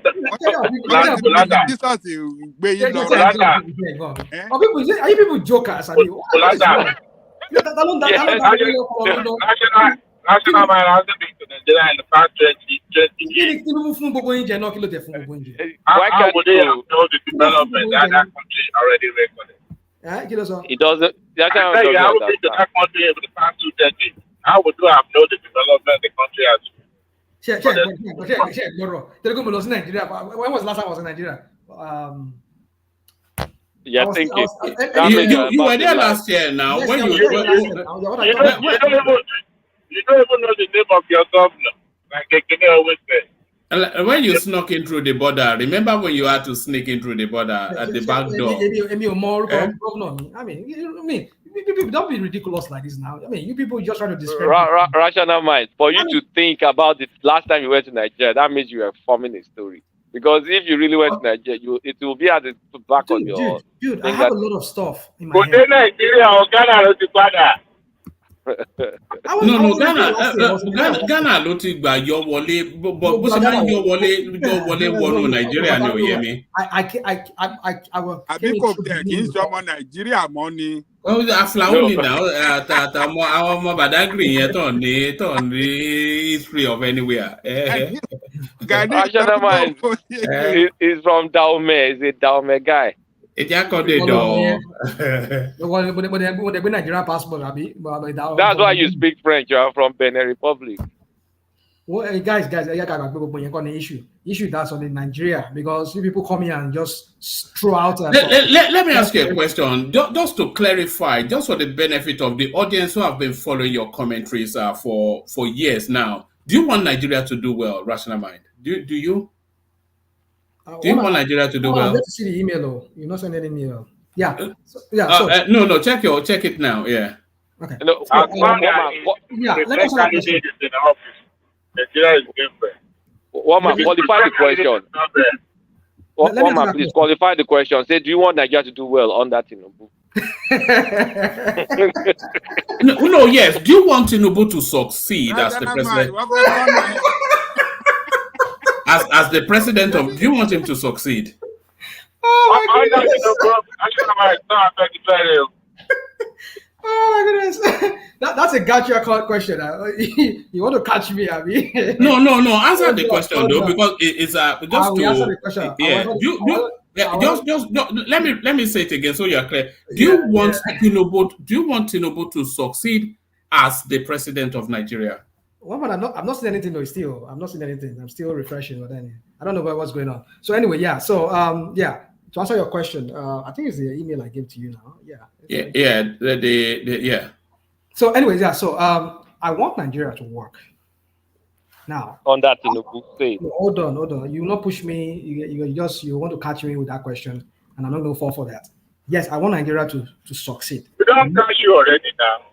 Hold on. I want Nigeria to succeed, but not under people who are not who lack that who lack what that capacity, both morally or otherwise. Not under Success them. from Nigeria is tied to person, right? So if someone is there that you don't like, Nigeria should not succeed, but if someone you like is there, you should succeed. No, right? it's not about somebody I like. It's not even That's that what somebody. you just said. Hold on. You see, this is what you do a lot. I don't hate Tinubu, but I don't believe that he has what it takes. No, it doesn't matter. That wasn't the question, though. Do you And want if he does it, listen, I've said this here before. And No, I'm not saying if he does it. I'm asking if you want it. Woman. Do you want it? Woman. I'll answer your question with this answer that I've given here before. That if Tinubu works for the people, because succeeding here, it depends on how you're defining that succeed. It's not what you wish for. However you define success. Let me make it. No. Oh, hold on. I want to make it I want to make it clean for you so you can give a straight answer. However you are defining success, do you want Tinubu to succeed as the Nigerian president? So you have the parameters of success. And I'm not asking you if it's capacitated to. I'm not asking you if it's capable or not. I'm asking if you want it. Oh, I gave you the wrong. I'm sorry, I gave you the wrong email. Sorry, I will type it again. So Stalling tactics, stalling.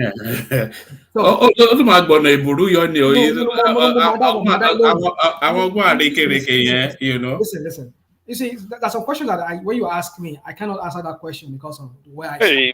You can't answer if you want your country to succeed or not. No. I said it. I said I want my country to succeed. And Tinubu is the president. You people will not box me to one corner. Let me just answer my question. It's my question, right? So let me answer the question. It's a moving target. Okay, carry on. I want Nigeria to succeed. And I want the right person that will be there. By the right person is not. I'm not saying Obi. I'm not saying Tinubu. I'm not saying Tinubu. I'm not saying Atiku. I'm not saying Showore. But I want the right person to be there to make Nigeria work. Now, let me land. Okay, land. But I'm going to push you there. But land, yeah. Woman, what I've said before is that if Tinubu works for the people, and we see the lives of an average, at least he's able to pull more than half of the people currently in poverty. He's able to bring them out of poverty. To me, it's a success. And I'll applaud him for that. And do you want him to achieve that? Do you want that to happen? Woman, I'll leave my answer as to that. I will leave my answer to that. If he's able to work for the people and pull more than half of the current people that are in poverty in that country, to put them out. To me, that's a success, and I will applaud him for that. That's what I will say, one man. So you cannot give an equivocal answer. It doesn't want his own country. He said for Tinubu so much. He doesn't want his own country to succeed. What a no. Yeah. For a long time I thought you were trolling us. Rational. I'm not trolling. I'm telling you how I feel. It's how I feel. That's how I express it. Am I breaking, or is it me that is you guys are breaking? No, I think someone is trying to speak. I think one man is breaking. One man is breaking. Yeah. Okay, one man is breaking. In some platform, they'll say he's getting attacked. See, rational mind. The question that one man answered and you could not answer, that really betrays you, to be honest. No. They ask you, do you want Nigeria to succeed? It's a question. Nigeria as a country, as an entity, do you want Nigeria to succeed? If you are attaching Nigerian success to personality, then that's where the problem is. No, I'm not. Nigeria should succeed irrespective. Wait now. Okay, if they ask you, do you want Tinubu to succeed? Two things. Success of Tinubu may mean personal success, and it may mean collective success as part of the country, that maybe the country moves forward. But the question is this: Nigeria as a space, as an entity, do you want Nigeria to succeed?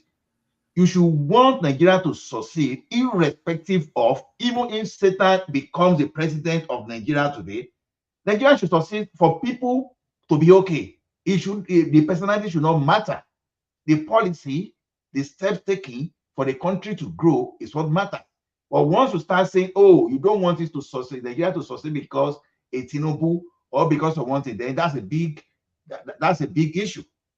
Well, I don't know what you're talking about, Ola, because I just explained. You know what I'm talking about. Hold on. I don't know. You are expecting me to help you to make your campaign of Tinubu this and that. I'm not going to do that. It's not a campaign, it's rational a campaign. mind. Yeah, it's a campaign. You're trying to do I said Nigeria. Do you want Nigeria to forget about Tinubu? I've answered that question. Of the president, do you want Nigeria to succeed? I think the national man have answered it has already answered the question. I don't know what the answer now.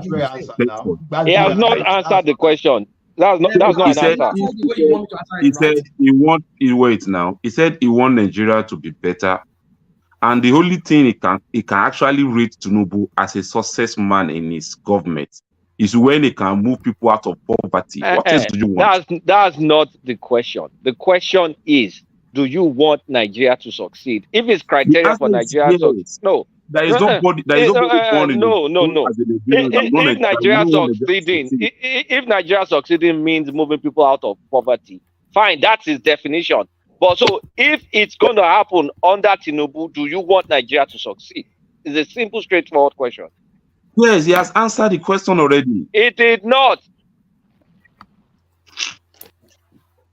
Actually, he said he wanted. And by the way, good to see you, Folly. Folly, we may be revisiting those women that we sent you to last year to top them up, but we'll talk about that later. But rational mind, enemy of the people. Look at that. Hold on. No, well, one man. Rational man have said it clear. He said he want Nigeria to succeed, but he didn't say that. Not like the way you have. You see the way you said it, unequivocal. Yes. You said it straight.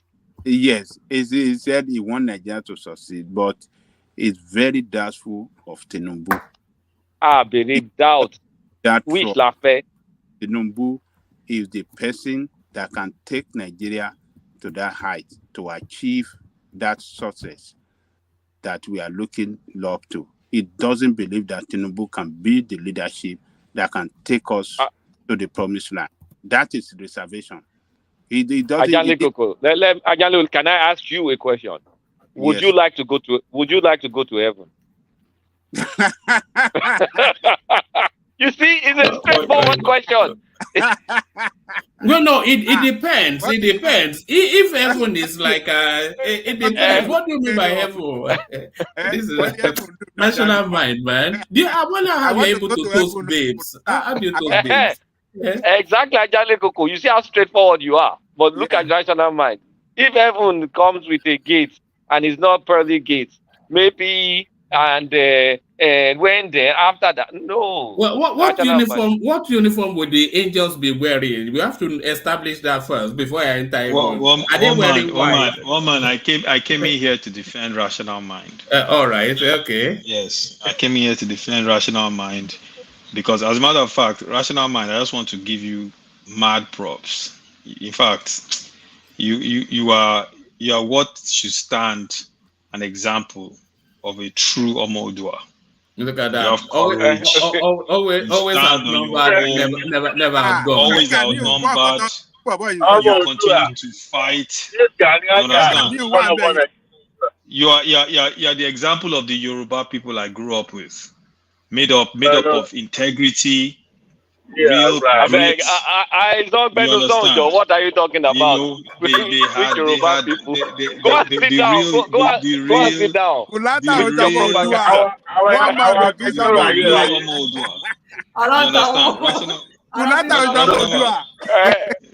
that. It's not coming to form that I mixed with Omodua. Please go with Omodua. Rational mind. I give you a lot of respect. You understand? But let me say this. Look at that. Let me say this. Hold on. You better not talk too much, because I can threaten you very quickly with something now. But if you cross the line, I have a koboko for you here. But carry on. Yeah, I'm curious to see what that koboko is. I'm curious. All right. Okay. You know, one man. You know me, sapele water. We know they fear anything. I'm curious to see what that koboko is. But let me say this to Mr. Moody's, S&P and Fitch. I trust these international organizations to be the standard bearer of how well our economy is doing. Those agencies have lost their credibility. They lost their credibility. You just made a mistake. It's not how well it's doing. How well is projected. It's a projection. I listen to you. But you made a mistake. My friend, it's a projection. Hey. You shouldn't not have how well them it's doing today. The point is you shouldn't have brought them up. They lost their credibility in 2008. During the financial crisis, all three organizations rated companies that caused the crisis as having AAA ratings, every single one of them. And they rated countries in a lot of cases as failing when these countries' economies turned around and showed success. So these agencies have lost their credibility a long time ago. Nigeria's progress. They got it wrong. Nigeria's they got it wrong once. They got it wrong. My friend, they got it wrong once. I've listened to your and then you want to crucify them. But they were not actually wrong technically. They were not. Globally, giving companies that went under and almost brought the world's financial system to its knees is not got it wrong once. That's a major screw up.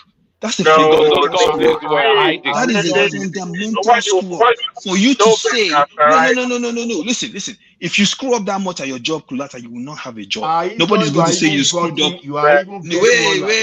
Let me finish what I'm saying. You guys like to interrupt when you're wrong. When you are wrong, hold on. Let his own land, and then you push it back. They know you now. It's on his Bulabalu and Bulaba now, but we are trying to debunk what is premising let him run it through. So is it not? Wait, I want to remember. It's the same Aizon that was carrying the fake Peter Obi statistics. We are continuing. One man. You know my way. You give me bars, I give you bars goes twice. We did wait you fire on my guy. So yes, it wasn't wrong once. They were majorly wrong. When I say you say it's ruined. Well, in a crisis that almost ruined the entire planet. So for you to come here and bring up that kind of example, either one, you are trying to be dishonest or disingenuous, or two, you didn't know. Which I seriously doubt. I think you knew. You're just trying to be disingenuous. But the fact of the matter is, those are not the examples of organizations that are going to predict our future. What to predict our future is the productivity of the local economy. And our friend Bula Balu has failed to pay attention to the local economy. He has been running around the world, cap in hand, begging for money, instead of talking to the people who are actually trying to produce, despite the fact that there is no power. And by the way, Mr. Kulata, power is a fundamental part of driving the economy. It's not the only one. It's a key part. So rational mind was right again about that. Okay? So before you people just try to jump him and gang up on him and do all these things, he has proven himself right, and he didn't even know these facts. Take the question. Can I ask you a question? Go ahead. I'm listening. Here to you. Go on. He's listening. Go on. What I wanted to say is that in 2000, when Obasanjo was junketing globally, he was accused of begging for money like this, to the point that our debt was erased, starting from scratch, right? And then we were able to establish EFCC just to be like a guy. But he was able to eliminate some of our debt then and start building the economy. The same way you are abusing Tinubu now of the globetrotting, begging for money. What is wrong in begging for money? I'm not abusing. my brother, I'm not abusing. I'm not abusing him.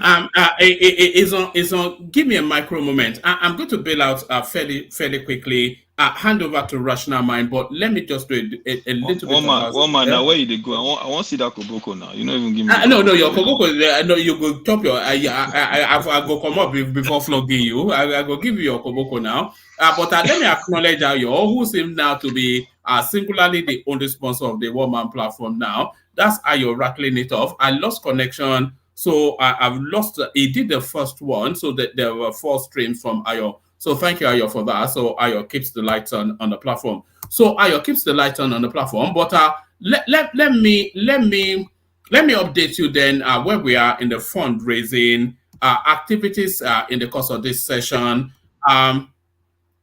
So we are now at essentially £645. Always remember to add 100 to the figure you are seeing on the screen. A private donor sent in £100 privately. So that's £645 headed towards £1,000 target. So we're about 350 odd pounds from where we need to be. So I need a GoFundMe account to be able to do something.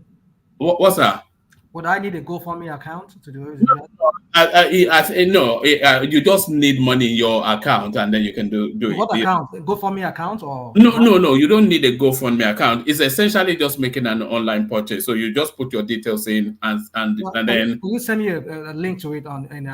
Yeah, I know. I'll actually post it up now because send me a private one. Just send me a private. Yeah, no, I'll pop it to your WhatsApp. Yeah, I'll pop it to your WhatsApp. Make it anonymous if you don't want to put your real name on it. Yes, yes. So let me acknowledge then the person that's just like Kulata was saying now. You can make it anonymous if you don't want your name flashing up. But you should really get the recognition if you're happy for your name to flash up. So Adeyinka Adetunji, so he kicked it off.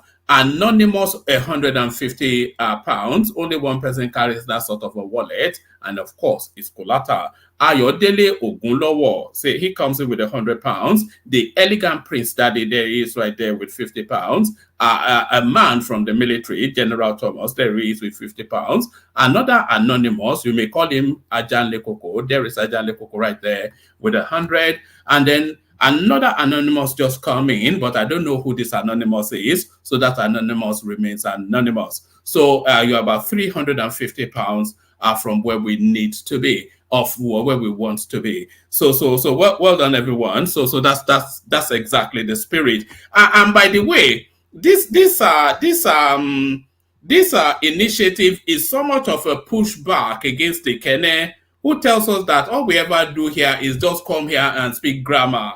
So we're not just speaking grammar anymore. We're actually doing something in this instance. So Kene, when you come back, I'll remember to tell you that it's not just grammar speaking. So it's not just grammar speaking. So anyone that wants to hustle us through very quickly to hit that target, which I am now more confident that we can. It was actually Kulata that told me to hold it steady. I was so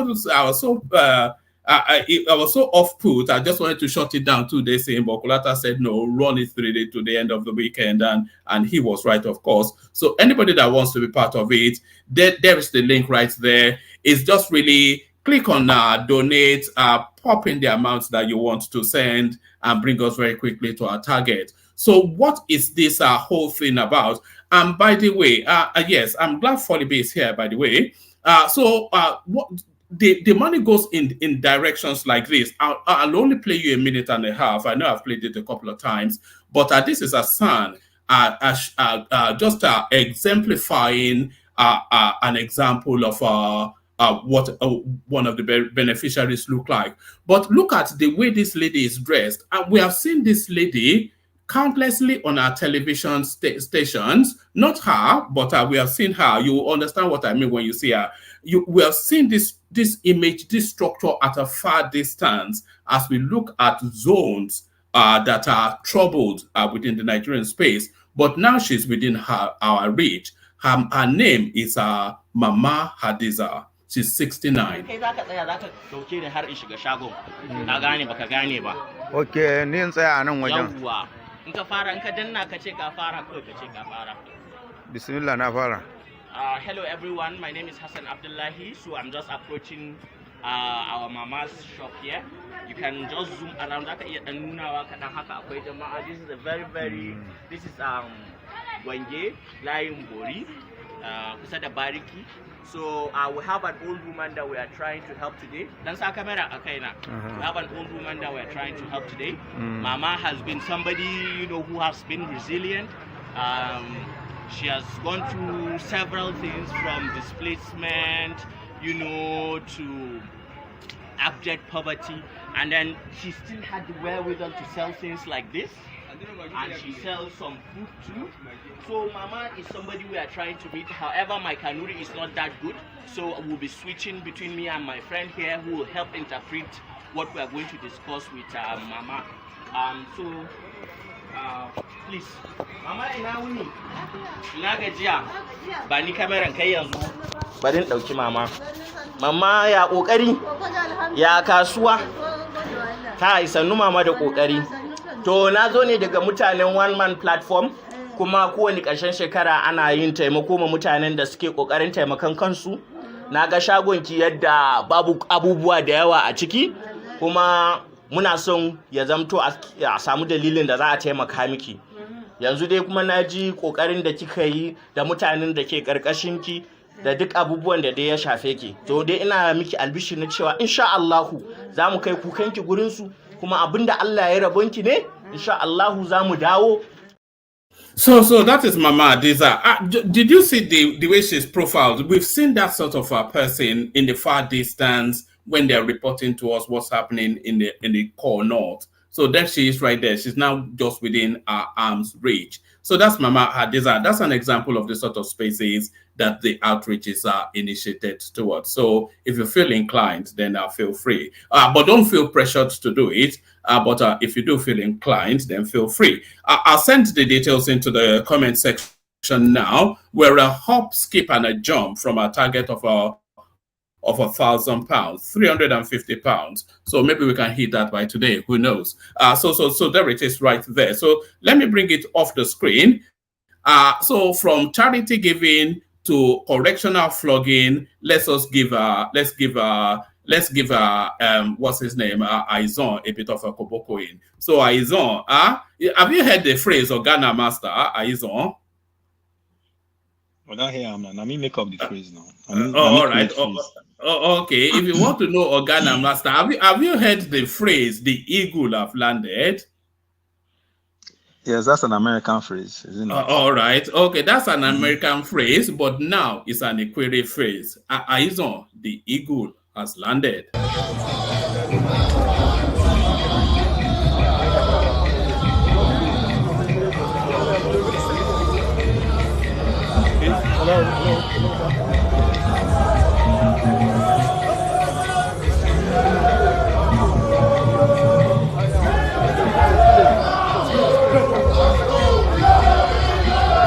Hello, back.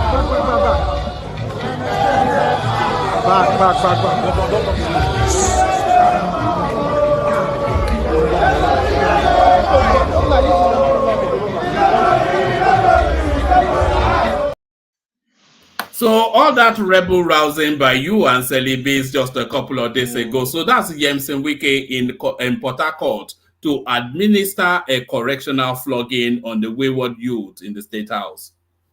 Story. That's Yemsen Wike trying to show that he's still in control. The eagle has landed. No, when they say when someone is losing and is losing all grip on power, he will try to show muscle last minute. Wike is going to lose this fight. I don't tell you before, and you will see.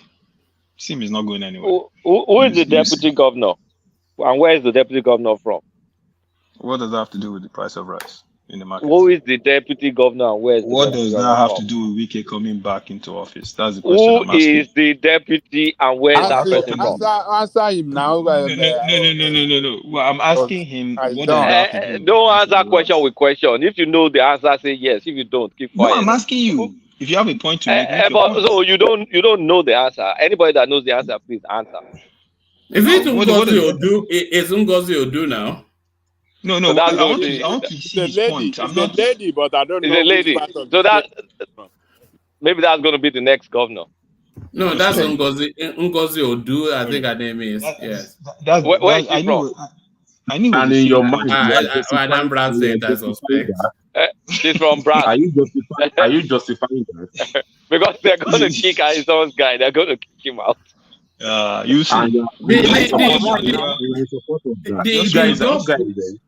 The job people are not suited for governance. That's what we have come to. The job people. They have bias now. You know what? Before they broke up River State, there's no way an Ijaw man would not have been governor of River State. That was just standard. It was in fact it was standard practice. If you go and look at all the governors before they broke up the state. So once they broke up the state, Ada George, DT Spiff, you want me to name more? Where were they from? You don't know what you're talking about. Those are Ijaw names, but that's after that's past then. Okay. That's past then. Now. No. Now, Wike is king now. Yeah, Wike is king. Wike wasn't Amaechi king? Wasn't Odili king? What are you talking about, Kulata? If we're talking about Osun State, this is the real king now. But a leopard cannot swim with a crocodile. You understand? You're going to see now. Wike is going to mark his head. Story. Wike is done. All right, gentlemen, let me bail out. Let me bail out. And if Tinubu is not lucky, he'll be done too. If he continues to stick his head inside. Let me bail out. Hand over to Rational Mind, who handles it in his own inimitable, elegant how are we manner. going to be giving Rational Mind bass boost now? Now that is moderation. He's not a gentleman. He will take it. He will say, I'm not trying to be. I know it sounds like I'm apologies about that. All of that. I'm not quite sure. It's so British in his manner, but there is Rational Mind. So Rational Mind. One more before you go, I have a question for you briefly. Wait. Adewale, I want to address the point you made. No. Before you do that, hold on, you were addressing, but hold on. One more, are you still there? I am here. Okay. So tell me or tell us, why do you always say he says even when the woman is the one speaking? Why? Well, why do I say what? Every time you are reading out anything, you always say he says So even if it is a female that wrote it or a female making a speech, why do you always say that? He says It's a mannerism I have. What did he say? What did he say? I didn't hear it. Whenever you are reading out something, you first of all preface it by saying he says it says maybe I have a speech impediment now. That is what make one man that is what make one man a unique anchor now.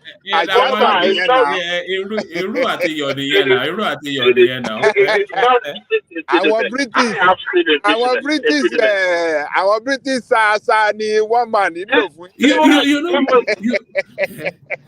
when it's written by a female, he will still say he says then they will start reading those things down. No, I say maybe I'm just pausing to. No, Adewale is right, Joe. Adewale is right, Joe.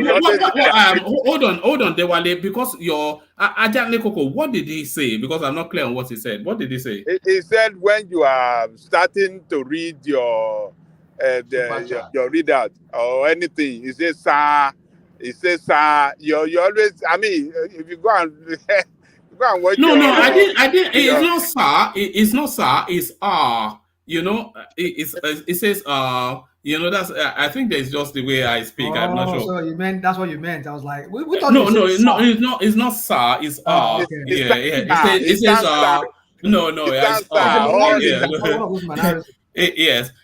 But just talking about Iru, I was saying I was adding Iru and New York. You know what my wife did when she was coming back from Nigeria just a few weeks ago? She went and put Iru in the box. Yes, and then the immigration were just looking at her funny all the way through. And I was saying, Kilo did that. We have African shops, baby, now. And he was saying, oh, God, can you imagine that? So the Iru is more natural, like the one that No, the one When I'm party who in God. the middle of Do you know how much is it? then they close her to go through You know, 3 one rounds man. of washing. Oh God. Oh, they have to ask her to wash it? No. One man. When she No, got back, she will pack everything, and then the Iru will then infiltrate into her clothes, and then she has to go through the washing machine cycle about 3 times. Just for Iru, I mean, for goodness, and I don't even like you it. It's a good thing. It's good for the eyesight. Mama, rather down. Any of my food here, I put you. Even though by making anything, I just put I can have it straight on toast without it being cooked. Iru But, on toast. Jesus Christ, you guys. yeah, try it now. Go to condemn it. Try it because to condemn it. Mama, you need 1 month in Nigeria. You've got too long, man. Put you on toast. Try it before you go. Try it and come and thank me tomorrow when you tried do it. we put butter You on are cream saying cheese with it? let him try it first. Yeah, and another thing that I want you to try, and then you can come and thank me later. You know plantain that is ripe almost to the point of being rotten. Fry it, no salt, then soak gari, and then fuck it and dip it into the gari and eat it. What? Then just try it and then come and thank me What the later. heck? Just try it now. You try it and you come and say thank you. Experiment. No, look, I never experiment. Ó dà pé ìlú àwọn àìsàn ló ti jẹun bẹ́ẹ̀. Ọ̀wẹ́ Adelegogo, ọ̀wẹ́. We know the chop that kind of thing. All right, gentlemen, let me bail. It's always a delight to your company. Rational Mind, over to you. All right, one man. All right, guys. So, Adewale, you asked the question. Rational Mind, let me beg you for 5 minutes. In 9 minutes. I want to jump out and come back in 9 minutes. Please, if you don't mind, I want to correct the misinformation that Izon spread the other time. Okay, Izon, when it's done, you take everything together. Just let him. No, I mean, go be gone for 1 hour. So let all that talk now. If you don't mind. See, when Izon was saying the other time that all those organizations that were well rated, at the end of the day, that crisis. See, the thing is, let us put culpability where culpability belongs, right? You are not talking of the regulation in the financial sector in the United States that gave them chance to start spending the way they like. The financial sector, because it was deregulated, and they now have so much funds to throw around, especially into the area of mortgage. Now, when people started buying houses indiscriminately, both the local, the foreign, everybody, they started investing. Then, boom, the Reserve Bank of America just raised the interest rate. And the next thing, what happened? The crisis began. When people could no longer afford the payment of the mortgage, when people started dropping. So those are the things. So we can't compare what happened then to what is happening in Nigeria, because we are saying the Fitch rating now go. They are rating the protection of what is going to happen in Nigeria. But you are saying because of the company they raised. No, there's nothing similar. So the credibility of the companies are short. What are you talking about? It's not about these companies don't have credibility. Let me even break it down. Let me break it down further for you. Okay, what I even said was the tip of the iceberg. These companies collect money.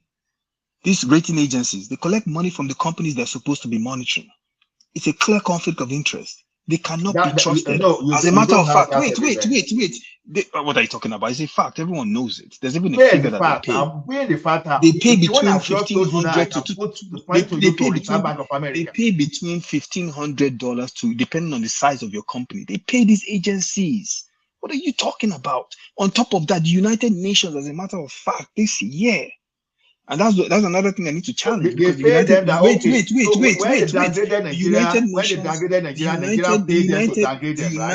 the United Nations this year was advising African countries to improve their regulatory agencies because these agencies were erroneously giving them ratings. As a matter of fact, there's a United Nations article right now that says in August 2023, this year, that they downgraded Nigeria, Kenya, and Morocco. And those three countries are challenging the downgrade. So I'm curious to find out where Kulata actually got his facts that we were upgraded by these agencies, because there's a UN article that's clearly saying that we were downgraded because of debt owing and a couple of other reasons. You're not current. If you're current, you won't be making this kind of August 2023. That was when I'm talking about December 2023. Oh, so they downgraded us in August and then they upgraded us in December. The Fitch, just let me find the latest one, sir. Hold on. They're not credible agencies. That's the premise of my whole point. Whatever you're saying about blaming the people that own homes, the consumers, and all that is irrelevant. The agencies are supposed to act. The agencies that are supposed to act. The agencies that are supposed to act. The agencies that are supposed to act. Remind him what the Dodd-Frank Act was supposed to be. If I'm paying you, and you're supposed to be the one eyes on, let them eyes on. You heard. Let's respond. You said their conflict of interest. What was the Dodd-Frank Act? What was it about? What was the Security and Exchange Act? What was it about? These were acts done after the 2011 financial crisis. I mean, 2008. Well, when was that again? I forgot. 2008 financial crisis. 2008, 2009 financial crisis. They've done Dodd-Frank. 2009, actually. 2007, they've done Dodd-Frank after that. They've done the Security and Exchange Act after that. They've addressed. And you're also conflating rating. Dodd-Frank. Wait, okay. No, you're conflating rating companies versus rating countries. They're two separate matters.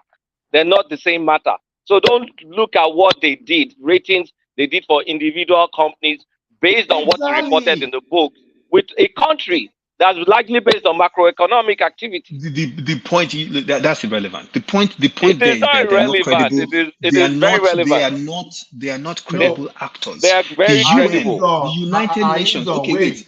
Listen, don't take my word for it. Listen, don't take my word for it. The United Nations, the United Nations has openly said that African countries should manage their regulation processes better because these agencies are not credible. So what are you talking about? What are you talking about? What are you talking about? I don't ask 100,000 in his You want to rely on international. As a matter of fact, the Chinese. Let me give you another one. The Chinese government. The Chinese government came out this year and totally dismissed all the ratings that these same organizations try to give them. When everyone knows the Chinese government's economy is growing, they try to downgrade the Chinese government's economy. No, the Chinese government. You people are over here, and you people are over here highlighting. Wait. You people are over here highlighting. You people are over here highlighting. Don't talk without qualifying what you're saying. China's economy is suffering right now.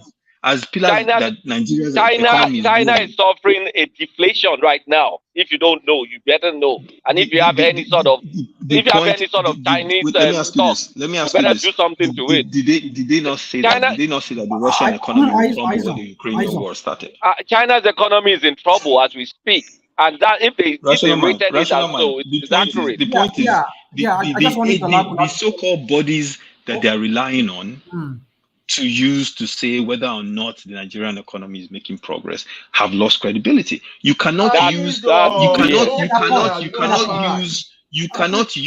irrelevant organization to try to predict the future of another nation's economy. I have 2 minutes to go now. Let me conclude.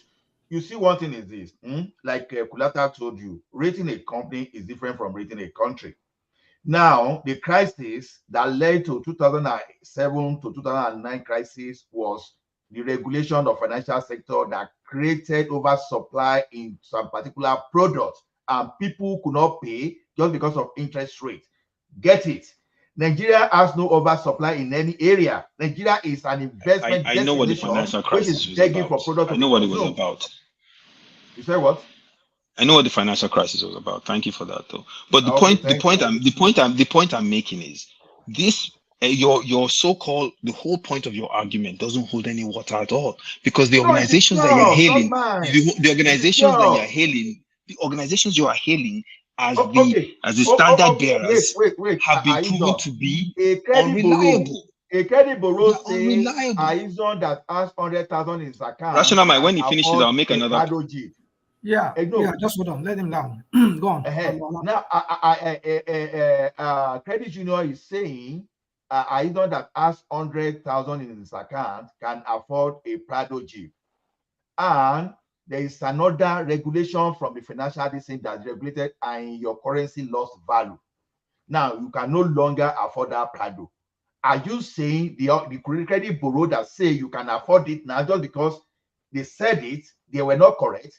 At the point of time they are telling you can afford it, they were correct. It was something that overshadowed them because a higher authority created that crisis that made your 100,000 useless. It doesn't have any impact on credibility of that credit union. Get it right. What led to financial crisis in 2008 had nothing to do with Fitch rating. They were credible. Whoever is saying they're not credible is an individual that would not like to accept the fact and figure of what they are presenting. They don't make wide argument. They have a point of referencing. They reference with a particular point, but if you go outside of that point, then you will see them as not credible. As far as it's concerned today, where Nigeria is going, because Nigeria is begging for chronic need in investment in society area, and they see where they got the government direction, both fiscal and monetary, they are now saying this country is place to go when it comes to investment. They are not wrong. It's you that don't want to look at the UN. So the UN is that wrong, you are right? wrong. United Nations is wrong, right? When did Is the UN UN say wrong? anything about ratings agencies? I will share the article if you want me to. Is the UN wrong, Mr. So Ola? when did they Since you want say to it? make the case, Let's find look, out. When did they say it? the point about these companies is that Aizon, do you have the these link? companies, listen, yeah, I have the link and I will share Let me it. just share The it point, so that we I can will share it. silence this. The point about these companies is that they take money from the people they are supposed to be regulating and actually providing ratings on. And the minute you do that, your whole organization becomes discredited. I'll give you another example. Oh, I found the link.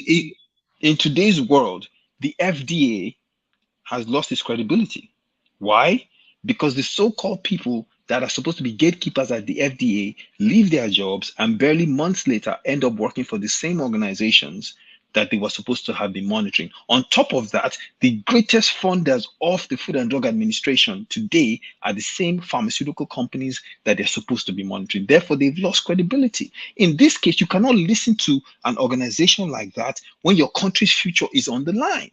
Ola, So before you this go, whole thing, and what rational mind, I'll tell you another thing. The reason why they're listening to these people is because the people that are working for Tinubu come from the same school, the same pedigree as these organizations. If you look at their background, they are cut from the same cloth. So give me 30 seconds before Ola goes. Let me read this UN stuff. My friend, wait.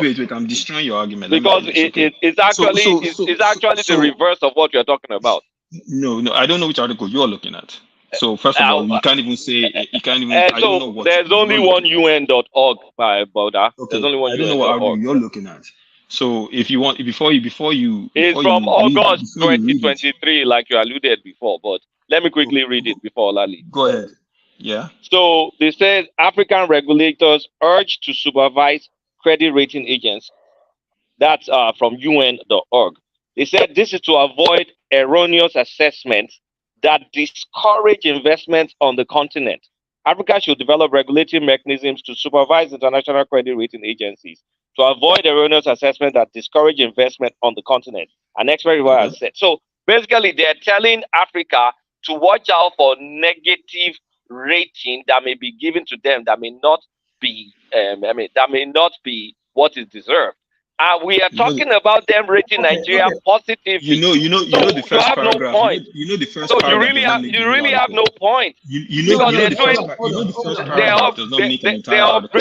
They're upgrading Nigeria. They're telling us to watch out for downgrade. Can you see what you're? You don't even know what you're talking about. You know the first paragraph doesn't make a whole article. You know that, right? Okay, you know the first paragraph doesn't make a whole article. And I can continue reading it now. Let me continue reading it if you allow me. What he has done. Let me tell you what. If you allow me, let me continue reading it. What you have done is you read. African regulators need to develop regulatory mechanisms to supervise the work of international CREs operating within respective jurisdictions to ensure proper conduct of business and enforcement. It is imperative for regulators to ensure accountability on accurate ratings, opinion issues, blah blah blah. Poor ratings affect investment in Africa.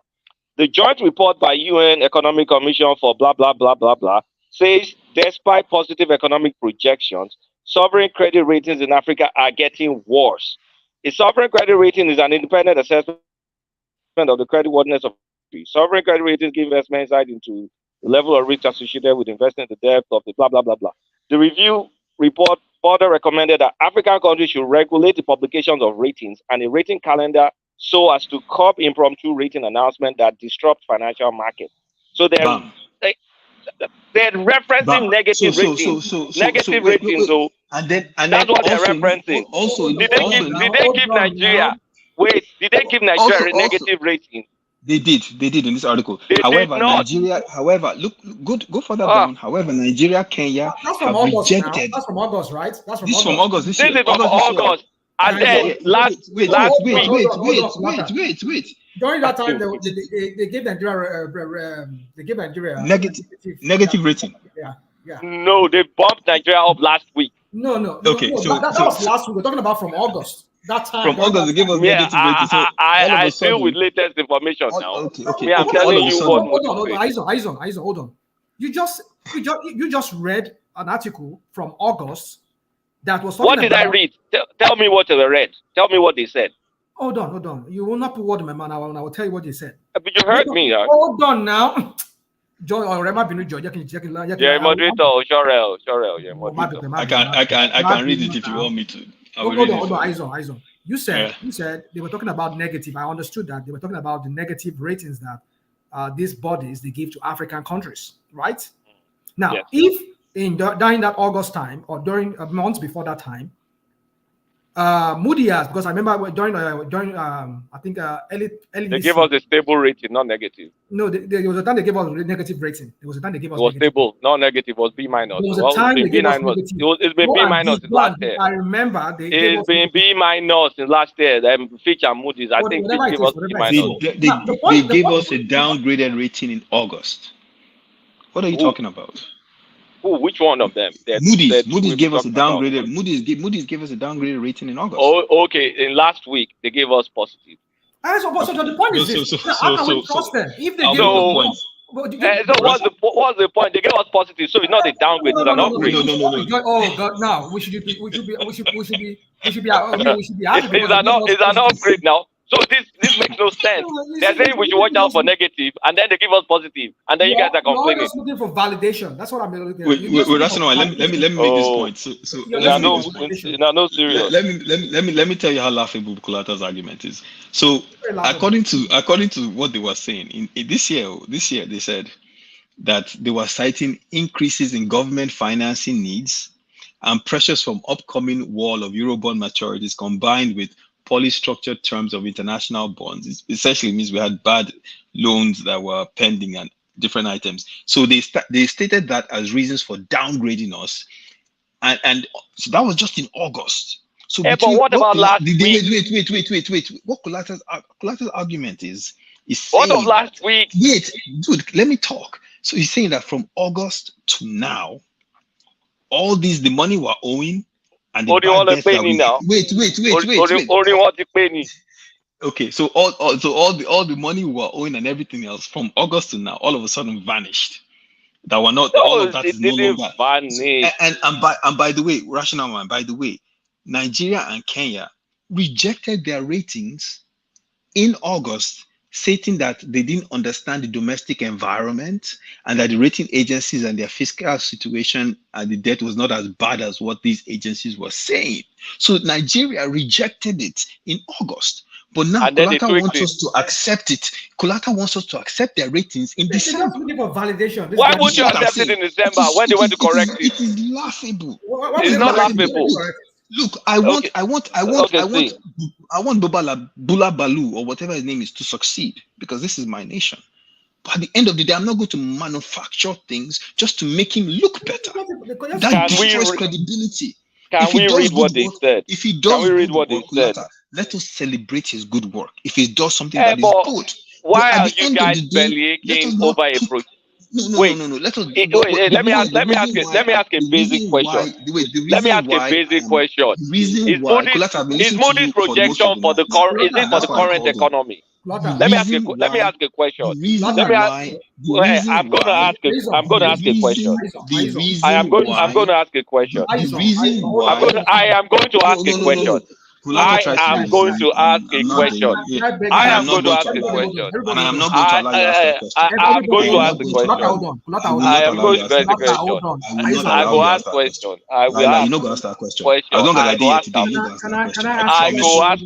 I go ask him. I promise you, you're not going to ask. I go ask him. Is Moody's projection for the current state or for the future state? At the end of the That's day, the question. That's the question. You cannot. Is it for the current state or future state? Is Moody's correction? And we're giving a downgrade. Is it for current state or future state? It is for future state. So if it's for future state, let us watch what happens in the future.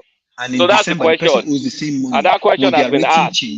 Meanwhile, the same Nigeria was disputing their credit, the rating that they were giving them in August. Now this Kulata and his cronies want us to accept that this is a positive sign. His cronies, now we they work for Moody's. This is a positive sign now we that they this work for government will move forward. You people are not serious. Look, celebrate work that this man has done. Let Don't us try to look manufacture at stuff. what Moody's said last week.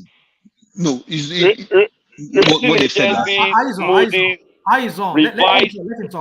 revised its outlook. You guys understand English. Outlook, which means forward looking. We're not talking about the shit that's going on now. It's for the future. So they revised their outlook on Nigeria to positive from stable. Before it was rated stable. Now it's positive. So you said that they downgraded us. That is not true. And citing possible reversal. Three reasons why we shouldn't listen to this organization. Three reasons why we shouldn't listen to this organization. Citing possible reversal of the deterioration in the country's fiscal and external position due to authorities' reform efforts. The agency also confirmed its long-term foreign currency and local currency issuer ratings. Colonial mind. Bola Tinubu is seeking to boost blah blah blah blah blah. So basically, they moved us from stable to positive. Bola Tinubu has been running around and it's an outlook. It's a future outlook. Don't give him money. Who has given him money? So that's begging it. for money. You can continue. The people he's supposed to talk to, his local, middle, and large enterprises in Nigeria that go through hell to export out of the country, and then even the people that import go through hell to import. Ekene was here the other day talking about the headache it is just to get a container. Wait, listen. The things that will improve that economy. You are mixing stuff up. Listen, I'm talking about the country now. I don't want to drag with you. But you're talking about the current state. Moody's is talking about the future state. Okay, is it not the current state that will improve the future state? Will the future improve itself? Well, won't you have plans? Based on plans, yes, the future will improve. Is it not what you do today that will make you better tomorrow? What are you talking about? Are you executing the project for the first time? When you meet something, you go and plan. When you plan, then you execute your plan. If Bola Tinubu is not improving the welfare of our local producers in that country, how are you going to improve the economy? Is it going to happen overnight? No, but what is he doing now? Give me one example of stuff he's doing now. He's jostling around looking for investment. You know, he's running around the world begging for money, cap in hand. Nobody don't give him money. Stop asking for money abroad. Come home and improve the welfare of the people that are trying to produce. The people that are trying to produce in that country, can we despite the fact convert? that they don't even have power.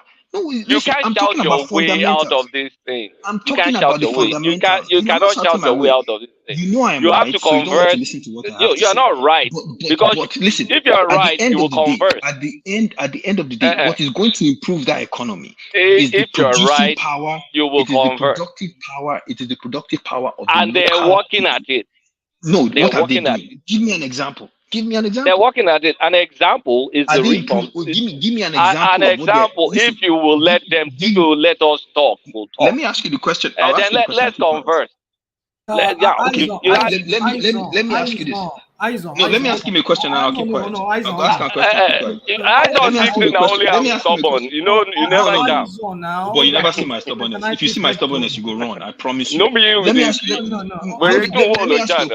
me ask you a question. Let me ask you a question. Can you hear me? Can you hear me? Can you hear I me? can hear you. Let me ask him a question. He doesn't want to listen to my question because he can't defend it. Am I talking? If you ask a question, ask it. Use your mouth to ask the question. I am trying to ask you a question. If you keep quiet, let me ask you a And question. I'm silent and I ask the question. Okay. Give me an example of what he is doing to improve the productive capacity of the local manufacturers. One. First of all, they're trying to change the regulations for power so it will attract investment. When power comes in, we'll be able to get better local productivity. That's one. Do you need another one? Should I comment on that one? Or you want to keep talking? Because I know you like the sound of your voice. I asked you, do you need another one? You answer. I want to and then we comment on the one you converse. just made. That is how conversation happens. Can I comment on the comment you Of just made? course, Or you I'm want to not keep talking? padlocking your mouth now. If you want to ask questions, say I want to ask questions. if you have, I've taken a mental note of that one. If you have another one, you can give me. I'm listening. Do you have another Do one? you want to ask Or question can I on talk that now? one, or we should move on? No. I have a comment on that one. I don't have a question. Okay, Because make a comment. First of all, that was extremely vague. He's looking for investments. Okay, do you want me to give specifics? Wait. You see, you don't want me to talk. You just said the comment. I'm trying to You give you said a it's response to big, that then I want to comment. give you specifics. Let me I finish asked my you, should statement. I give specifics? Can I finish my statement? Okay, give me specifics. Give me specifics. Okay. No, give me specifics. The specifics is the 40% that federal government has in discos, they're going to list to investors on the market. That's number one. Number two, the Niger Delta Power something company that is owned by the federal government, the state, and the local. They're trying to look for a way to unbundle the state and the local from it. So federal government can split the transmission company into two. One is going to be for regulatory regulation, which is fully government, and then the other for private sector. We will be able to attack our transmission problem that way, and we'll be able to get more finances, better finances for the discos that are underperforming by listing them on the market. So that's some specifics. Okay, let me comment now. There are two key words you said about those two things you just said. One was they're going to. The other one is they're trying to. So these aren't things that they have actually done. They said, okay, the Niger Delta Power, they're going to. One is they're trying to. And that's why I said they're vague, right? Meanwhile, you're the same. Wait, my friend, wait. When you list something in the market. I have not finished. Okay, Jacko Soro. Talk. You are the same person. Talk about what I said, not me. Talk about what I said.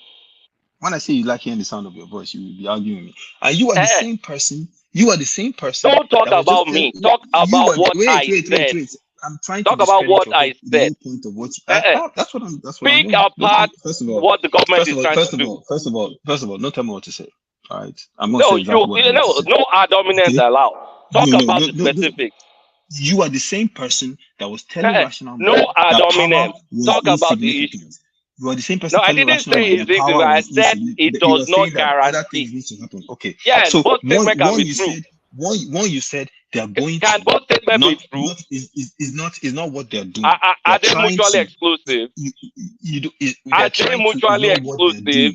I asked yes you or no? a simple question. You answer the question. Are they mutually exclusive? I'm talking. You're not going to interrupt me and try to both change statements the course be of what true? I'm saying. True or false? Can both statements be correct?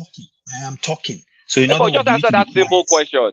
No, answer that simple question. You're not be doing this now. Let him You need to be quiet. No, because he can't answer a basic question. No, You can't have because you made a multiple. comment. You can't have multiple thoughts at the same time. Commenting on your comment, which is BS. Your comment is because BS.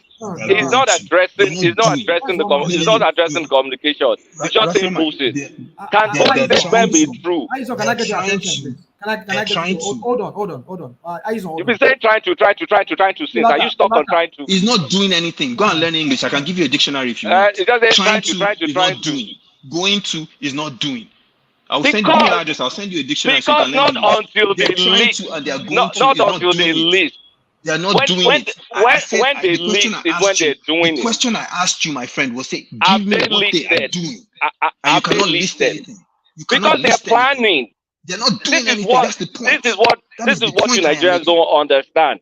There's no Nigerian thing. Do you think you execute without? Do you think you execute without a plan? Do you execute without a plan? Like you're saying that they're doing something about do you just execute without a plan? To expand on it. All you said is they're trying to. And I expanded on the plan. And they're going to. They're not doing anything. I haven't seen one solid legislation that is giving. They are doing something. Just pay attention to what they're doing. You cannot explain to me. And I explained it to you, but when is it going to get trying to and they are going to? That is not an explanation. Dude. That is not an explanation. When you have a company and you want to go, wait, answer this question. Let's converse. Before you're stuck on your trying to. If you want to lead your company and you are doing within the plan, and you're no, answer me this simple question. Answer me this simple question. Can you answer this? Answer this simple question. No, you're the one asking questions. When you're in the process, when you're in the process of listing the company, but they're not doing anything. They're not doing anything. We can. Is it that we talk or we talk about each other? And I'm okay with both of them. No, stop manufacturing stuff to defend this guy. You're manufacturing stuff to defend him. And that makes you lose your credibility. Stop manufacturing stuff to defend this guy. You're saying bullshit. If you're trying to list a company, when you're trying to list a company, don't you plan? Manufacturing stuff. Give me concrete examples you cannot. Go and look at the latest whatever from Bayo Adelabu. Agencies as a reason for why they succeed. Yeah.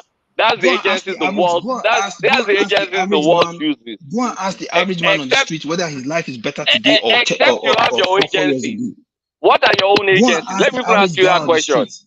Go and ask the average guy on the street whether his life is better today or 4 years ago. Aizon.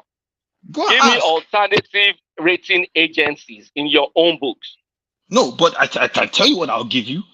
I don't listen to those agencies. I learned a long time ago. I don't know which grad school you went to, but I learned a long time ago. Those agencies don't have credibility. But I can tell you what that clown should be doing. That clown in office. I can tell you what he should be doing. He's a clown. He's a clown. He can't speak English. I can tell you what he should do. Saying clown and all that is nothing. Tinubu is a clown. What are your alternative agents? What are your alternative agents? But I can tell you what he should be doing in office today. I can tell you what he should be doing. I'm not talking about alternative agents. I don't need alternative agencies. Okay, you don't have agencies. You just walk in the world. Are not going to help improve your productivity. The work you do on ground will. And that is what I'm talking about. This conversation is ridiculous. You don't have any other agency. You don't have anything. You're just talking. You cannot defend it. So let's forget it. Just talking. You're just making up BS. You don't have anything. You really don't have nothing. You're running on empty. You come here, you just run your bleeding mouth. You don't have any agencies. You don't have anything. Those guys don't do anything. They don't do jack. Yeah, they are discredited agencies. But the world relies on them. You bring them up because you think people here will pay attention to what you're saying. The world relies on them, right? The same person that was trying to discredit the rational mind. I mean, move on. You turn around and try to talk about power. He has nothing. You have nothing to say. You have nothing. You're defending an indicted drug dealer as your president. What's your alternative agency? Is your president? Yeah, he was indicted. You can go and throw in the corner and breathe out. Was he indicted for drug dealing? Was he wasn't indicted for drug laundering? He was indicted. You see, It was that's why I not. need to send you a dictionary. He was indicted. I beg. He was indicted. He was not indicted. He wasn't convicted. He was indicted. He was He was not indicted. He wasn't convicted. He was indicted. Oh my He wasn't God. convicted. Well, I will send you. I will send you that dictionary for free. In fact, you don't have to pay me. We're back You don't have in to La pay La me for Land. the dictionary. You We're don't have to pay me back for the in La dictionary. La I'll send Land. it to you for free. You need one. You desperately need one. I promise you. We're back in La La Land. You don't understand English. I'll send you a dictionary. Show me the indictment. Show me. He was indicted. When they charge you, you get indicted. When you get charged, you get indicted for drug laundering charges. But then he settled and he filed a civil case. He got indicted. Filed a civil case. Really? Yes, but he got indicted. He wasn't convicted. Can But he you was show indicted. the proof? Can you show the proof? Okay. I guess the court documents aren't proof enough for you. Right? You need me to go find them for you. Show the You need me proof to of go get the indictment. court documents. I think Go and everyone get has it. seen those court documents. I don't need to Show the proof of indictment. No, but but the national mind I have one night. Don't worry. Today I get time. I have their time. I have their time. So let me tell you. First of all, the guy is not doing anything. You cannot defend him. Okay, go ahead. Go ahead. Your mouth. Rational mind, because of you. If not, I for deal with this guy tonight. Not because of you. There's nothing you are dealing with. You're just having fun by yourself. You're saying I'm not doing anything. You're saying I'm here with absolute. you. You're saying absolute nonsense. I have one night, my brother. I'm Give not me going anywhere. alternative agencies. I asked you a simple question about what he's doing. If I was defending a president. Can we be considerate? Okay, go ahead. Go ahead. Yeah, go ahead. Civil case is not into indictment. Kulata. But tell him to keep quiet because I won't keep quiet if he keeps talking. That's the most ridiculous Tell him to keep nonsense quiet. I've heard. I'll continue talking. You can continue now. Mr. Rational Mind, put them at the meet I don't want to do that because they are please. senior members of this Meet platform. them. I don't want to do that to them. They are senior members of the platform. Okay. No, Kulata, ridiculous. please. Kulata, John, Israel, John, Jamuti, Madake. Cooperate with me. I know everybody has a point. You have your point. He has a point. So let's just, because other people are dropping already because a lot of people could not stand this. It's like you guys are talking very high for them to understand. So yeah. So let's just move to another topic. I'm trying to see. They gave me headache here. They gave me headache. You get the headache, you see. We cannot even understand it. They give me headache. Like everybody have fun. They give me headache. But then you see, you see this moody, no moody. Everybody has a way we can slice it, dice it, and like spin it around. But what I just know is this: is that Kulata and Aizon is that the future will tell. All right, we know there's something about you cannot lie, you cannot make things up. Even though if you make it up, sooner or later we will see it. Bubu tried it for many years, but at the end of the day, how did they tried? They hid this so-called money. They were just printing. They were lying to Nigerians. They were not printing money, and they were like saying that they did not borrow money as such. And then later we found out the whole truth. So it will come out. You cannot hide things. Rational mind. A rating is forward-looking. Fine. We wait for the future. We agree. It's not current. It's okay. We agree. We agree that simple it's common sense. We understand it's forward-looking, but time will tell. Whatever rating he said he gave to Tinubu and whatever plan he has, time will tell. But we said, like he said, they've been caught in some acts of forecasting crap, which you yourself you were talking about. You use you read out of United Nations where they were saying that they were giving bad ratings to African countries. We agree they were giving bad ratings. So if they were giving bad ratings, so why should we not trust their good rating? You get the drift. No, it's not that. If they gave us bad ratings, it is that because if they gave us listen. Okay, if they gave us a downgrade, then you will have a point that okay, this is not deserving of what we should be. They gave us an upgrade. So are you going to complain and say that upgrade is not good enough of an upgrade? That's the point we're making. That's the point. So it doesn't make any sense. Hold on. To you, it does not make sense because they upgraded us. Hold on. Oh God, man. Just hear yourself. Listen. When people like myself and says that to you that you people are just chasing validation, you seek for validation anywhere, and whenever you get it, you just. It's important. Rational mind. It's important. Investors look at those things. Okay, good. They don't look at people talking. They don't listen to people yakking on the internet without any rating agencies. They rely on those rating agencies. Okay, good. Now, if they suddenly not give you a good rating, I mean a bad rating, then they're lying, right? But they give you a good rating, No, it doesn't mean they're lying. It means you should question. You said you should question it. If they are questionable with their bad rating, so what is the guarantee that their good rating is not questionable? That's the point. But time will tell. Well, it's up to investors and up to time. You're right about that. Time will tell. Time will tell. We're going to see how that plays out.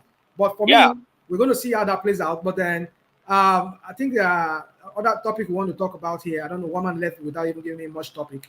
I'm gonna have to start inventing topic for you guys. But did you guys heard about the Kuwaiti emir that died? Does anybody have anything to say about it? Nobody wants to talk about the Kuwaiti emir that died. Anybody know about that?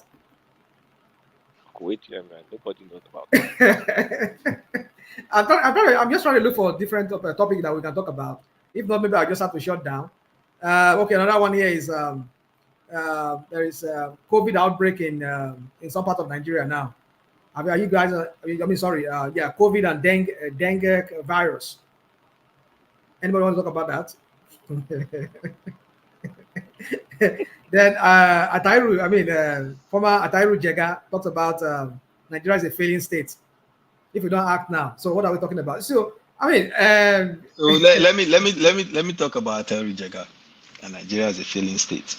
Okay. Did you hear that Bishop Kuka also said that to young Nigerians that if they get a chance to leave, they should leave? Okay. So the writing is on the wall. Atairu Jega is saying this. Bishop Kuka is saying this. Yet some people will be telling us that the lives of people are getting better. Anyway, I digress. Let me move forward. So with him saying that, Atairu Jega, the reason why he can say that, back to the point of credibility or one rational mind, because what did he do that gives him the credibility to say this and people will actually listen to him, is that he ran elections where the incumbent lost. You understand? And according to people, they feel he ran a free and fair election to the point where he was untainted by the incumbent and the incumbent lost. Therefore, on TV today and say that we're a failing state and people will actually take him seriously, right? Not to talk about those agencies anymore, but I'll just move forward. The what do you call it? The point here is making is that we're digressing. We're not improving, right? We're digressing. And it seems that the people that are seeing the deterioration of the country more so are the citizens, not the people that are responsible for trying to steer us out of this mess. Those people are busy buying new vehicles, are busy renovating houses, and and as a matter of fact, are even defending it, right?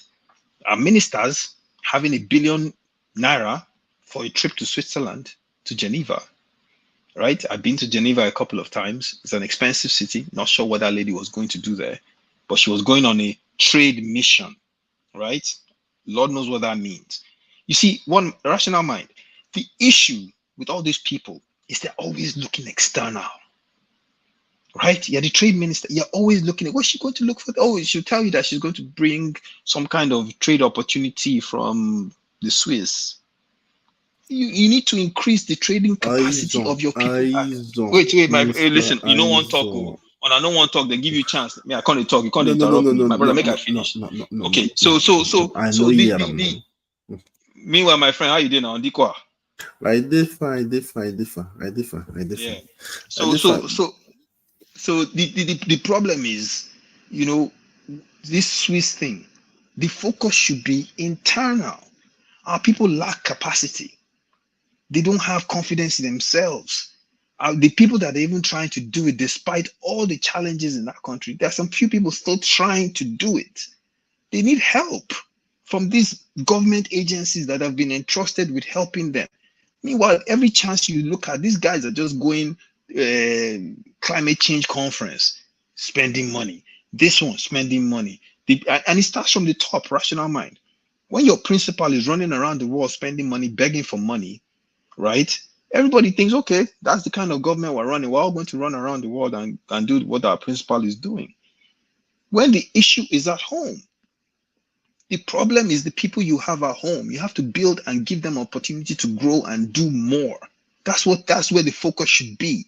Because I tell you what, rational mind, if you do that, if you make them more productive, if you make them produce more, if you improve the capacity of the people that are working in civil service and in government and all these things, if you make the ability to export stuff out of Nigeria easier, right, it will improve our economy.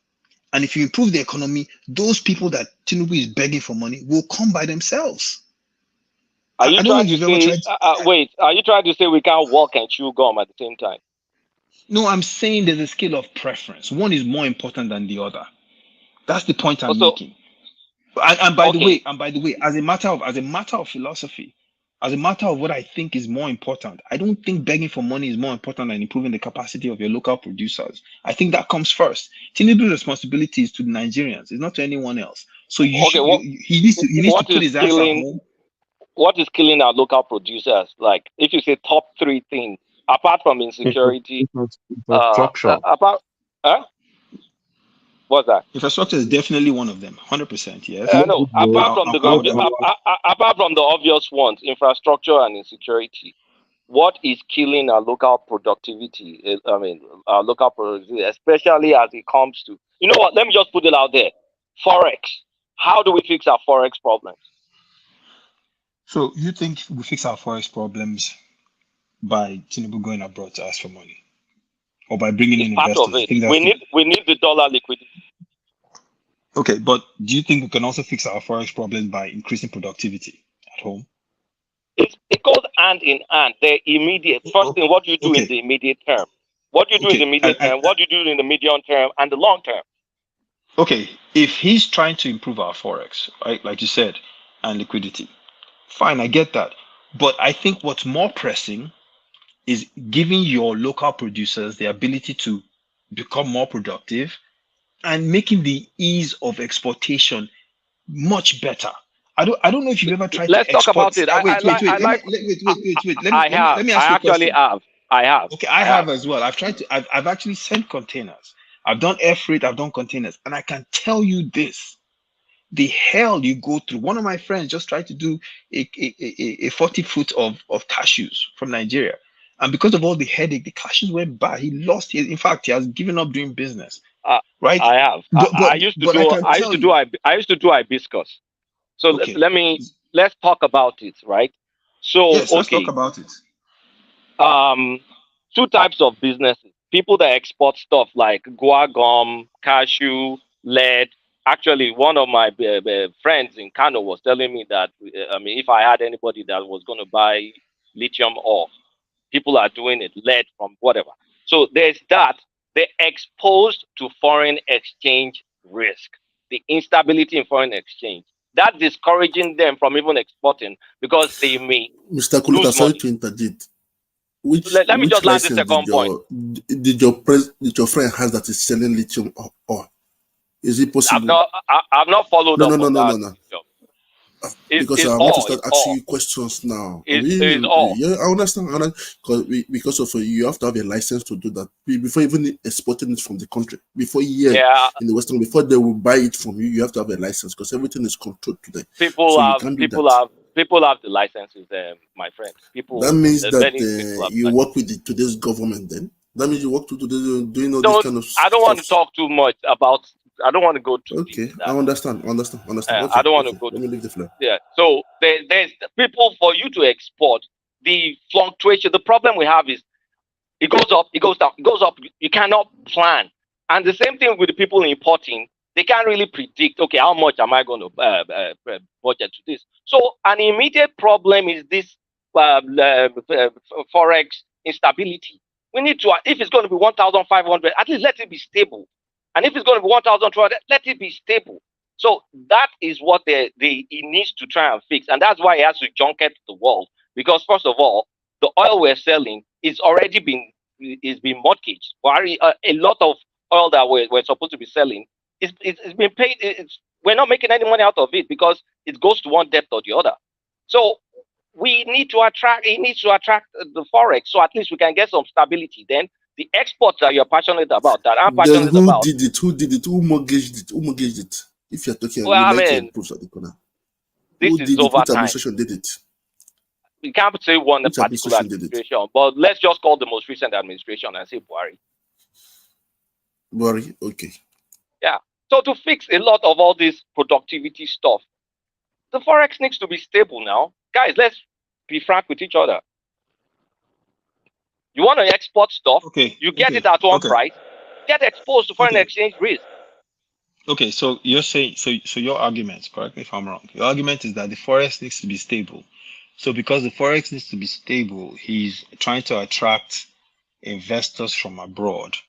So they would bring their dollars. They'll bring their companies into Nigeria to invest, and therefore by bringing their companies in, it will help increase the foreign exchange that comes into the country and improve. Which means not a just significant companies. amount.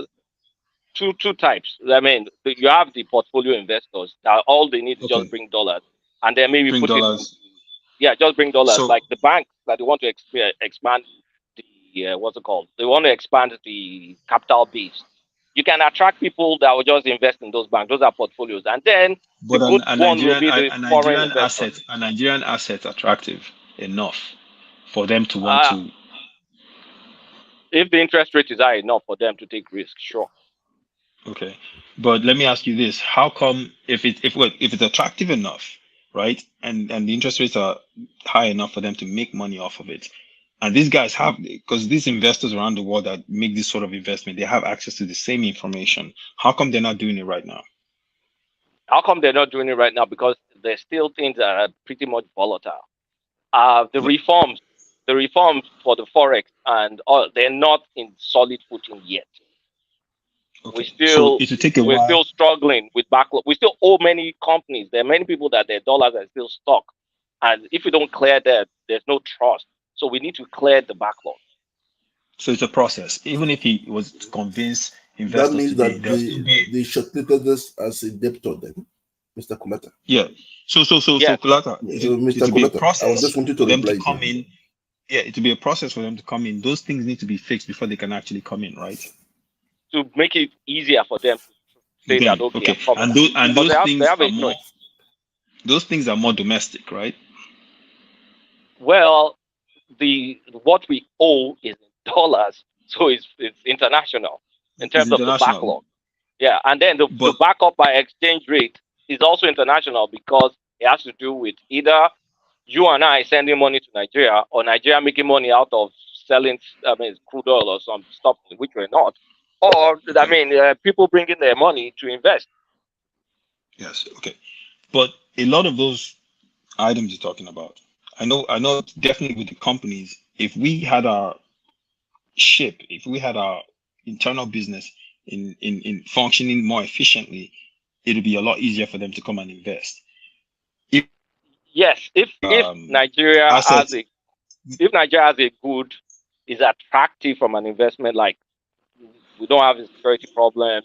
If we can leverage our natural advantages, yes, it will be more attractive to invest. Yeah, and that's the point I'm making. In that, I'll give you an example. If I have a startup, right, and let's say my first 3, 4 years, 5 years, I'm making some sales. It's here and there. I look at my numbers. I'm like, and some people are like, maybe you should go and seek out an investor. And I'm like, you should go on Shark Tank. And I'm like, no, I'm not going on Shark Tank. My numbers are not where I need them to be. There's a number of things I need to fix. There's supply issues I need to get done.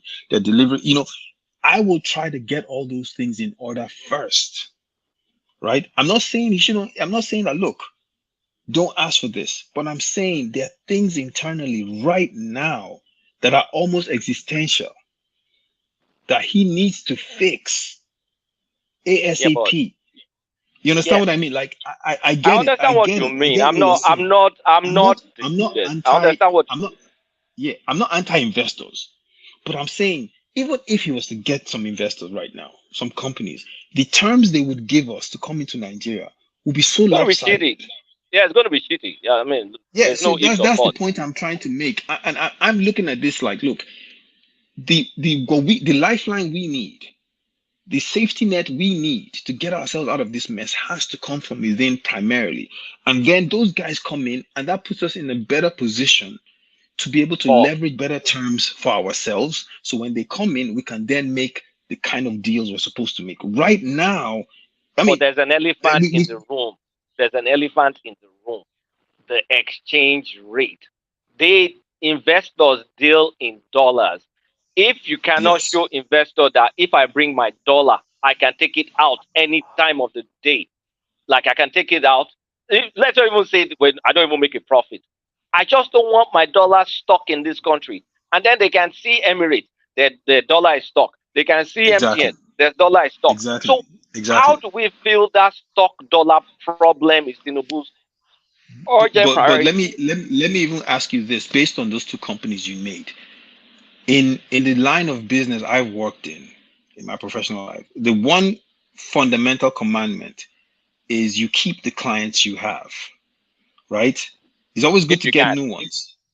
Yeah, but you make sure you try to keep those ones. It's always better to get new ones. Don't get me wrong. New business is always good, but you try to keep the clients you have. Why? Because a lot of times, if clients are leaving, and in this case, companies leaving the country, one, it sends a negative message into the market, and then two, it becomes more challenging to get the new ones if they see clients leaving. So the point I'm making is, even from a domestic standpoint,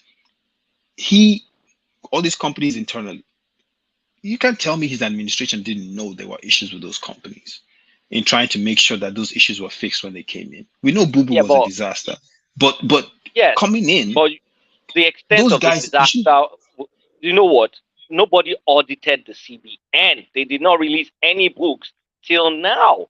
So there was no way from outside that you will know the extent of the rot. And when you think about companies leaving, it's the same reason they're leaving. Forex instability. There's no way that we don't have to address this Forex thing. That's why it still has to be junket.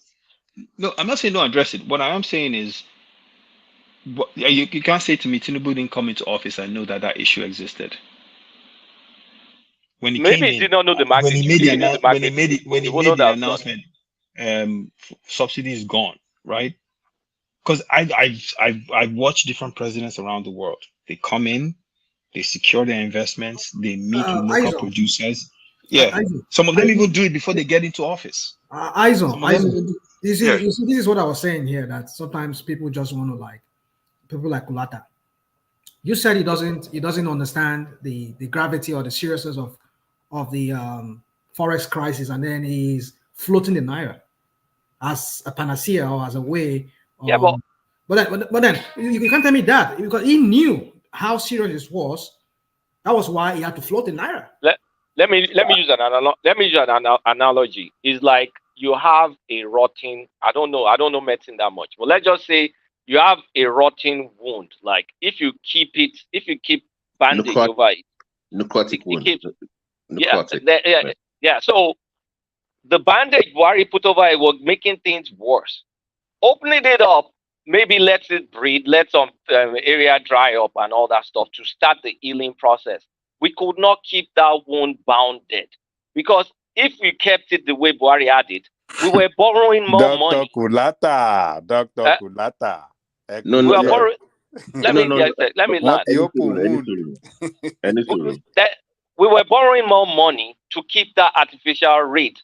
For Christ's sakes, all the money that's supposed to be in our foreign reserves was borrowed, and that's the trajectory. You have to stop the bleeding. I only came up to ask the guys discussing, including you, just one question.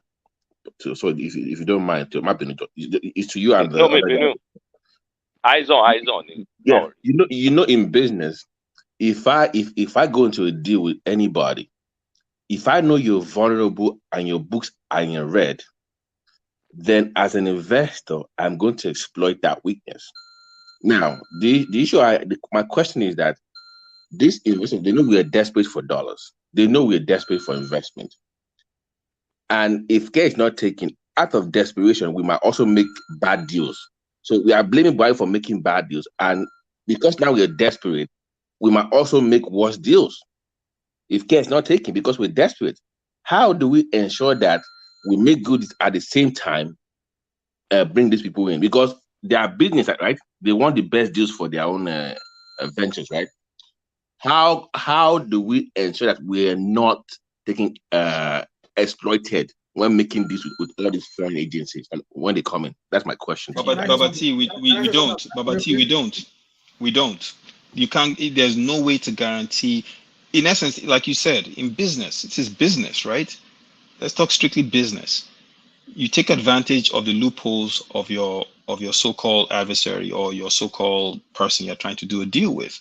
If you see an opportunity to leverage to get the best deal for yourself and your company or your country, you take it. Nigeria is vulnerable. So when you go to these foreign people and you ask them, they'll say, okay, yeah, listen, I'd love to come to Nigeria. Here are my terms. Yeah, but I'm saying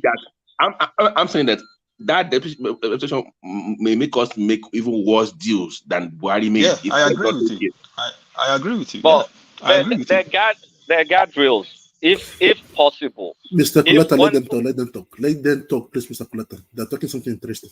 Thank you. It's okay, my brother. He can add. It's okay. There are guardrails because Babati, you said, how can we make sure we don't Kulata, have don't say I've never given you a chance. Okay, I just let you talk. My worry. You go fight, no problem.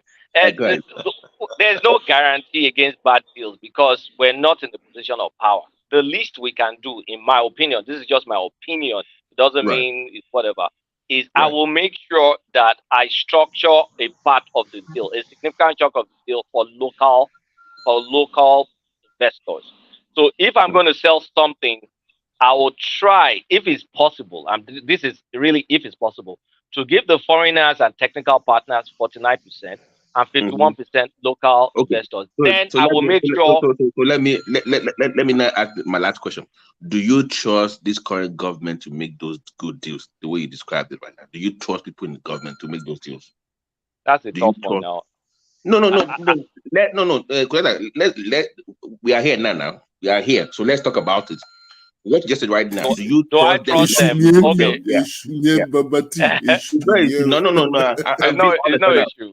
It's no issue. Do you have confidence in? Look at that so-called Minister of Investor or that pancake lady. You know, I don't like pancake women. I've always said it. Is it that friend? Don't abuse that.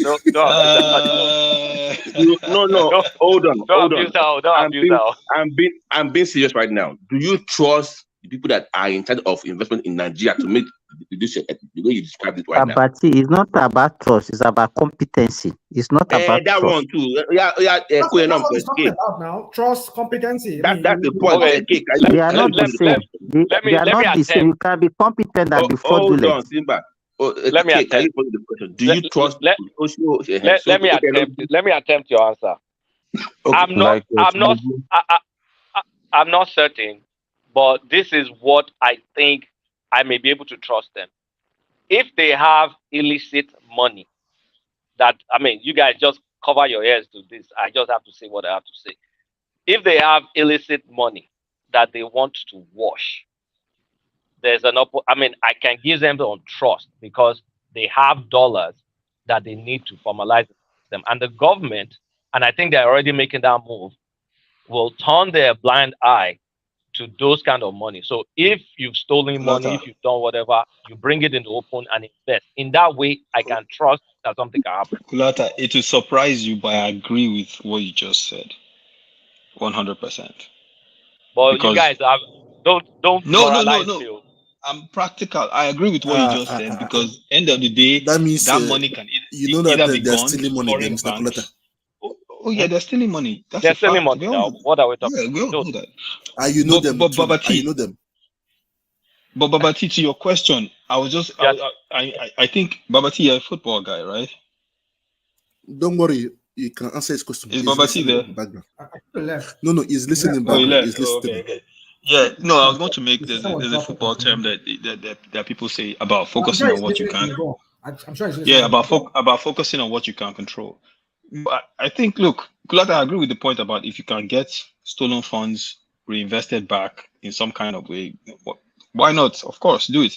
But the point, the reason why I'm criticizing Tinubu even the most on this whole domestic stuff is because that you can control. You know, with the investors, these Oyibo people, you never know what they're going to do. And I've worked with them long enough to know that they're sharks when they see this sort of situation. But with your local people, your local people maximizing what it is that they can do, that you can control. Making sure that there's no bottleneck when you want to export. If you want to export, it should be as easy as ABC. I used to live in Florida. There were like 3 ports. There was Cape Canaveral, there was Port of Miami. You could export easily, no issues, right? You wanted to send something out, boom, bam, bam, bam, paperwork done online, whatever done is gone. You don't even need to go to the port, right? So, yeah. Okay, walk me through an export deal, because this is one of the reasons I stopped that business By the way, Kate, thank you for responding to the question, and I don't. But so basically, you don't trust these guys to make the best deals for the country. Black people don't make good deals. So okay, we are fucked pretty much. That's what you're saying. We are fucked. Babati, sorry, just say Babati, we are fucked. That's Babati, your question is defective. It's not about trust. When you are making the deal, it's about your capability and what you have to offer. I'm not Simba. Listen to the question.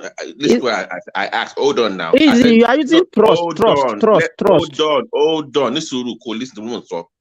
Not them being confident. I was asking Kid that trust you want to be confident enough to fix the deals. That is for him to respond, not them. I trust the agreed. That's the only thing I can say. I trust the agreed. Okay, Simba, go ahead. Good luck to you. Good luck to you, Nigerians. Masalo. Don't run away. So you are no longer in Nigeria, eh? You good luck to you, Nigeria. You are not longer in Nigeria. You are not a US citizen. Don't run away, Papa. So people cannot say good luck to Nigerians again. No, only you Nigerians. That's what he said now. You heard him now. But it's not in Nigeria. It's not in Nigeria. Even though it's in Nigeria, it's not in Nigeria. Tell it to Nigerians over there. How can you say if somebody talk now? You say somebody doesn't understand English. Do you really understand English? I understand what he said. I understand what he said. I'm not. He didn't say you Nigerians in Nigeria. I said you Nigerians. So what which other meaning do you want to give it? We know we have okay. We have our own issue because the anger is coming from a place I know where it's coming from. Saudi. I don't know why now. Okay, let me. Can I ask you a question? Or can I ask you guys a question? Okay, we're saying Tinubu should address local productivity and co. Can you guys, and you realize that our inflation has hit 28%, and the food inflation by itself is 32%. Do you guys realize how badly that inflation is affecting local productivity? And then, do you know the extent that this forex instability is also driving the inflation? So you can see that you can't just isolate. I want to just go stubbornly fix whatever. They're all interconnected. So how can he do this local productivity without getting reliable exchange rate? Like I said, it impacts our inflation. Please, by the way, can I say something? Let me say something. Guys, let's also hear from Thank you. Okay, thank you. Merci beaucoup. Colata, one thing is that a domestic investor, there's one thing that they can do, because I learned something here from France. Even when there were a problem, the government can soften their tax, beat it a bit for them, and again, give investment money on local aids, understand, not using the money for luxury, just investing in local investors there, domestic investors there, helping those little business there, that the one that can save Nigeria. That's because of the government is looking the other way around, thinking that some big names can save Nigeria. Is a lie, they are for their own benefits. But those local ones can do the job. That's where the government must focus to now, and make banks easily just to assist banks and paying of It's showing every debt they borrow to businesses there. Like now, I know here in France, if you borrowed like 100K, government will stand guarantee of 70 to 80% of it. So if you cannot pay 80, you can pay the 20. Understand? That means it's not lost. Understand? So they are trying to boost the economy. Then from there, the countries will start waking up. That is it. That's for now. Mr. Trump, sorry for interjecting you. You know, the one of the biggest problem that we have is the way people extrapolate what happened in Western world to what can be practicable in Nigeria. Look at what you are talking about now. You are talking about government paying 80% of the loan collected by people, and you are talking about tax. Let me finish. Okay. Do you know how much tax do you think we pay in Nigeria? Are you aware of our tax system? 5%. No, just hold on. No, let me tell you, SMEs in Nigeria don't pay tax. I hope you know that. Okay. How do you know? Also, how do you know they don't pay tax? How do you know, sir? I have an SME now, so that's what I'm saying. You don't pay tax. You know why? You know where you pay your VAT? You don't pay. No, forget about VAT. How can everybody pay VAT now? Why can you be looking? We are talking about business. You are talking about VAT. Simba, can you explain the anchor borrower's success or failure to Mr. Triumph? And that's what I'm trying to let them know. You understand? Most people that takes I borrowed money from Bank of Industry. Okay. Nobody, you understand what I'm saying? And I paid is 9%. And it's a compound 2%. 2%. No, just hold on. The anchor borrower that the federal government even gave to farmers, it was of no. I think the interest is supposed to pay about 5%. But how many of them even paid the money back? How many farmers? Simba, those farmers couldn't even go to the farm now. They couldn't even go to the farm now because there was insecurity. A lot of them you know the problem. Let me tell you. You know the problem. We always like to give excuse. Excuse me. Do you know when this thing started? When they gave it, I belong to Farmers Association, and I know how people assess these loans. Most of people that call themselves are criminals. You have started all this thing again. You started all this thing again. They are not genuine farmers. They are not genuine farmers. I'm talking based on my own experience. So let me talk. Don't just come with all these your excuses again. I belong, and they gave the money out to farmers cooperatives. They don't give it to individuals. And I know people that collected the money, and they are real farmers. Then how many of them even came back and paid the money? They don't pay.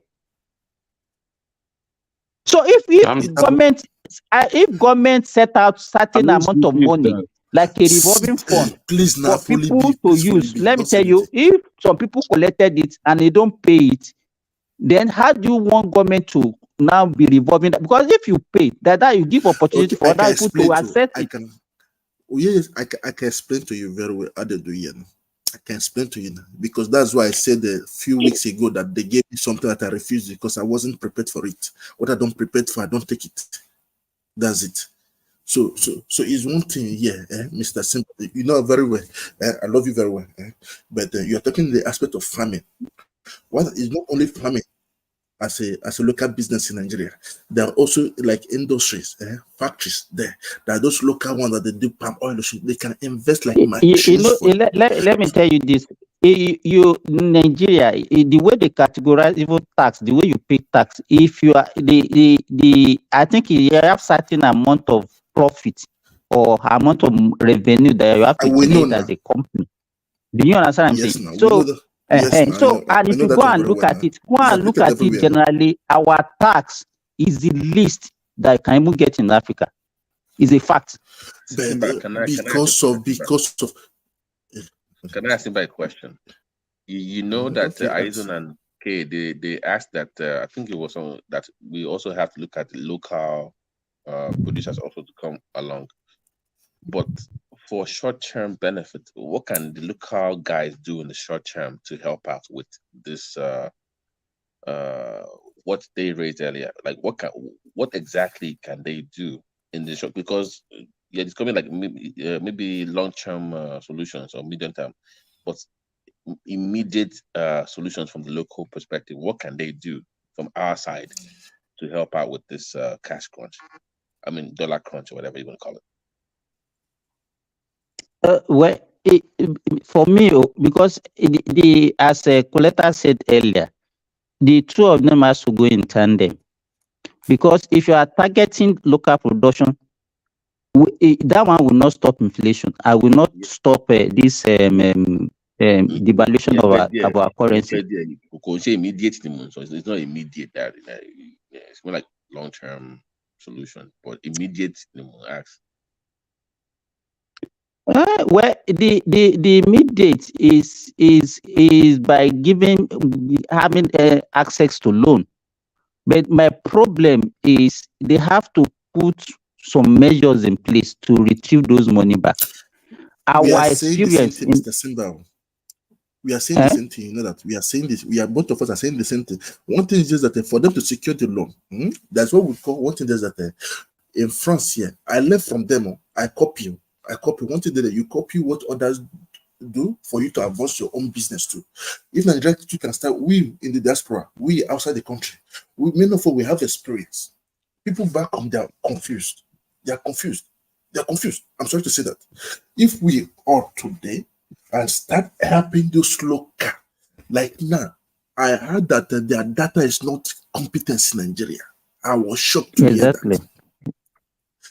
If they can, first of all, make their data right. You cannot steal money out of the country now. You cannot borrow money without paying now. They will get you now. Yeah, Mr. Rationama, you know that here in Western, le son papier, they don't give them money now. Lie, because they don't say the money don't lost. But Triumph, you're making one big assumption. You're thinking Nigeria can solve its food sufficiency by itself. We cannot. Our productivity is not my enough brother, Mr. Coletta. No. There's something we say work together. Because of, let me tell you something. Do you know that? Do you know that I've seen companies that are going to bankrupt? Oh, no shishi. They were minus 5 million. No, small country, but the government is still assisting them. So what they did, they brought expert consultants to help them. Within 2 years, they started they paid everything off, and they were making more than what they expect. They even start helping other companies. Mr. Trump, yes, did you really get what? See, all this theorizing this thing is very easy. Even America, they still need someone outside to come and invest in the country. Canada. Yes, now we need them now. Back home now. And to think that people at home are ignorant. Honestly, I think we here that think people at home are ignorant are more ignorant than people at home. They are not really ignorant. People that are doing things back home, they are doing things. You understand? If I do not have friends that are investing, if I do not see people that are investing, I think they are ignorant. And I can tell you that even most of my friends that were struggling together, doing businesses together, they move like 50 years ahead of myself. They are not ignorant. So the thing is, when we are talking that government should do this, government should do that, where is access to that money? You need someone to invest in government itself. You can create money with that money, Mr. Ola. You can create money with that money. That's where Nigeria is supposed to be working with. Mr. Trump, I know I'm not competent I'm not that competent when it comes to finance, but I'm not illiterate when it comes to finance. Let's just put it at that. You can create money without money. All those friends, this thing you can't compare. By leveraging things in Nigeria now, you can start leveraging. They leverage. I think you have to understand what he's trying to say. No, we agree that government should regulate the environment for business, so the ease of doing business, right, is as smooth as possible. You don't want a situation, even if, like you said, Canada, US, they bring people in. I just gave you an example. Wait, let me finish. An example of anchor borrowing. Anchor borrowing is just one example. But anchor borrowing is one example. Wait. Let me give you an example. So we talk about exportation, right? I'll give you a perfect example that I've been involved. We talk about exportation out of Nigeria, right? But do you know the hell you have to go through to export out of that country? As a matter of fact, by the time you go through some of the hell you have to deal with, you end up selling your goods. Together. Thank you. By the time you sell your goods abroad, the loss you will incur, by the time you pay the duties and you bribe all the people you need to bribe at Nigerian Ports Authority, and you have to get a forwarder, an agent, to get through all these processes. In fact, if you don't have a good margin, you can't even try it. I was telling them here. I used to wait. I was the point I'm making is this. Listen, he's making a point now. What is the argument here? He's making a point. The point I'm making is that we all want the country to get better, right? Yeah. I've experienced this personally. Even air freight.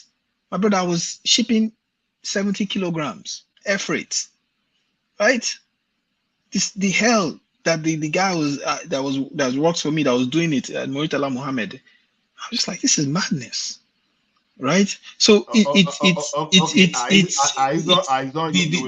point I'm trying to make is that he's making point because he's saying what you want to hear.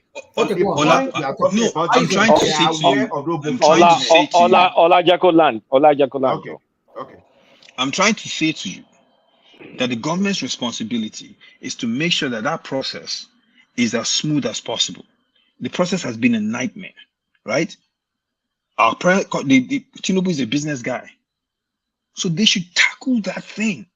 Because if you have a business in Nigeria, anyone in Nigeria, small, medium, or large business, should be able to say, you know what, I have a customer in Switzerland, in Czech Republic, in America, and now this person wants to order X, Y, and Z. I should be able to do that in a heartbeat without it being hell, because that's how you improve your export capacity. But as long as it's the kind of hell that I experienced, as long as it's that difficult to export out of your country, you cannot complain that you're not exporting things and that your balance of trade is in flux. That is the point I'm making. Okay. Okay, Ola. Can I respond now? Go on. Okay. Go on. You see, one thing is this: we keep looking for perfect situation, right? And we are not going to have a perfect situation. I'm not saying government should not improve, but you know that it's not, everything will not be sunny. It's not going to be sunny. Like we are talking of exportation now, it is true that people go through air. Because, for example, if I want to buy Nigerian yam here now, very difficult for me to find Nigerian yam, because I can store Nigerian yam in my house for 6 months and it'll be okay. But the one from Ghana, 3 weeks, it starts getting rotten. I understand what you say. But despite that, I know people that ship from Nigeria up to this place. It is true they go through hell. It is true. But you can only sell, you can only put margin on what you bought. You can't buy for 5 naira and say because the cost of shipping to this place is too hefty and you don't make your profit. I got that, and people still make their money. So even whether the officials in Nigeria are corrupt or not corrupt, whether they create bottleneck or not, people are still doing it. Yes, should the government improve? Of course, absolutely. But can they just do that one like, okay, they wake up on Friday and Monday, everything is solved? No.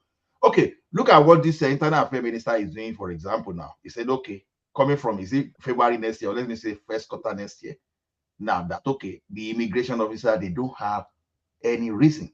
They don't have any reason to have contact with person, except that person is a person of interest. That's improvement. I've seen in the past. Ola, we're talking about business. So we're talking about business now. Wait, Mr. Trump. Don't just say let us go wide in this argument. Back home in Nigeria, then schools were not collecting money through website or through card, through all those banks. The like of InterSwitch, the like of eTransact, and all those people in the financial tech in Nigeria, they started marketing those products to all those organizations. They started even helping the institution to build websites where they will collect revenue. You understand? As we speak today now, I doubt if there's any school that will be ready to collect cash by hand from you. Even if they will see if they see a seat, they'll be very, very few. So that's the process will be there. So this thing you are saying, why we keep saying government should make it possible, it's not an excuse generally, because I know in that space of Nigeria, we like to give excuse, and it's so simple. Everybody is not an entrepreneur. Simba is in that Nigeria is doing business. So other people too are doing business. But as we speak today, even our local market that we need to import to substitute for, have we been able to fulfill? We are talking of export. Okay, good. What are you even doing to even supply the own market first of all? So if you can suppose own market and you are saying, oh, you are unable to export, so I don't see that an excuse. Produce it first and let the price of rice in Nigeria crash from 50,000 to 30,000, and let's see. Those are the kind of things I'm saying. If we kind of then we don't have for example, that rice. We don't have enough productivity to force the crashing of the price of rice, and we can't. We can't increase our productivity enough to lower our inflation. You understand what I'm saying? Our productivity is not going to outpace our inflation based on where we are. That's why all that consumption production Peter Obi was saying is dangerous nonsense. Because the government can regulate things in Nigeria, Mr. Kulata. If the government regulates Mr. Triumph, you're coming from an economy that is resting on the piggybacks of African countries. France has gold reserves. They have all sorts of things they can rely on. We don't have anything of such.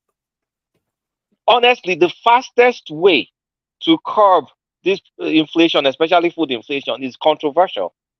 We have to open our borders and flood in cheap food from Benin Republic, from Cameroon, that is backed by French currency. Let me tell you, Kulata. Let me tell you, it's not even the ones that you are talking from Benin Republic, and it's not even from Benin Republic. Those are the imported food. Benin Republic people, Cameroonians, Nigerians, they come to Nigeria to come and buy food.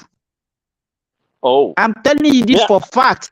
They don't even buy finished food products. They buy, if you want to buy cassava, they will buy that right there on the heap while the thing is still germinating. Okay. If they want to buy maize, they will buy it. Even they will buy it right there on the farm. Even they will be the one to harvest it. You see why we are talking about that exportation now. So what's this point about? Hold on, Ola Johnson. But what you just said now, Kulata, that we should open. What I'm saying. Let me land. You continue. What you just said now, open our border, and we're talking about the forex that we need. When you open your border, I'm going to explain it. But okay, continue. Let me explain the folly. Let me explain. I've said it before.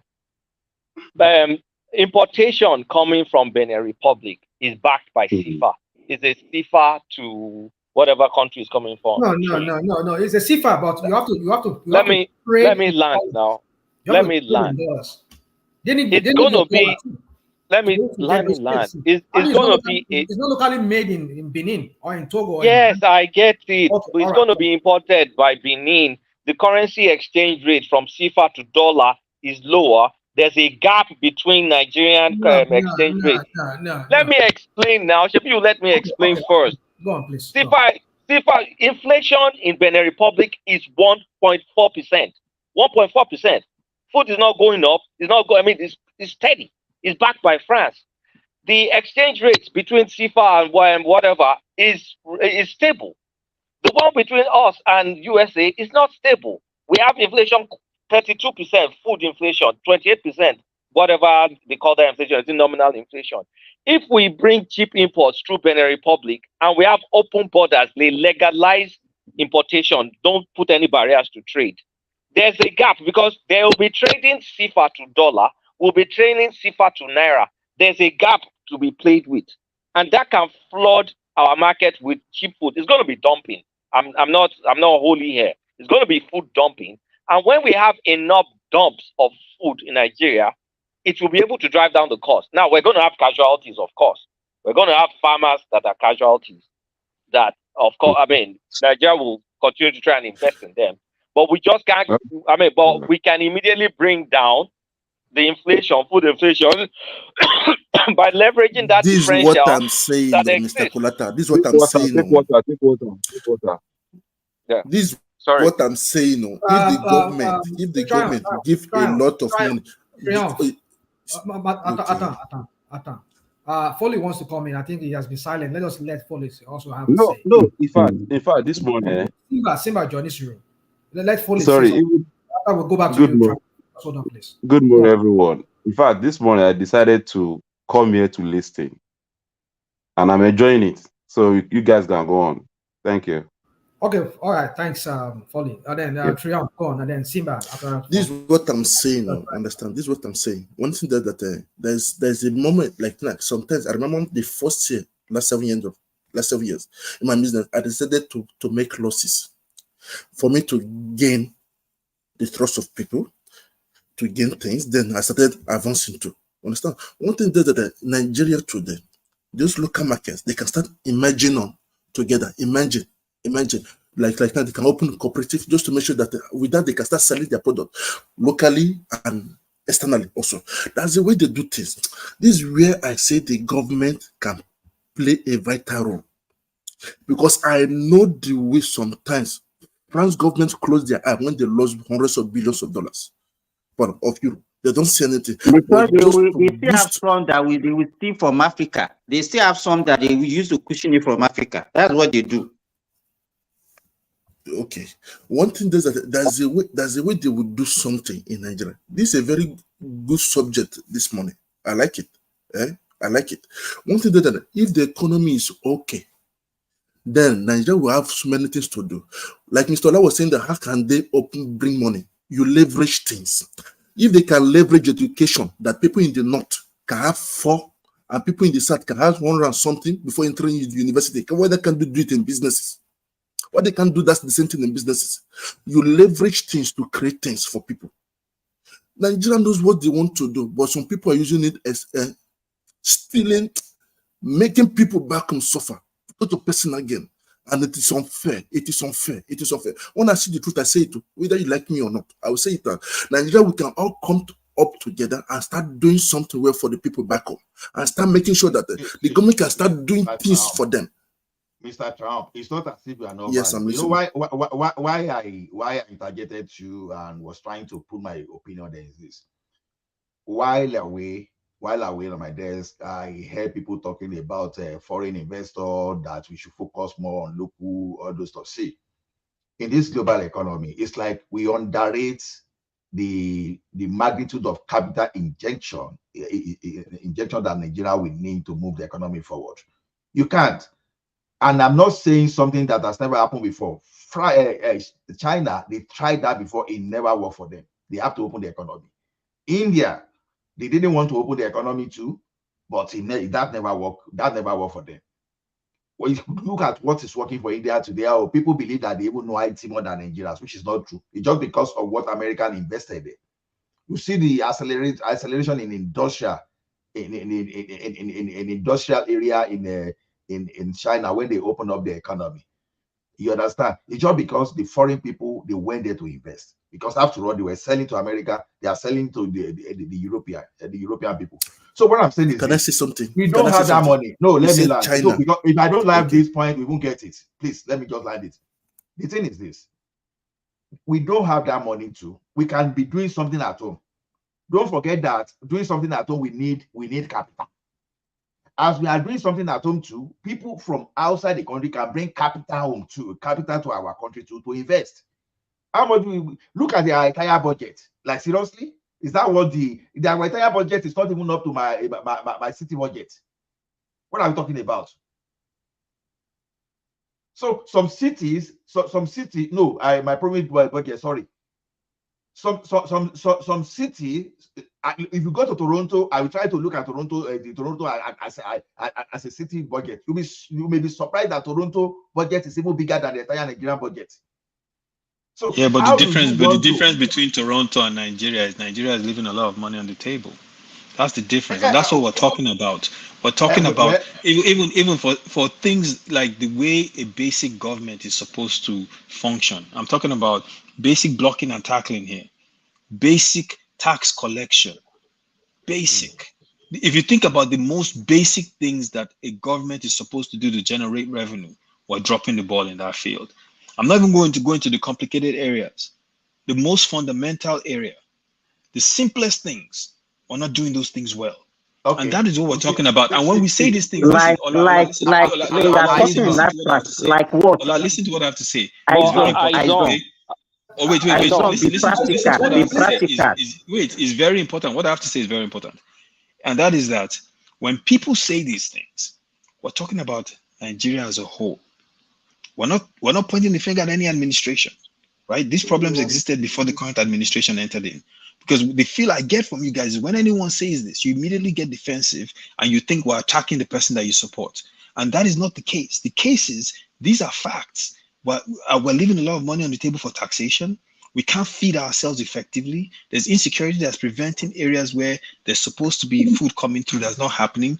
Our local government areas and community farming is a big issue. Give us an idea how it can be done. Give us an idea how I'll give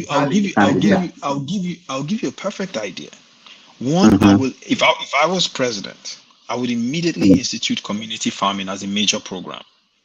I will identify a way to work with the Ministry of Agriculture and all the different ministries in each state to create programs where each state or each local government has a community farming center where they're producing food locally. And then on top of that, what do you mean by community farming? I don't understand. What do you mean by community farming?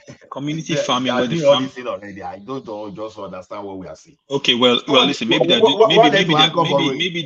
are doing it in Ekiti State, but the places I've been to, they are not doing it. So, but let me explain to him what I mean. Wait. Let me explain to him what I mean by community farming. Let me answer that question. I'm talking about food being grown locally within each local government area. That's what I'm talking about. Where is it grown before? There are some foods that are grown in a certain These are naysayers. I mean, but wait. Yeah. Can I ask a fundamental? No, let me Can I ask a fundamental question? You're acting like we live in alternate realities. There are foods that do you know how many? Wait, quick question. Community farming, very, very, very quick. Community farming sounds nice, but how will land ownership be structured on the community basis? Let me even break it down to even further. Okay, so there are people in Nigeria, right? On top of that, there are people in Nigeria right now that are doing waterless farming, right? They're doing soilless farming where they're growing tomatoes, peppers, bell peppers, and atarodo. They're doing it. Okay, that is I've watched several videos of the guy. As a matter of fact, he's a Yoruba guy. Several videos of the guy. The one that they're using sack. Okay. Cultivate. So it exists, but I can tell you this: in a lot of local governments I've been to, and I go to Nigeria every year, it doesn't exist in those local governments. Okay, the government needs to look at programs like that to ensure that food locally is within the reach of people that live within a local government. Because there are so many people. It's the land distribution, not a barrier. Land is not an issue. No, wait, now. No, I thought you were saying community farming. Yeah, community farming. I was using soilless farming as an example to circumvent the land issue. Because soilless farming is vertical farming, so that's not practical for. It's not practical for our populace that is not that educated. So I'm saying they can do an awareness now. No. It's feasible. They do it in greenhouses. They're doing it in Nigeria right now. They don't do it in Elisha, so I don't know about that. That's what I'm saying to you. That's what I'm saying to you. You guys, listen to what I'm saying. Listen to what I'm saying. That's what I'm saying to you. That there are local governments where it's not happening, but there are people doing it, and that kind of thing needs to be replicated across the country. On top of that, the issue of land that you're mentioning. If the federal government wants to do this, if they really want to do this, and they want to make community farming a thing in Nigeria, each local government will work with local government communities, and they will provide the land. Aizen, to make sure I that want to ask you a question. the fundamental foods that we Aizen, eat, Aizen, starches, Aizen. starches, protein, fruits and vegetables are produced locally at different communities. Do you know how many people have listened to Nigeria tell me, oh, the North to tell us, oh, if you mess up, we're going to cut off the supply of tomatoes down to the South. Why can't we grow tomatoes in the South? This soil Okay. farming I'm talking about, they grow tomatoes and they grow tomatoes let me ask you this question. Do you So the think point, that the problem that we have in food production in Nigeria is due to maybe lack of people participation in agriculture? I think there's a, I think It's not. Let me tell you this. Let me tell you this. I can just tell you 3 basic things that can make Nigerian agriculture to we produce more than enough food for our citizens. 1, we need improved seedlings and seeds. I'm not talking about crops alone. I'm even talking about animal. Let me give, for example, 2019. I have to go and get a type of hybrid maize that I wanted to plant on my farm. I bought a 15 kg then seed for 38,000 as far back as 2019. GMO? Is it a GMO? No, it's normal seed, but it's an hybrid. Let me finish. Let me finish. So, and when I read the instruction on how it can be planted, at the end of the day, for me to, because that seed I supposed for an hectare of land, I supposed to get like 12 tons. If I planted it the way they're supposed to be planted and I apply whatever or everything that I was supposed to apply.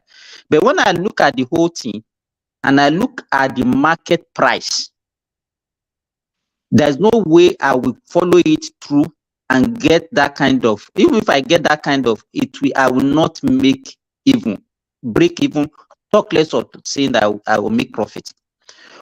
One of the another major problem in Nigeria is that if you look at the season, during the season, you see a lot of maize, people just be getting wasted, tomato, mango, fruit, everything. We don't have storage facilities. And then, exactly.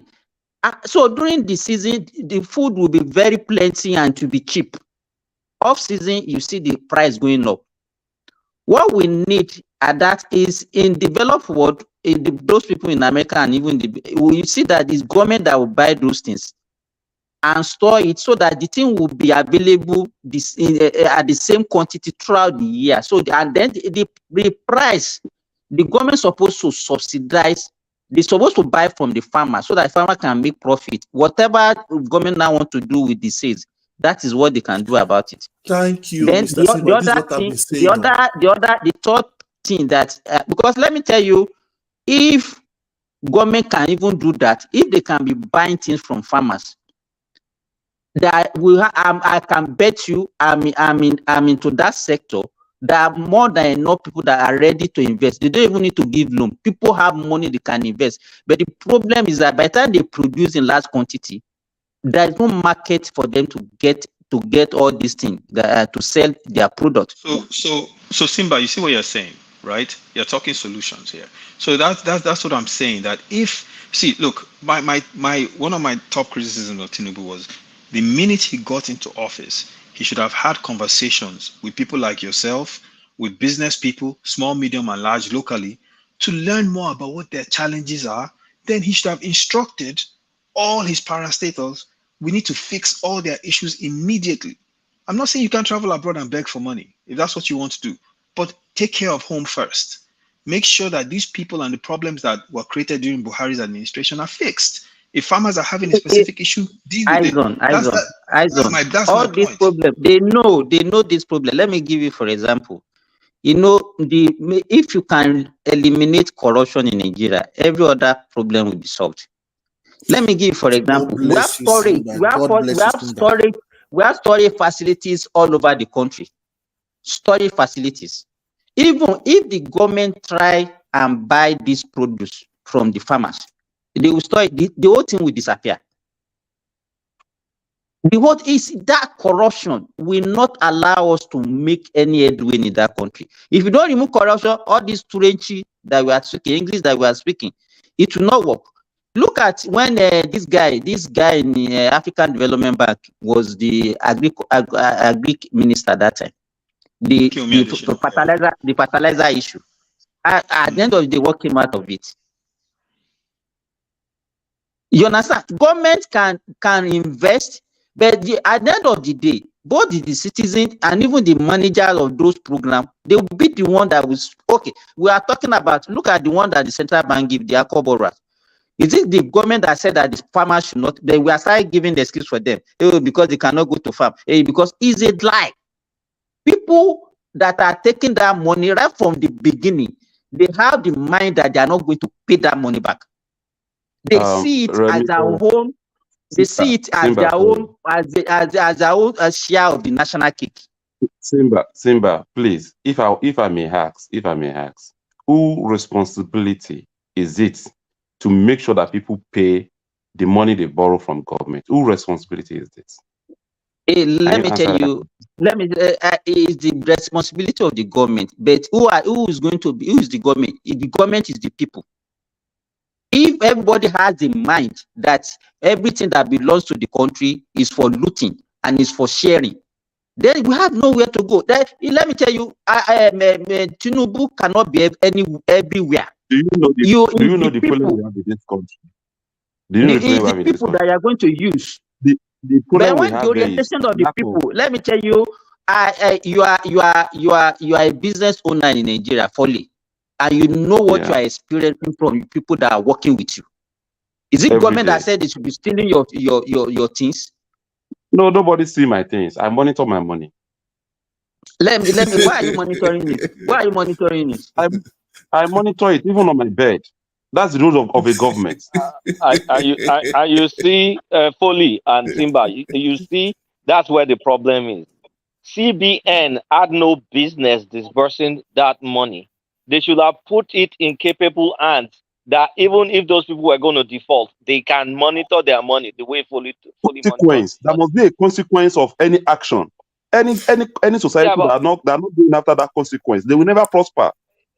First things first, when you put that kind of money for CBN to disburse, is first of all, CBN will eat their own, and then the people too would eat their own with no intention. They will go and look for their own family. They will go and look for their own families that will benefit from it. Okay, we all agree now. The problem, one of the problems in Nigeria today is what? Corruption. That we have moral problems. That is it. That's the leadership. The people are the people. So we the people are the problem. The people are the leaders. The people are the people. Concerning what Ola said earlier, because he was saying that he used the example like China.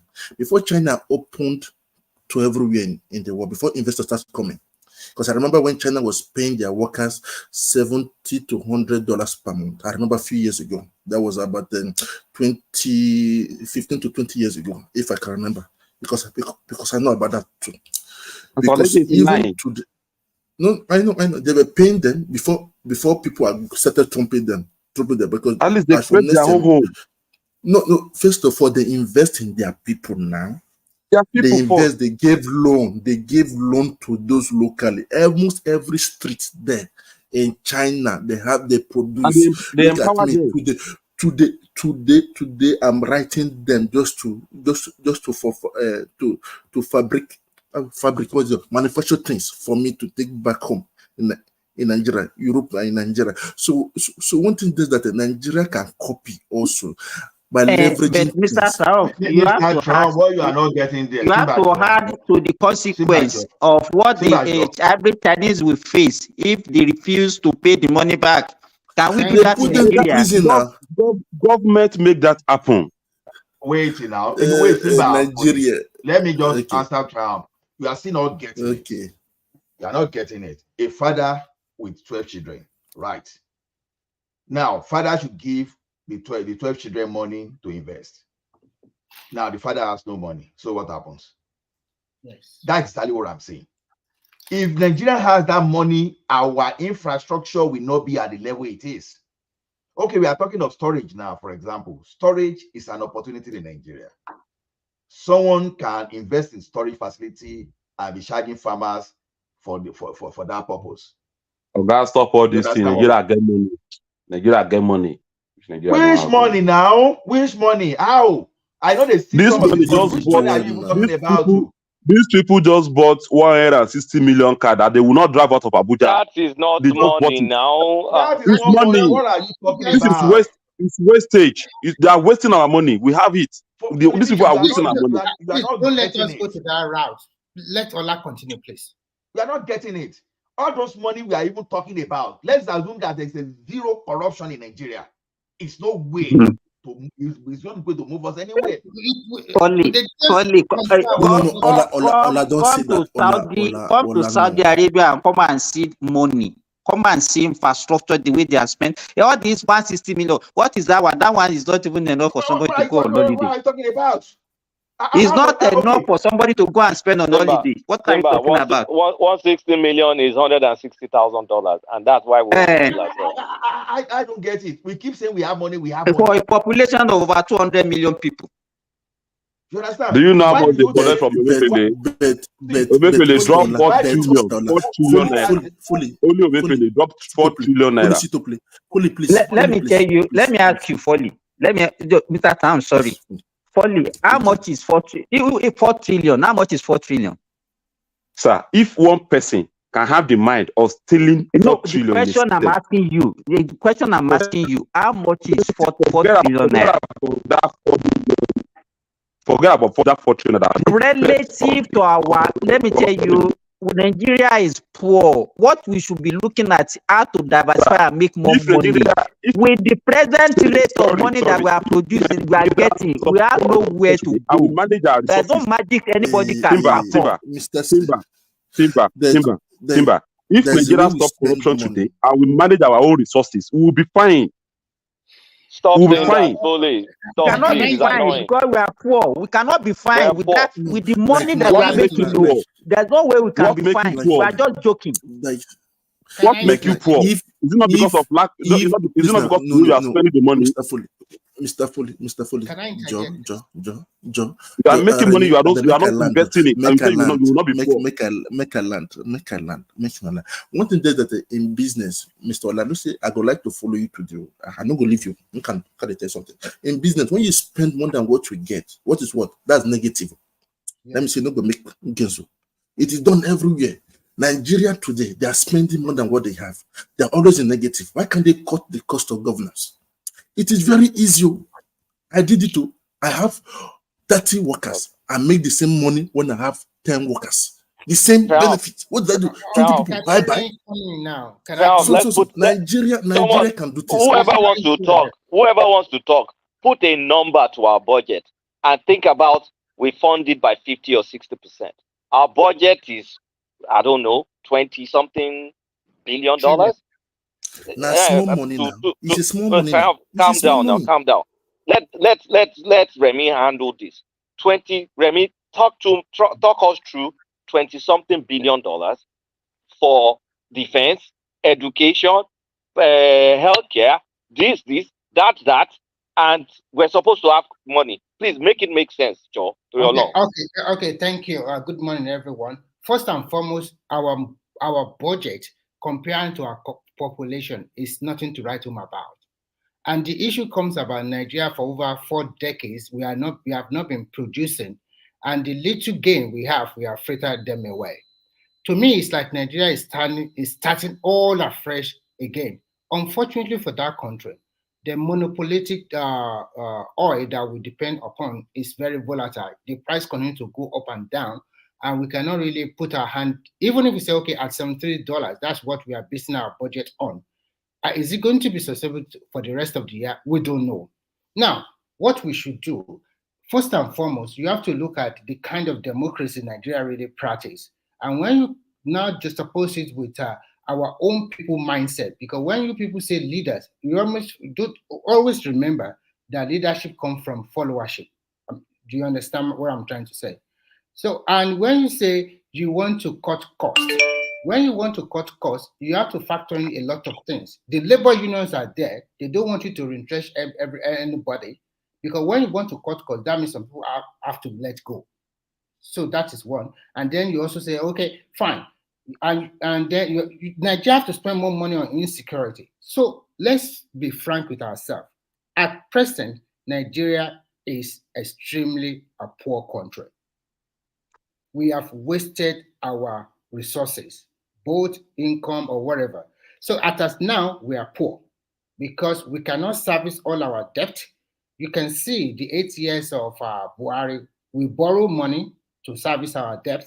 We even borrow money to pay salary. So this is the formative stage of the new government in which they have to find a way, remove subsidy. Some of these states are getting more allocational. So my major concern, what I want Nigerian people to do, or what I want the government to do, but I'm also afraid that maybe Nigerians will not accept it. I will use the Chinese model. It's like a carrot and stick. They force majority of their people to the farmland. They forced them and they restricted millions of them to travel outside of the country. It will be quite unfortunate, but they have to do something like that. They will call it barbaric because you have to also increase your productivity at home. And how do you do that? So for followership that have been extremely, how to say, for most of the youth that believe that they want to blow at once or at an instance. So we have to find a way to curb our population going outside. I don't know. But if we still want to continue to retain the whole democracy of America and the rest, it's not going to work that way. So we have to have a fusion of carrot and stick, make the people stay at home. The government will have to come into this, buy a lot of, the commodity board that Tinubu was talking about. I like it, but I want it to go more ahead about price fixing the price of agricultural products. But that also means that we have to improve our transportation mode. Luckily for us, there's some part of Nigeria that there's a train cargo, maybe from, even if it's locomotive, does not matter. So that one can reduce the price of agricultural product. So in a nutshell, what I'm just trying to say is very simple. First, everybody believe. If you don't believe today, you have to believe. It's a poor country. The budget of 27 trillion, which is just a budget of a small state. Budget of Georgia. Georgia Yes. is a state, $30 billion. Nigeria, what are you talking about? And we are talking about almost about more than 150 million people, in which more than 70% of them are not productive. Everybody wants to make fast money, and those ones that are making not fast money, they want to cheat the system, both the rich and the poor.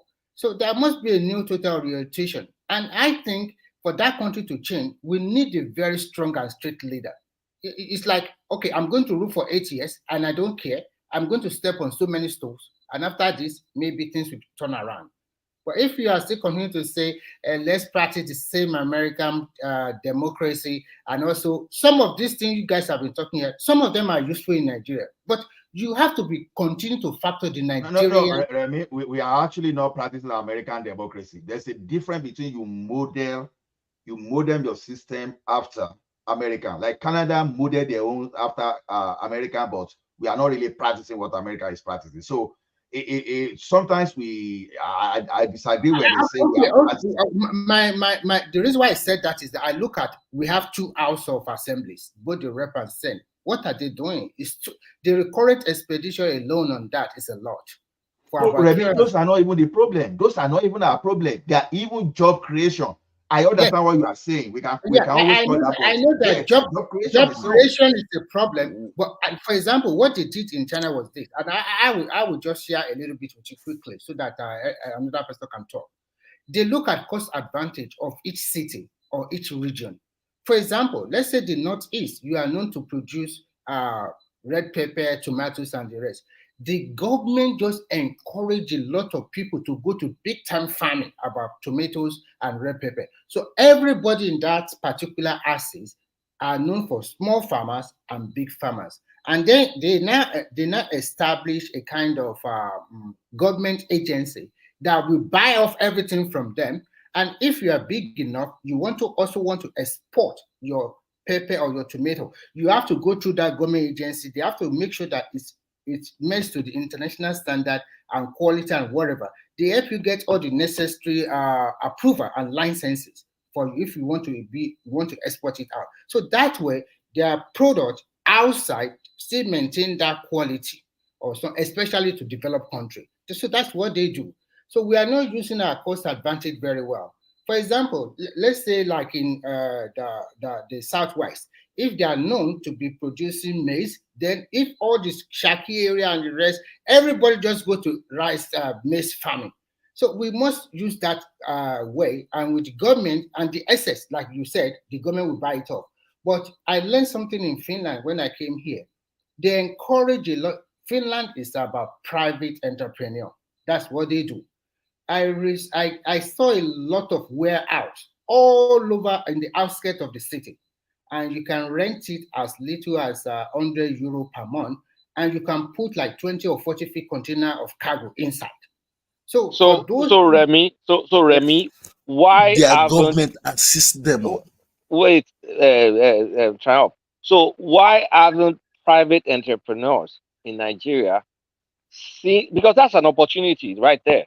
So why haven't our entrepreneurs see that as an opportunity, find a way to provide that service cheap and affordable, and fix a problem and make money while doing it?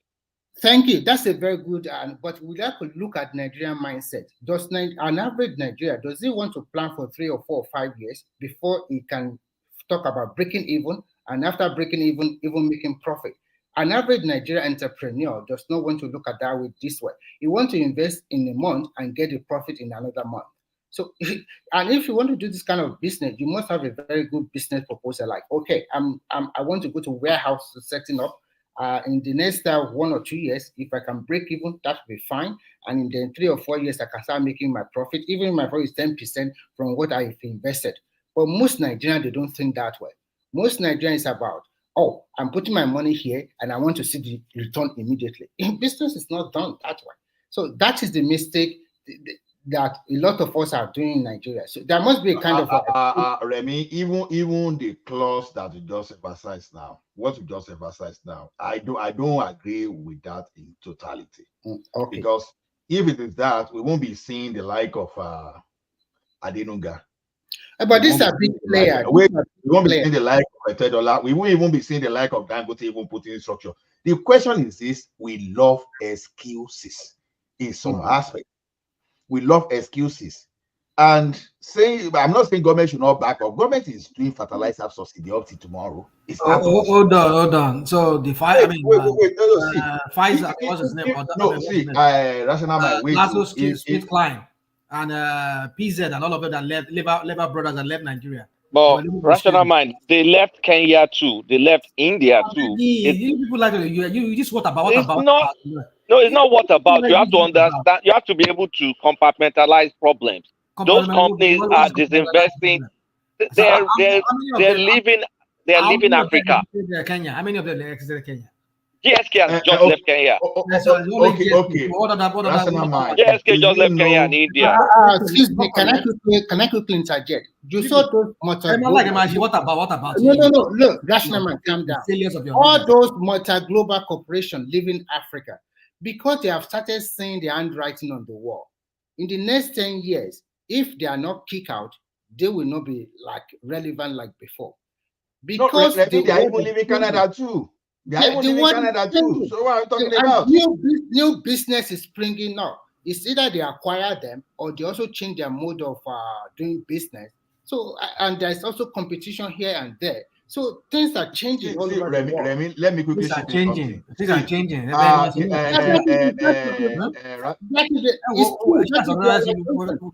we are complaining about Nigeria now, and people are telling you they are leaving other African countries. No, don't tell me they are leaving. I've never seen any other country that are losing investors like Nigeria. Nigerians are losing. Because you don't Nigeria know. can lose more. What I don't know. Calm down. Don't look at it. Mr. Kulata. How many companies are leaving Canada that you're talking about? Let's be objective. Can I say something? What about? Can I say something? One thing is that I'm in the association here in the Western world, registered. not business. Register in the association. We decide how the countries move and other Europeans to go. They come to my home here. But one thing is that I want you people to know, for Nigeria today, if they can lower the cost of governance, cut their so-called salary, I bet it with you, nobody will be there in that politics today. Nobody will be fighting to go there. Because of it, that's an easy place to extract, to loot the country. Everybody today. The place will be purely for people who are ready to govern. No, please. Not because of one money. thing is that okay, Mr. Follow, merci, thank you. One thing is that we know the problem in Nigeria and Nigeria. Are we Nigerians today? We have been talking for years. Let us start doing the work there for them. Start doing the work for them. We know them. They used to come to Europe now. Come. They used to come now with planes and everything. They come and live good lives. Yeah. One thing is that it is we in the diaspora. Not one man can save the country. Lie, it will not work. You have to come to a unity. You have to come together. You cut the cost, and also the government too can start regulating price for them. Like now, if be me that I increase my money for something like that, you see them knocking at my door. They will give me fine. They give me fine. Last 2 years they gave me 121,000 euro fine because of what I did to manipulate the price. I know I have to beg them through a lawyer. So one thing is that we know. I still have hope in the country. Just one thing is that we have to work on our moral. But triumph. Let me ask a fundamental problem. Sorry, I said fundamental problem. Fundamental question. Do you think Nigeria has more of a spending problem or more of a revenue problem? Yes. They have both. Both. That's one thing. Yes. Which one is bigger? They spend money that they spend things irrelevant, and they balloon the prices of things. I have friends that does it too now. Sometimes I say, you think we have a spending problem? Rational mind, which one do you think? Okay. Can I come in? Hold on. I think he asked a question. I think we have both. And the one that is more is the revenue problem. If Nigeria can, block those loopholes and get more revenue in form of taxes from people. I tell you, a lot of these big men, a lot of them, they have small businesses that they're not even paying taxes on.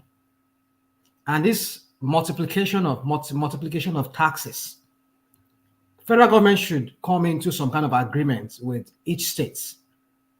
Tell them, look, streamline your taxes. Do not tax people driving downfall, and then we'll be asking them to pay VAT when they are doing transfer or when they're buying gas. They're buying petrol or they're doing this. Streamline it. If you want to take one tax, let it be through one means. Allowing Alaye boys to be collecting money on the road. How do you account for those money? That money that are supposed to be going to the state treasury that are going to individuals. Because they're using them now. And they're using them. Yeah, that's why they have them there, so that they can continue making money for themselves and they can use them when they need them for ready. So I don't think we are serious as a nation. Hold on. That is my grounds.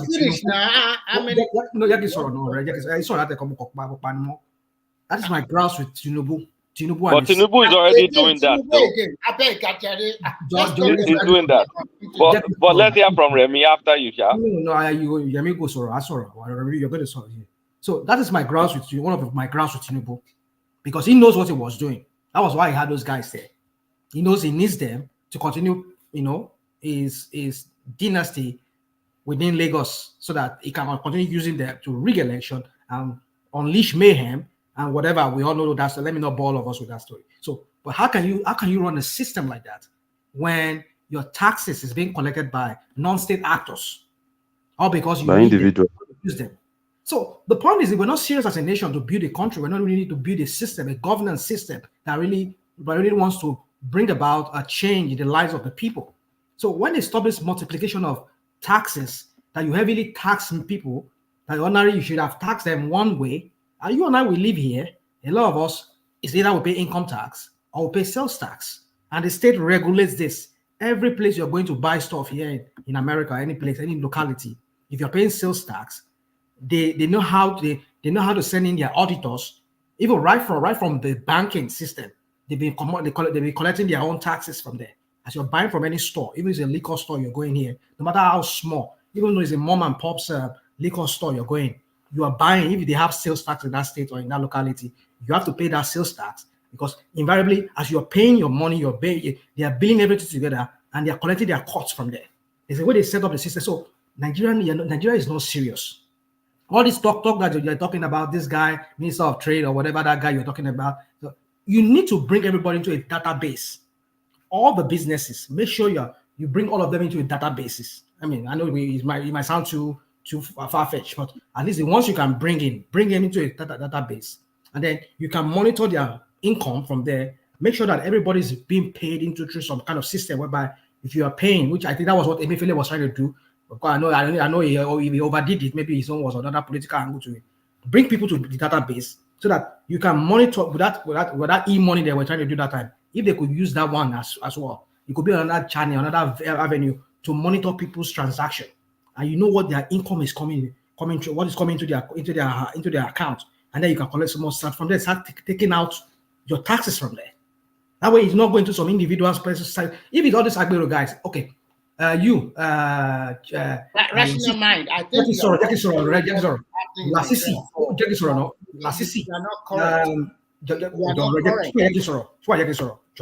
How many minutes? Would you let me talk? Wait now, Mr. Remy. Wait now. You spoke more than 5 minutes. I don't even know what he's talking about. I heard him when he was talking here. Mr. Remy, wait first. Wait. If Afis is Afis a drive down for, okay, at least so.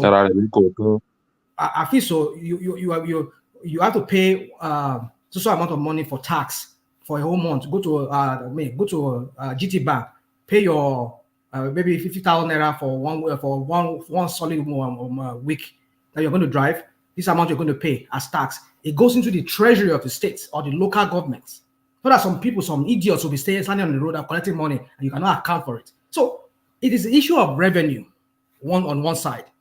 If we can get more money in form of tax, the government, they will still steal it. They will still use it to furnish their lifestyle. We know that's what we're going to do at the end of the day, no matter what they get. So it is both for me. But I think that of revenue is more important, because if they can up that revenue that should be coming to the government, I know definitely they will have enough money to be able to spend. That is, they are really ready to spend the money for the taxpayers that are paying that money. If they don't send it to their own personal pockets. Now go on. Is it Remy? Okay, thank you. First, I think Nigerian police is generating more revenue. First and foremost, most of the states in Nigeria have streamlined their workforce. I'm talking about the civil servant. They have laid a lot of people off and they have streamlined them. Some that have not really streamlined them, that's why they are still having problem with paying salaries or whatever. I know categorically that in Oyo State, more than 30% of the workforce have been laid off over the years since Ajimobi era. That's why it's very easy for the present governor to be paying 13-month salary or paying the wages easily. So for most of the Southwest, I don't know about Osun, because Osun is predominantly 100%. But in general, Nigeria needs to generate more revenue.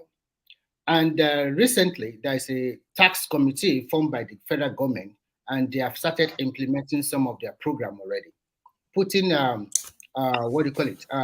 finding a way so that they can harmonize the tax system so that people does not pay double or triple taxes. Mr. Remy, without your database, your tax. Hold on. When you because I know many people, civil workers that are in abroad today, as I'm talking with you, and simply collecting salary back home in Nigeria, sharing it with their patron, with their boss. Let me finish. When you talk about that one, you can say we don't have total 100%, but I think we have over 70% already. And how do we have it? I will tell you. Most Nigeria in the cities, at least we have each population in major cities of Nigeria, they have a bank account. And then maybe last year, they also forced them to have an NIN number, which is a good database to know how many people live in Nigeria. With your BVN alone, they can know that this account belongs to you. And if you are following the government very well, they have said before April this year, if you don't have a BVN number or NIN number, your bank account, you won't be able to access your bank account. That is also a very good way of getting a database of how many people in Nigeria. And then through the schools, through the higher institutions, our primary school, secondary school, you can also get a database. We can improve on that. Just maybe everybody have a social security number, but at least they now have a parameter of what can they do and how many people can they even plan for at a particular moment. The problem we are having in Nigeria is that most of our problems reside in the states. The federal government, they are doing their little bit, but most of our state, which we, the citizen, supposed to handle or hold our government responsible, we are not doing the right thing. And rational mind is mentioning the Agberos or whatever or something like that. I think to me, that is the old system. Even in Lagos State now, things are being streamlined. All this cooperative society, they also have their own union. So, and if they have their own union, they also have a right to know how they spend money. And VAT is a kind of sales tax. So you cannot say they impose VAT on everybody. Even if you don't, I don't know what they call it in Nigeria, but I think one way or the other, you have to pay that kind of tax. Even where you stay, you also pay VAT. Here, the VAT here is so high, it's about 24%. So the Nigeria needs to generate more revenue. When we generate more revenue and close more gap, a closed gap of where people can siphon the money, I think that and we can use technology. And luckily for us, how, we have Mr. Remy, how? Thank you. Yeah, the telecommunication minister was talking about fashioning out a very good model of using the digital system, in which when you want to procure or you want to source for contract from the federal government, everybody go through the same pool, and every Nigerian can have access to this space. If they can go through this, that means even before they award contract to Mr. Rational Mind, everybody know that he is quite qualified. His company is quite qualified to get that contract. Mr. Remy, no. Sorry to interject. No, I'm just giving. Let him land. I'm giving you examples what is in stock, what they are doing. If they can come up with it, it cannot. I'm not saying it's going to be 100% effective, but it's a right step in the right direction. So we start from that angle, and then we continue ahead with that. So for me, we have a problem of generating more revenue, close our gap, and at the same time, the spending habit also, we have to also check it. Because if we have more revenue, we can plan more on infrastructures and other aspects of our developmental goals for a country. So Ajalego, are you there? Yeah, it's there. I know he's there, but I mean, I can see him, but I'm asking if he wants to say something, because we will not have him say anything much today. Ajalego, are you there? Or you just wanting to hear us? I think he's sleeping. Maybe sleeping. Maybe he's yeah. Okay, so, you see the problem with Nigeria is like somebody was saying, was it Ola was saying the other time, was comparing us to Dangote and Otedeland and Adenuga. You see, sometimes when we do this, what about it's so ridiculous sometimes. These people you're talking about, they have some upper leverage, above you and I. They have some leverage that you and I don't have. Can you go to CBN and say they want to give you money to go and build one business? But Dangote had money from CBN. They were giving him. He was round tripping. So that was an illegal move. We know that is not right. But they can land. No, my point is, can I land? CBN has not been doing something like that before. Hold on. Let me land. So when you talk about people having leverage, people having, you see, sometimes some of us just want to say certain things just for the sake of wanting to say it. Nigeria does not have a good environment for business to thrive. That is why a lot of people, they just do a lot of businesses when they start, they just fold. Only those people who are just, I don't just know how some people just make it. make it in that environment with the way. I mean, I have so many friends who are. I mean, some of them that have been here on this They platform. make it because they are businessmen and they are mentally ready. Forget it. Don't forget this. They're businessmen. Okay, they are businessmen. You and I will run out of that country. We come here and come and establish. Who told you I'm not struggling in this environment? I am. Rational mind. Let's not do this. Rational mind. Do you Yeah. believe there's some businesses that are strategic to a country's interest? Yeah, there are. Yeah. So if you have a business, assuming Dangote's refinery is successful, you know that is drastically going to drop our use of dollars to import PMS. Right? Mr. Coletta, leave that one, please.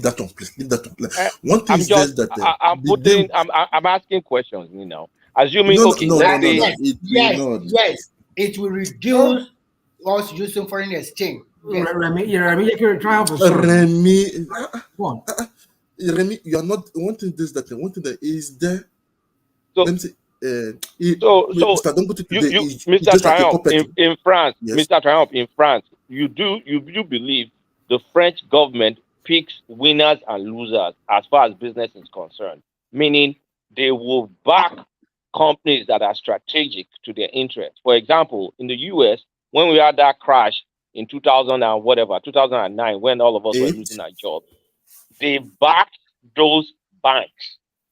They did not let them fail. That's where too big to fail came from. So if Dangote has enough balls to create a strategic interest for the country, you do not blame that country for backing him up. Yes, you can say ethically, the government shouldn't pick winners and losers. Coletta, do you know that today, I'm trying to tell you. I agree with you on that. If there is crisis today, sorry to cut you. If there is crisis today, your money in your bank, Mr. Folijo, Mr. Folijo, let me put something down. Like today now, do you know that they passed a law in 2009, 2010, that the next bank crisis, all your money in your account will be gone. Are you aware of it? No, I'm not. They have the right to collect your money.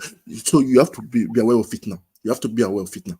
Because they collect your money. Your money is no more your money. Can you say again? What are you saying? Now, with the new law that they passed in all the central banks. New law in where? It is done. Even here, your money is no more your money, Mr. Remy. Don't say it. You mean as of settlement?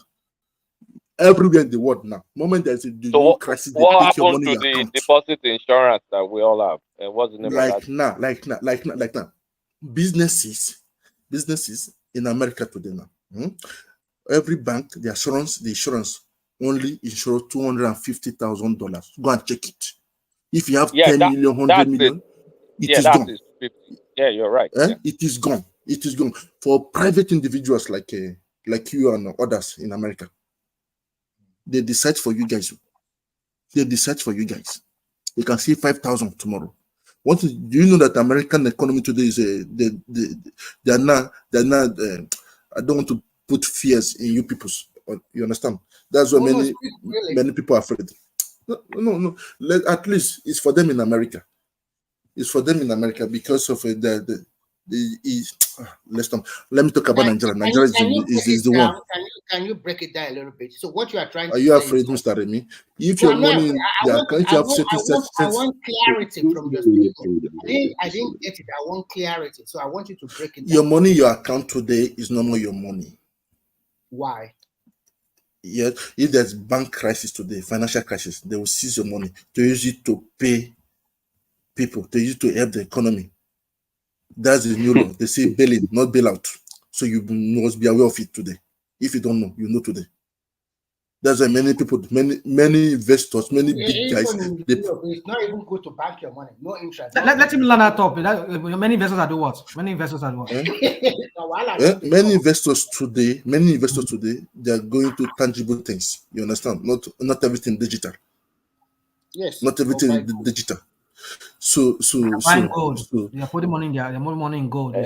Because of inflation. Not only gold and all things. Not everything. I cannot give out information on air like that now. Like now, this is the place. Come on. Like now, Mr. Ola today. I paid for all this to Mr. I paid for this.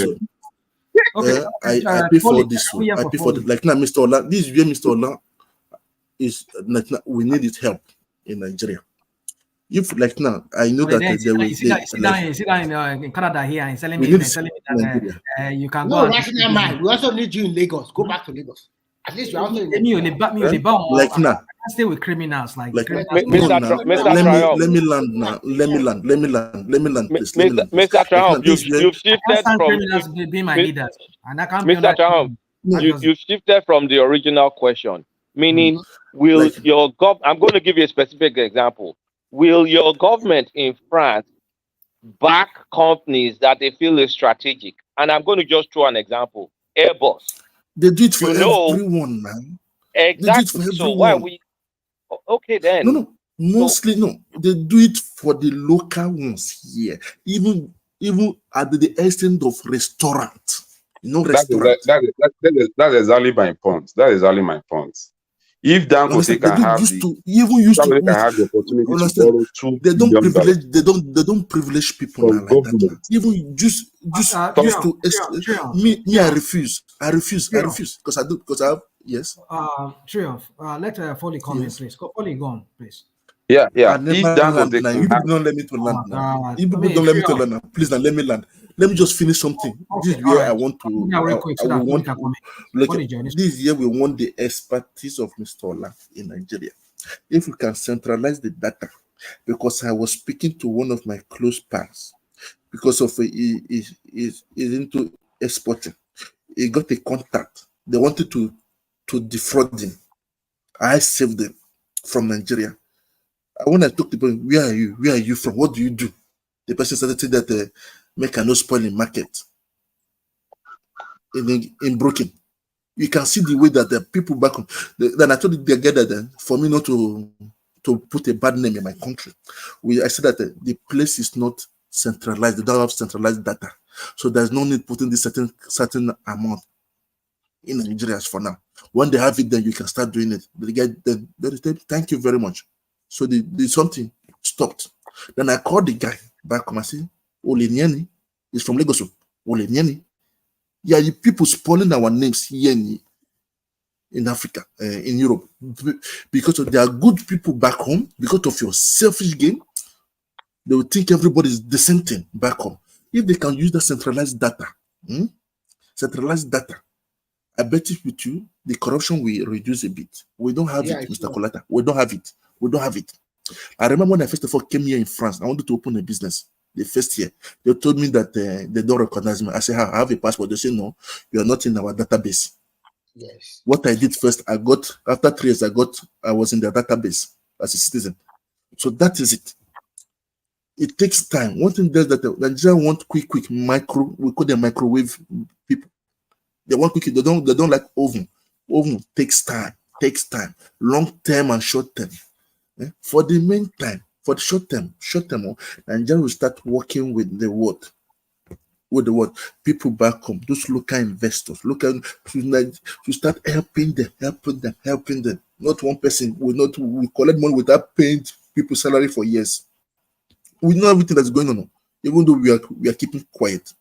And then there'll be oh my God. Let me leave this topic. I just got rational mind in oven. Come and cook.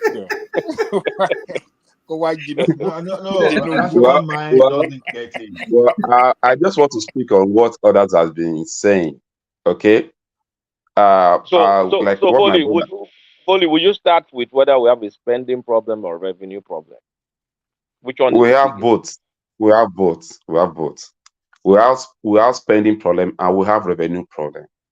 And to me, the major problem that we have is still corruption.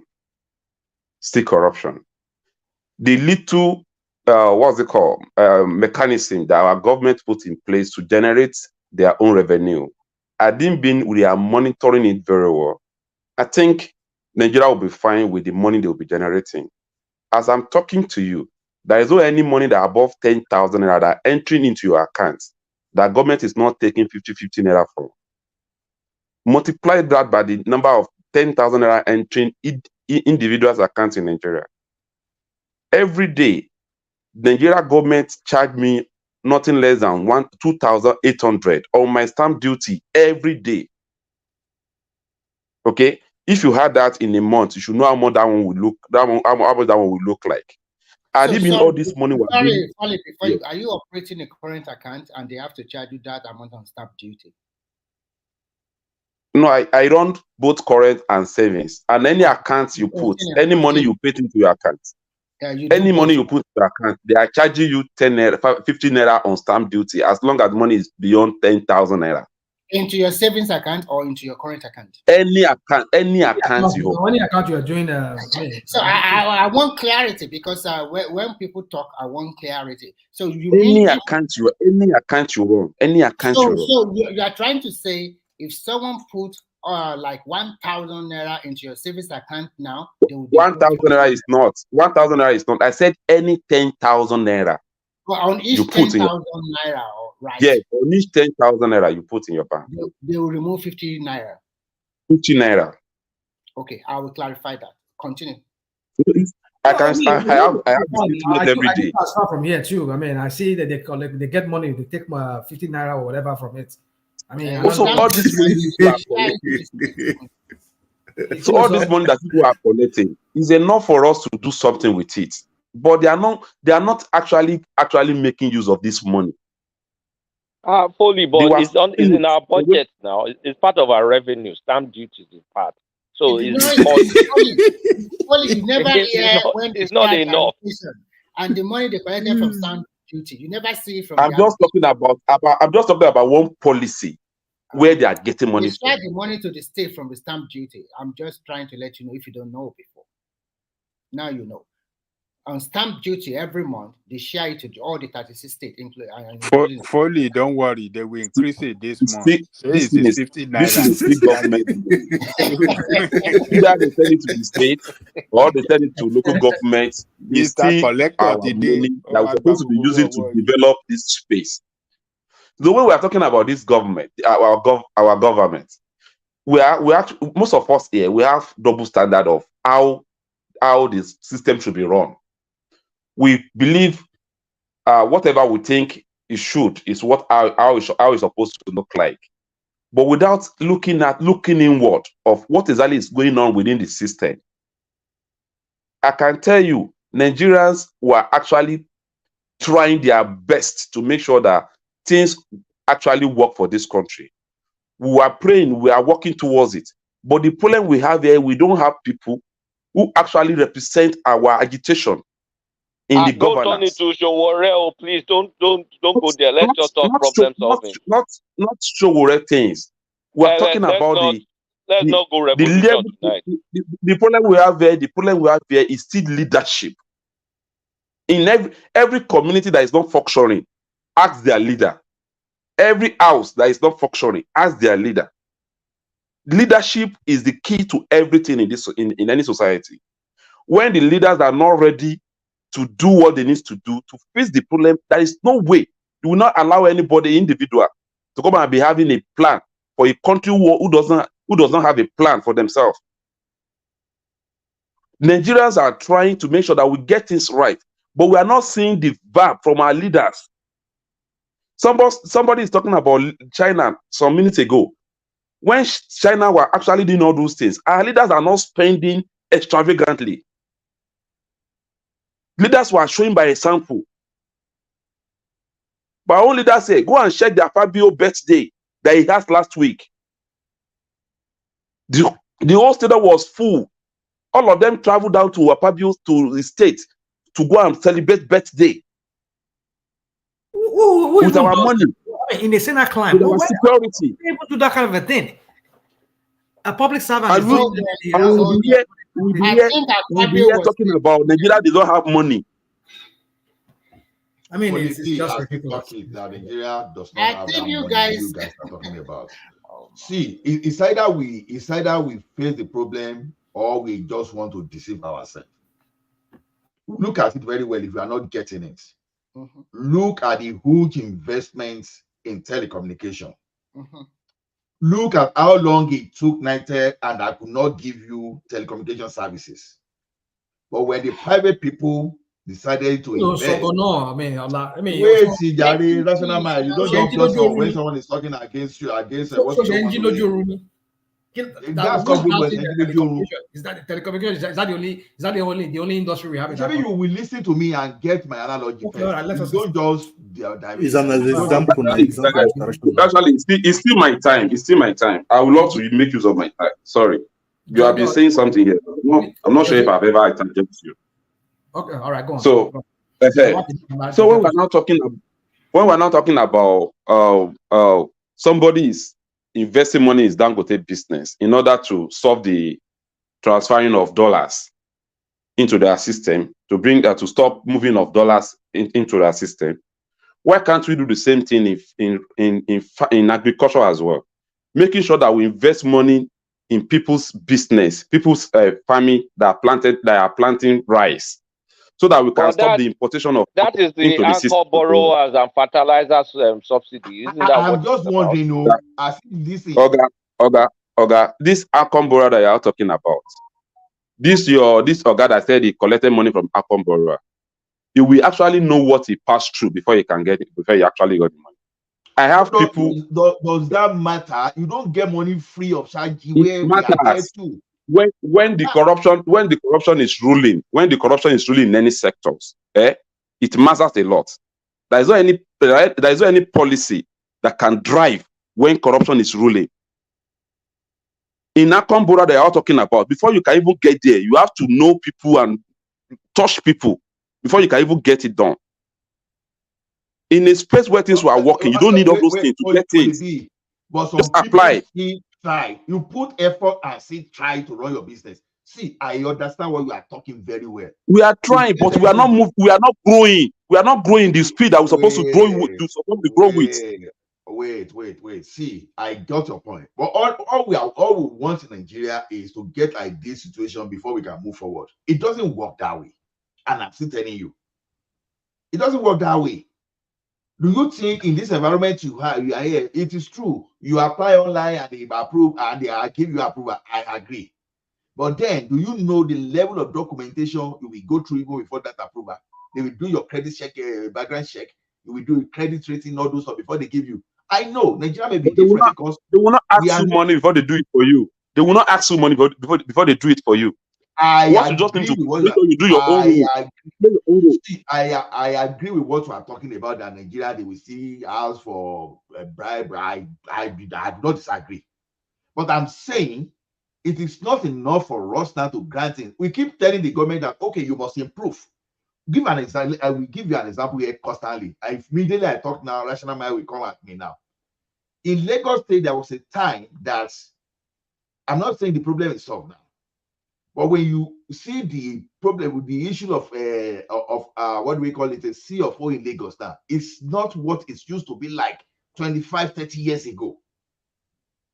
Because already they have some kind of e-registry now that you can easily go through some things. So even when you see go to Ogun State, before that people will collect money from you, I think we still not come out. Today, you will see all this corporate pay and this other one that e-transact or whatever. You just have different way that we pay, that everything you pay will reflect on that government. Nobody will be looking for, did this guy pay or not? We are not going to solve that problem overnight. Those problems you are talking about, the problem of bribery. Do you know this? Bribery in Nigeria is an opportunity for people even to solve. But do you know all these things we are talking about? Is it supposed to take a whole years before we can get it done? If you have the mind of doing it. Okay, there was a time I wanted to get my transcript from my school, and they would leave the transcript on the next day. They will not do anything. You will pursue. Someone see opportunity in such kind of irregularity. When that guy saw the opportunity, what did he do? He started putting some framework in place that okay, we can help you get your transcript. He put an infrastructure in place that today, if I apply for transcript, the company will go to those places to be running after all those people for me to do their job. Immediately the school realized they are making money from this. I would love to have the contacts as well because I need it. I will give you the submitted my. Yeah, please, I would love that. Because if you submit to those people that been on it for almost 6 months now. No, any school now. May be on the school cannot, but the school may be on that thing. It's No, a private there are some organization here, like myself too. I did some. I got some of my transcript from my school back in Nigeria too. Exactly. They will do because that. the school will frustrate. So So even the corruption. But I don't know if they are, I don't know if they are local in Nigeria, but I mean, but they are here in America, and I think Canada. Yeah. Yeah. So what I'm saying that even the school we are even the thing we are talking about, you understand, that corruption we are talking about is an opportunity if you are an entrepreneur to solve all those problems on your own. You said, okay, Aki will go to that place and fertilizer subsidy before. Some people will just carry that fertilizer just like they were doing in all this oil subsidy and our dollars. They will just grab everything. They will make money for themselves. But when Aki will go to that place, he did e-wallet. He did e-wallet. And what happened? All those problems just disappeared. So it's an so the corruption we are talking about, we emphasize it's an opportunity on its own. It's a business that people can look at, and you put a framework there, bam, you make money. Now, the one everybody is saying, what's in the alpha beta, we are talking about. People never even saw that as an opportunity. That Lagos State was not even making money. Immediately, someone just made it and started getting money. Even maybe that person is charging like his maintenance fee, or maybe 10 to 12%. All of a sudden, Lagos State is supposed to be doing it. They're not supposed to be, because people are started looking at the volume. They are looking at 10%, 12% of billions, which is a very wrong way to look at it. The question you ask, don't justify. I'm not justifying because I work for IT company, so don't tell me that I justify. If I put software for you, do you think I just say okay? Rational mind. Do you not know the problem? The brain that you have now, you have taken it to another person's country. Can you see yourself? But instead of you to be here, developing your country. Now you run away. They train me in that country too. Don't give that. Don't push that. You better come and build Nigeria. Let's build Nigeria together. And all that. Let me throw something to you guys. Do you guys realize that the civil service in India is as equally corrupt? They take bribes as the one in Nigeria, but why is India progressing? Story to come your story. Oh my God, India every year, national mind. Okay, I mean, I'm telling you the truth. Okay. The civil service to get land, if you hear the horror stories my Indian friends tell me, they are corrupt as us. I mean, of course, they're also from the British people, but they're progressing because, I mean, I don't want to answer it, but I want maybe all that to take it, because we keep saying, oh, is this, oh, is that. But a lot of what is the issue with us is us, we don't want to do anything. We want to give excuses. But anybody that knows about it, I can talk about it, but I'm biased, right? So let other people talk. Why is India as corrupt as their government is? The economy is overtaking UK's economy. Bangladesh, as corrupt as they are too, they have one of the fastest growing economy for the past 10 years. Can someone answer that to me? I'm trying to tell you that all these excuses we make is really just excuses. It's us. The problem is Nigeria ni gbogbo wa náà ni gbogbo wa náà ni problem Nigeria. It is all of us the problem. It is all of us the problem. But one thing that we want somebody to start first. The person to start first is the president. If he starts, everybody will follow. That's just it. If he starts, everybody will follow. The heads matter. What with the body? How can you start? Joe, you can't give what you don't have. That's I don't know, maybe any of us realize that truism. You cannot give what you don't have. He can. You cannot give what you don't have. He can do things, man. He can do things. What do you expect? Somebody would I don't want to go into. Somebody would think that the way to solve the problem in Nigeria is by going abroad and begging people. You are telling people that you need their assistance, and then you are spending money carrying all this entourage here and there, and you're a country that say you need money. How can you? Okay, imagine you coming to me, I coming to you. And then I wear one of the, I'm wearing Versace, or I'm wearing Gucci Cabani, or whatever. I bring all those. When the investor they don't even have a good road to even move their products, to move their goods, the investor you are winning, there is no good road for them to even move their things. Do you know You are that winning in a lot. Belgium, rational mind, rational, you know Belgium now. Put your house You in know order. Belgium. Put your house You in know order. Belgium. You can go and ask for people You to know come Belgium. and invest. Okay, You are Mr. buying Rashman, things you know from the Belgium. north here. For you to transport it to the Mr. south Foley, let me alone, give you you something that will spend days on surprise the you. road. Okay, let me give something that will surprise you. You know that it's not only Nigeria that have bad, Mr. National. You know that Belgium don't have good roads. Belgium, they patch their road. You know that too now. When the moment you enter Belgium, you start to do. I'm not sure You you know that can you're in compare Belgium. it to our own, though. You cannot compare it I to our know own. now. It is one thing is that not every government I've has the way never they been do to their Belgium, business. but you can't compare But don't those worry, you will sides with you the roads will we have come here. one day now. You will come now. You will come and visit now. By the grace of God, you come You and will visit see, now. you will see road, you will see road, you will see a trailer, you will see trailer inside No, what streets like now, on the federal road. I wasn't happy the way when I see some Benin guys open their mouth on the internet and talk. You understand? But when I see their government and their roads, I say that you people should not wait only on the government now. Why can't you people in diaspora contribute money, do the road?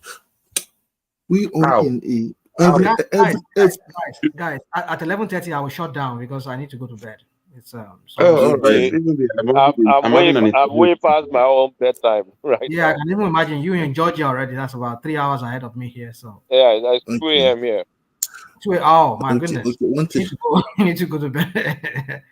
Yeah. Here is we are already in the morning. Here is 8:03. Like now, This is not right. There's things like now. Even in my local government, in where from my origin in Nigeria, I'm planning just to help them to do their road. I'm not in the politics now because at least if I do not do it, my car will get spoiled now. Anytime I want to run from that same road now. And there are people collecting the money. What do they do with the money? They buy houses. And I see people celebrating that same houses for them. At least they use politics. When you're in the politics, it looks like now your own done better. Let me use it that phrase. Isn't that ridiculous? You see the way they bastardize about the psyche of our people, their mental they fight for that post now. One thing that because there's no look at that idiot in the Senate in the person of a Senate president. He's doing celebrating. I mean, I don't know what is wrong. What is wrong with How do you know? How do you know he used government money? How do you know he used government money for his Either it is government money, no government money. Mr. Coletta, you that you are saying, Mr. Coletta. Let me ask Mr. Coletta one little question. I was a government worker. I was a government worker for almost 10 years in France. I was spending the money. They give me end of the year money, pocket money every December, almost 10K. Understand? That was then just for me to do my Christmas, things like that. But the moment I left, I became my own money investor. There's no bomb me where say I won't spend 10K for one day now. I can do it today, but then I cannot try it because I have to think about it. Money that is not work for. Yeah, but it's not your money. you know, for politicians, people may spend for him because they owe him. I mean, maybe they owe him. That is a modest. That is a modest. That is why when you have a modest leader. See, boy, modesty doesn't mean anything now. Mr. Kota, do you know that? Let me tell you something that happened in Italy a few years ago. Do you know that? Listen. Before I forget, please. Internet, they arrested.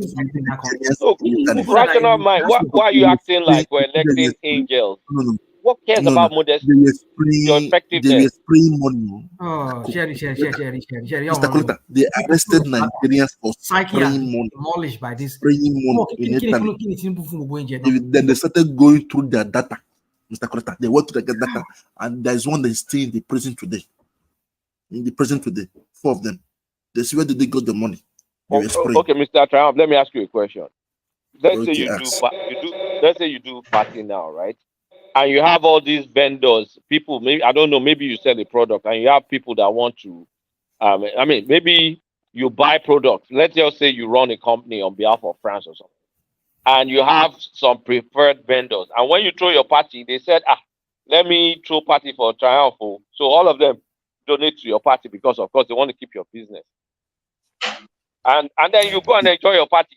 Is there anything wrong in No, no. They don't do it here now. They don't. If not, you go to prison now. There's something they hide and do now. I'm just okay. Assuming it's not government. They give you Assuming you were a buyer for Hermes. Let's say you're a buyer for Hermes, right? And you have all these people that this one supplies you alligator skin, that one supplies you cowhide, and all. But they want to maintain your big business, and you're doing party, throw party for you. What's the big deal?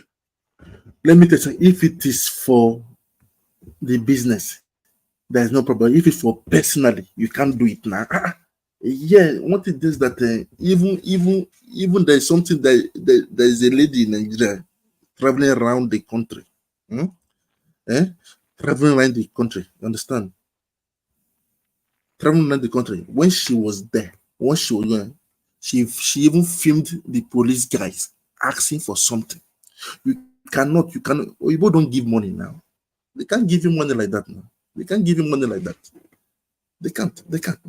But in Nigeria, they will justify it now. People like Lata will just justify that. No, I'm not. It's the behavior. If rational mind is head of a parastatal in Nigeria, and it doesn't work that way. Or leave that Nigerian mentality. Let me. It's Nigeria. Why will I be thinking France when it's Nigeria? Why will I be thinking America when it's Nigeria? So if national mind is head of a parastatal, and Christmas comes, there will be many people that will buy rational mind bags of rice, cow, and all these things. And rational mind will take it and they give it to association, they delegate now. It doesn't work that way. Kulapa, don't go around the bush. It doesn't work that way. In Nigeria, they do like that birthday celebration. Okay, they do it in Nigeria. He could not have possibly not have spent a dime. And it will be rational mind. I will go to the frontier, the border of Belgium today. I will film the road for you. This person, one thing is that I'm saying, and j'habite dans la frontière, entre la France et la Belgique. I will tell you, moment you come, moment you go out, I will film it so you see bad roads too. He's not only in Nigeria. I will film it and I send it to Rational Mind to show it. I gotta go to bed now. I'm way past my bed. Understand? Yeah, I you understand. I mean, no, let me not say I agree with you on Belgium, but I can say that most, if you go into Belgium, it may be different. Maybe the border part might not be. I can tell you like if the border town between Austria and Slovakia. You will feel it now. I mean, on the Austrian side is very good. It's a very good, smooth. You don't feel it at all. When you cross over into Slovakia, is it Slovenia? You know. Slovakia. When you cross into Slovakia, and when you go into Bratislava, it's not really good. The roads are not really good. It's all just those Soviet era kind of roads. That's what they still have. But on the Austrian side, it's very, very, very, very good. So I won't put it past it. But I don't know. I've not been to Belgium yet. In my next trip, I hope to be there. I will film it and send it to but then you cannot use. What I'm trying to say is this. You cannot use the border part of it to represent the whole of Belgium. Because I know most border parts are not. There's some places better, but the road moment you drive in some. Belgium is very, very well developed. Belgium is very well developed. I've never crossed into Belgium. Not all that. Not all that. So you just bring us videos and we'll play it here. I'll bring the video. I'll send it to woman. I'll put it there. Send it to woman so you play it. So at least Mr. Ose will see it too. At least before people start saying that I like proofs. Without proof, facts. They say facts in English. Facts. At least people will see it too. So it's not as bad as Nigerian roads, but due to our standard today, we know when we see some things. You understand? So that's it. But I just believe that. You don't compare France to Belgium. Belgium is way very developed. I mean, that I know of that, but I've not stepped my foot into Belgium. But I know I've had friends who tell me about Belgium. Not even France can even compete. It's a very small country, but they're very, very well developed. And there's one thing that I like. I respect France. I respect France for one thing. Their road that is good, just a little bump, they will erase the whole road and start it all over again. That's what they do. I saw it now. And I say, what is the problem in this road? They say that no, because insurance, as they insure their stuff already. When that year, after that certain year have arrived, they do it. They do this year, certain kilometers. The following year, they do the other part also. That's the. All right, let me end this session here. I mean, it's nice talking to you guys. I just need to go to bed. I don't think I want. I said you all guys want to talk. Okay. Let me tell you why they don't do. Let me tell you why. L'autoroute, the freeway. L'autoroute is a freeway, expressway. Let me use Nigeria, expressway. You pay private investors. They do it. They repair it. In Belgium, why they don't repair their roads like that? Because of what? It is free. It's not the same thing. You understand? That's why, Mr. Ozi Seriki, you have to know now. In France, you roll in our road, you pay. You pay everything. You pay. That's it. L'autoroute ici, tu sais que l'autoroute ici, qu'on paye chaque fois, you pay directly. You pay. Everything is computerized. So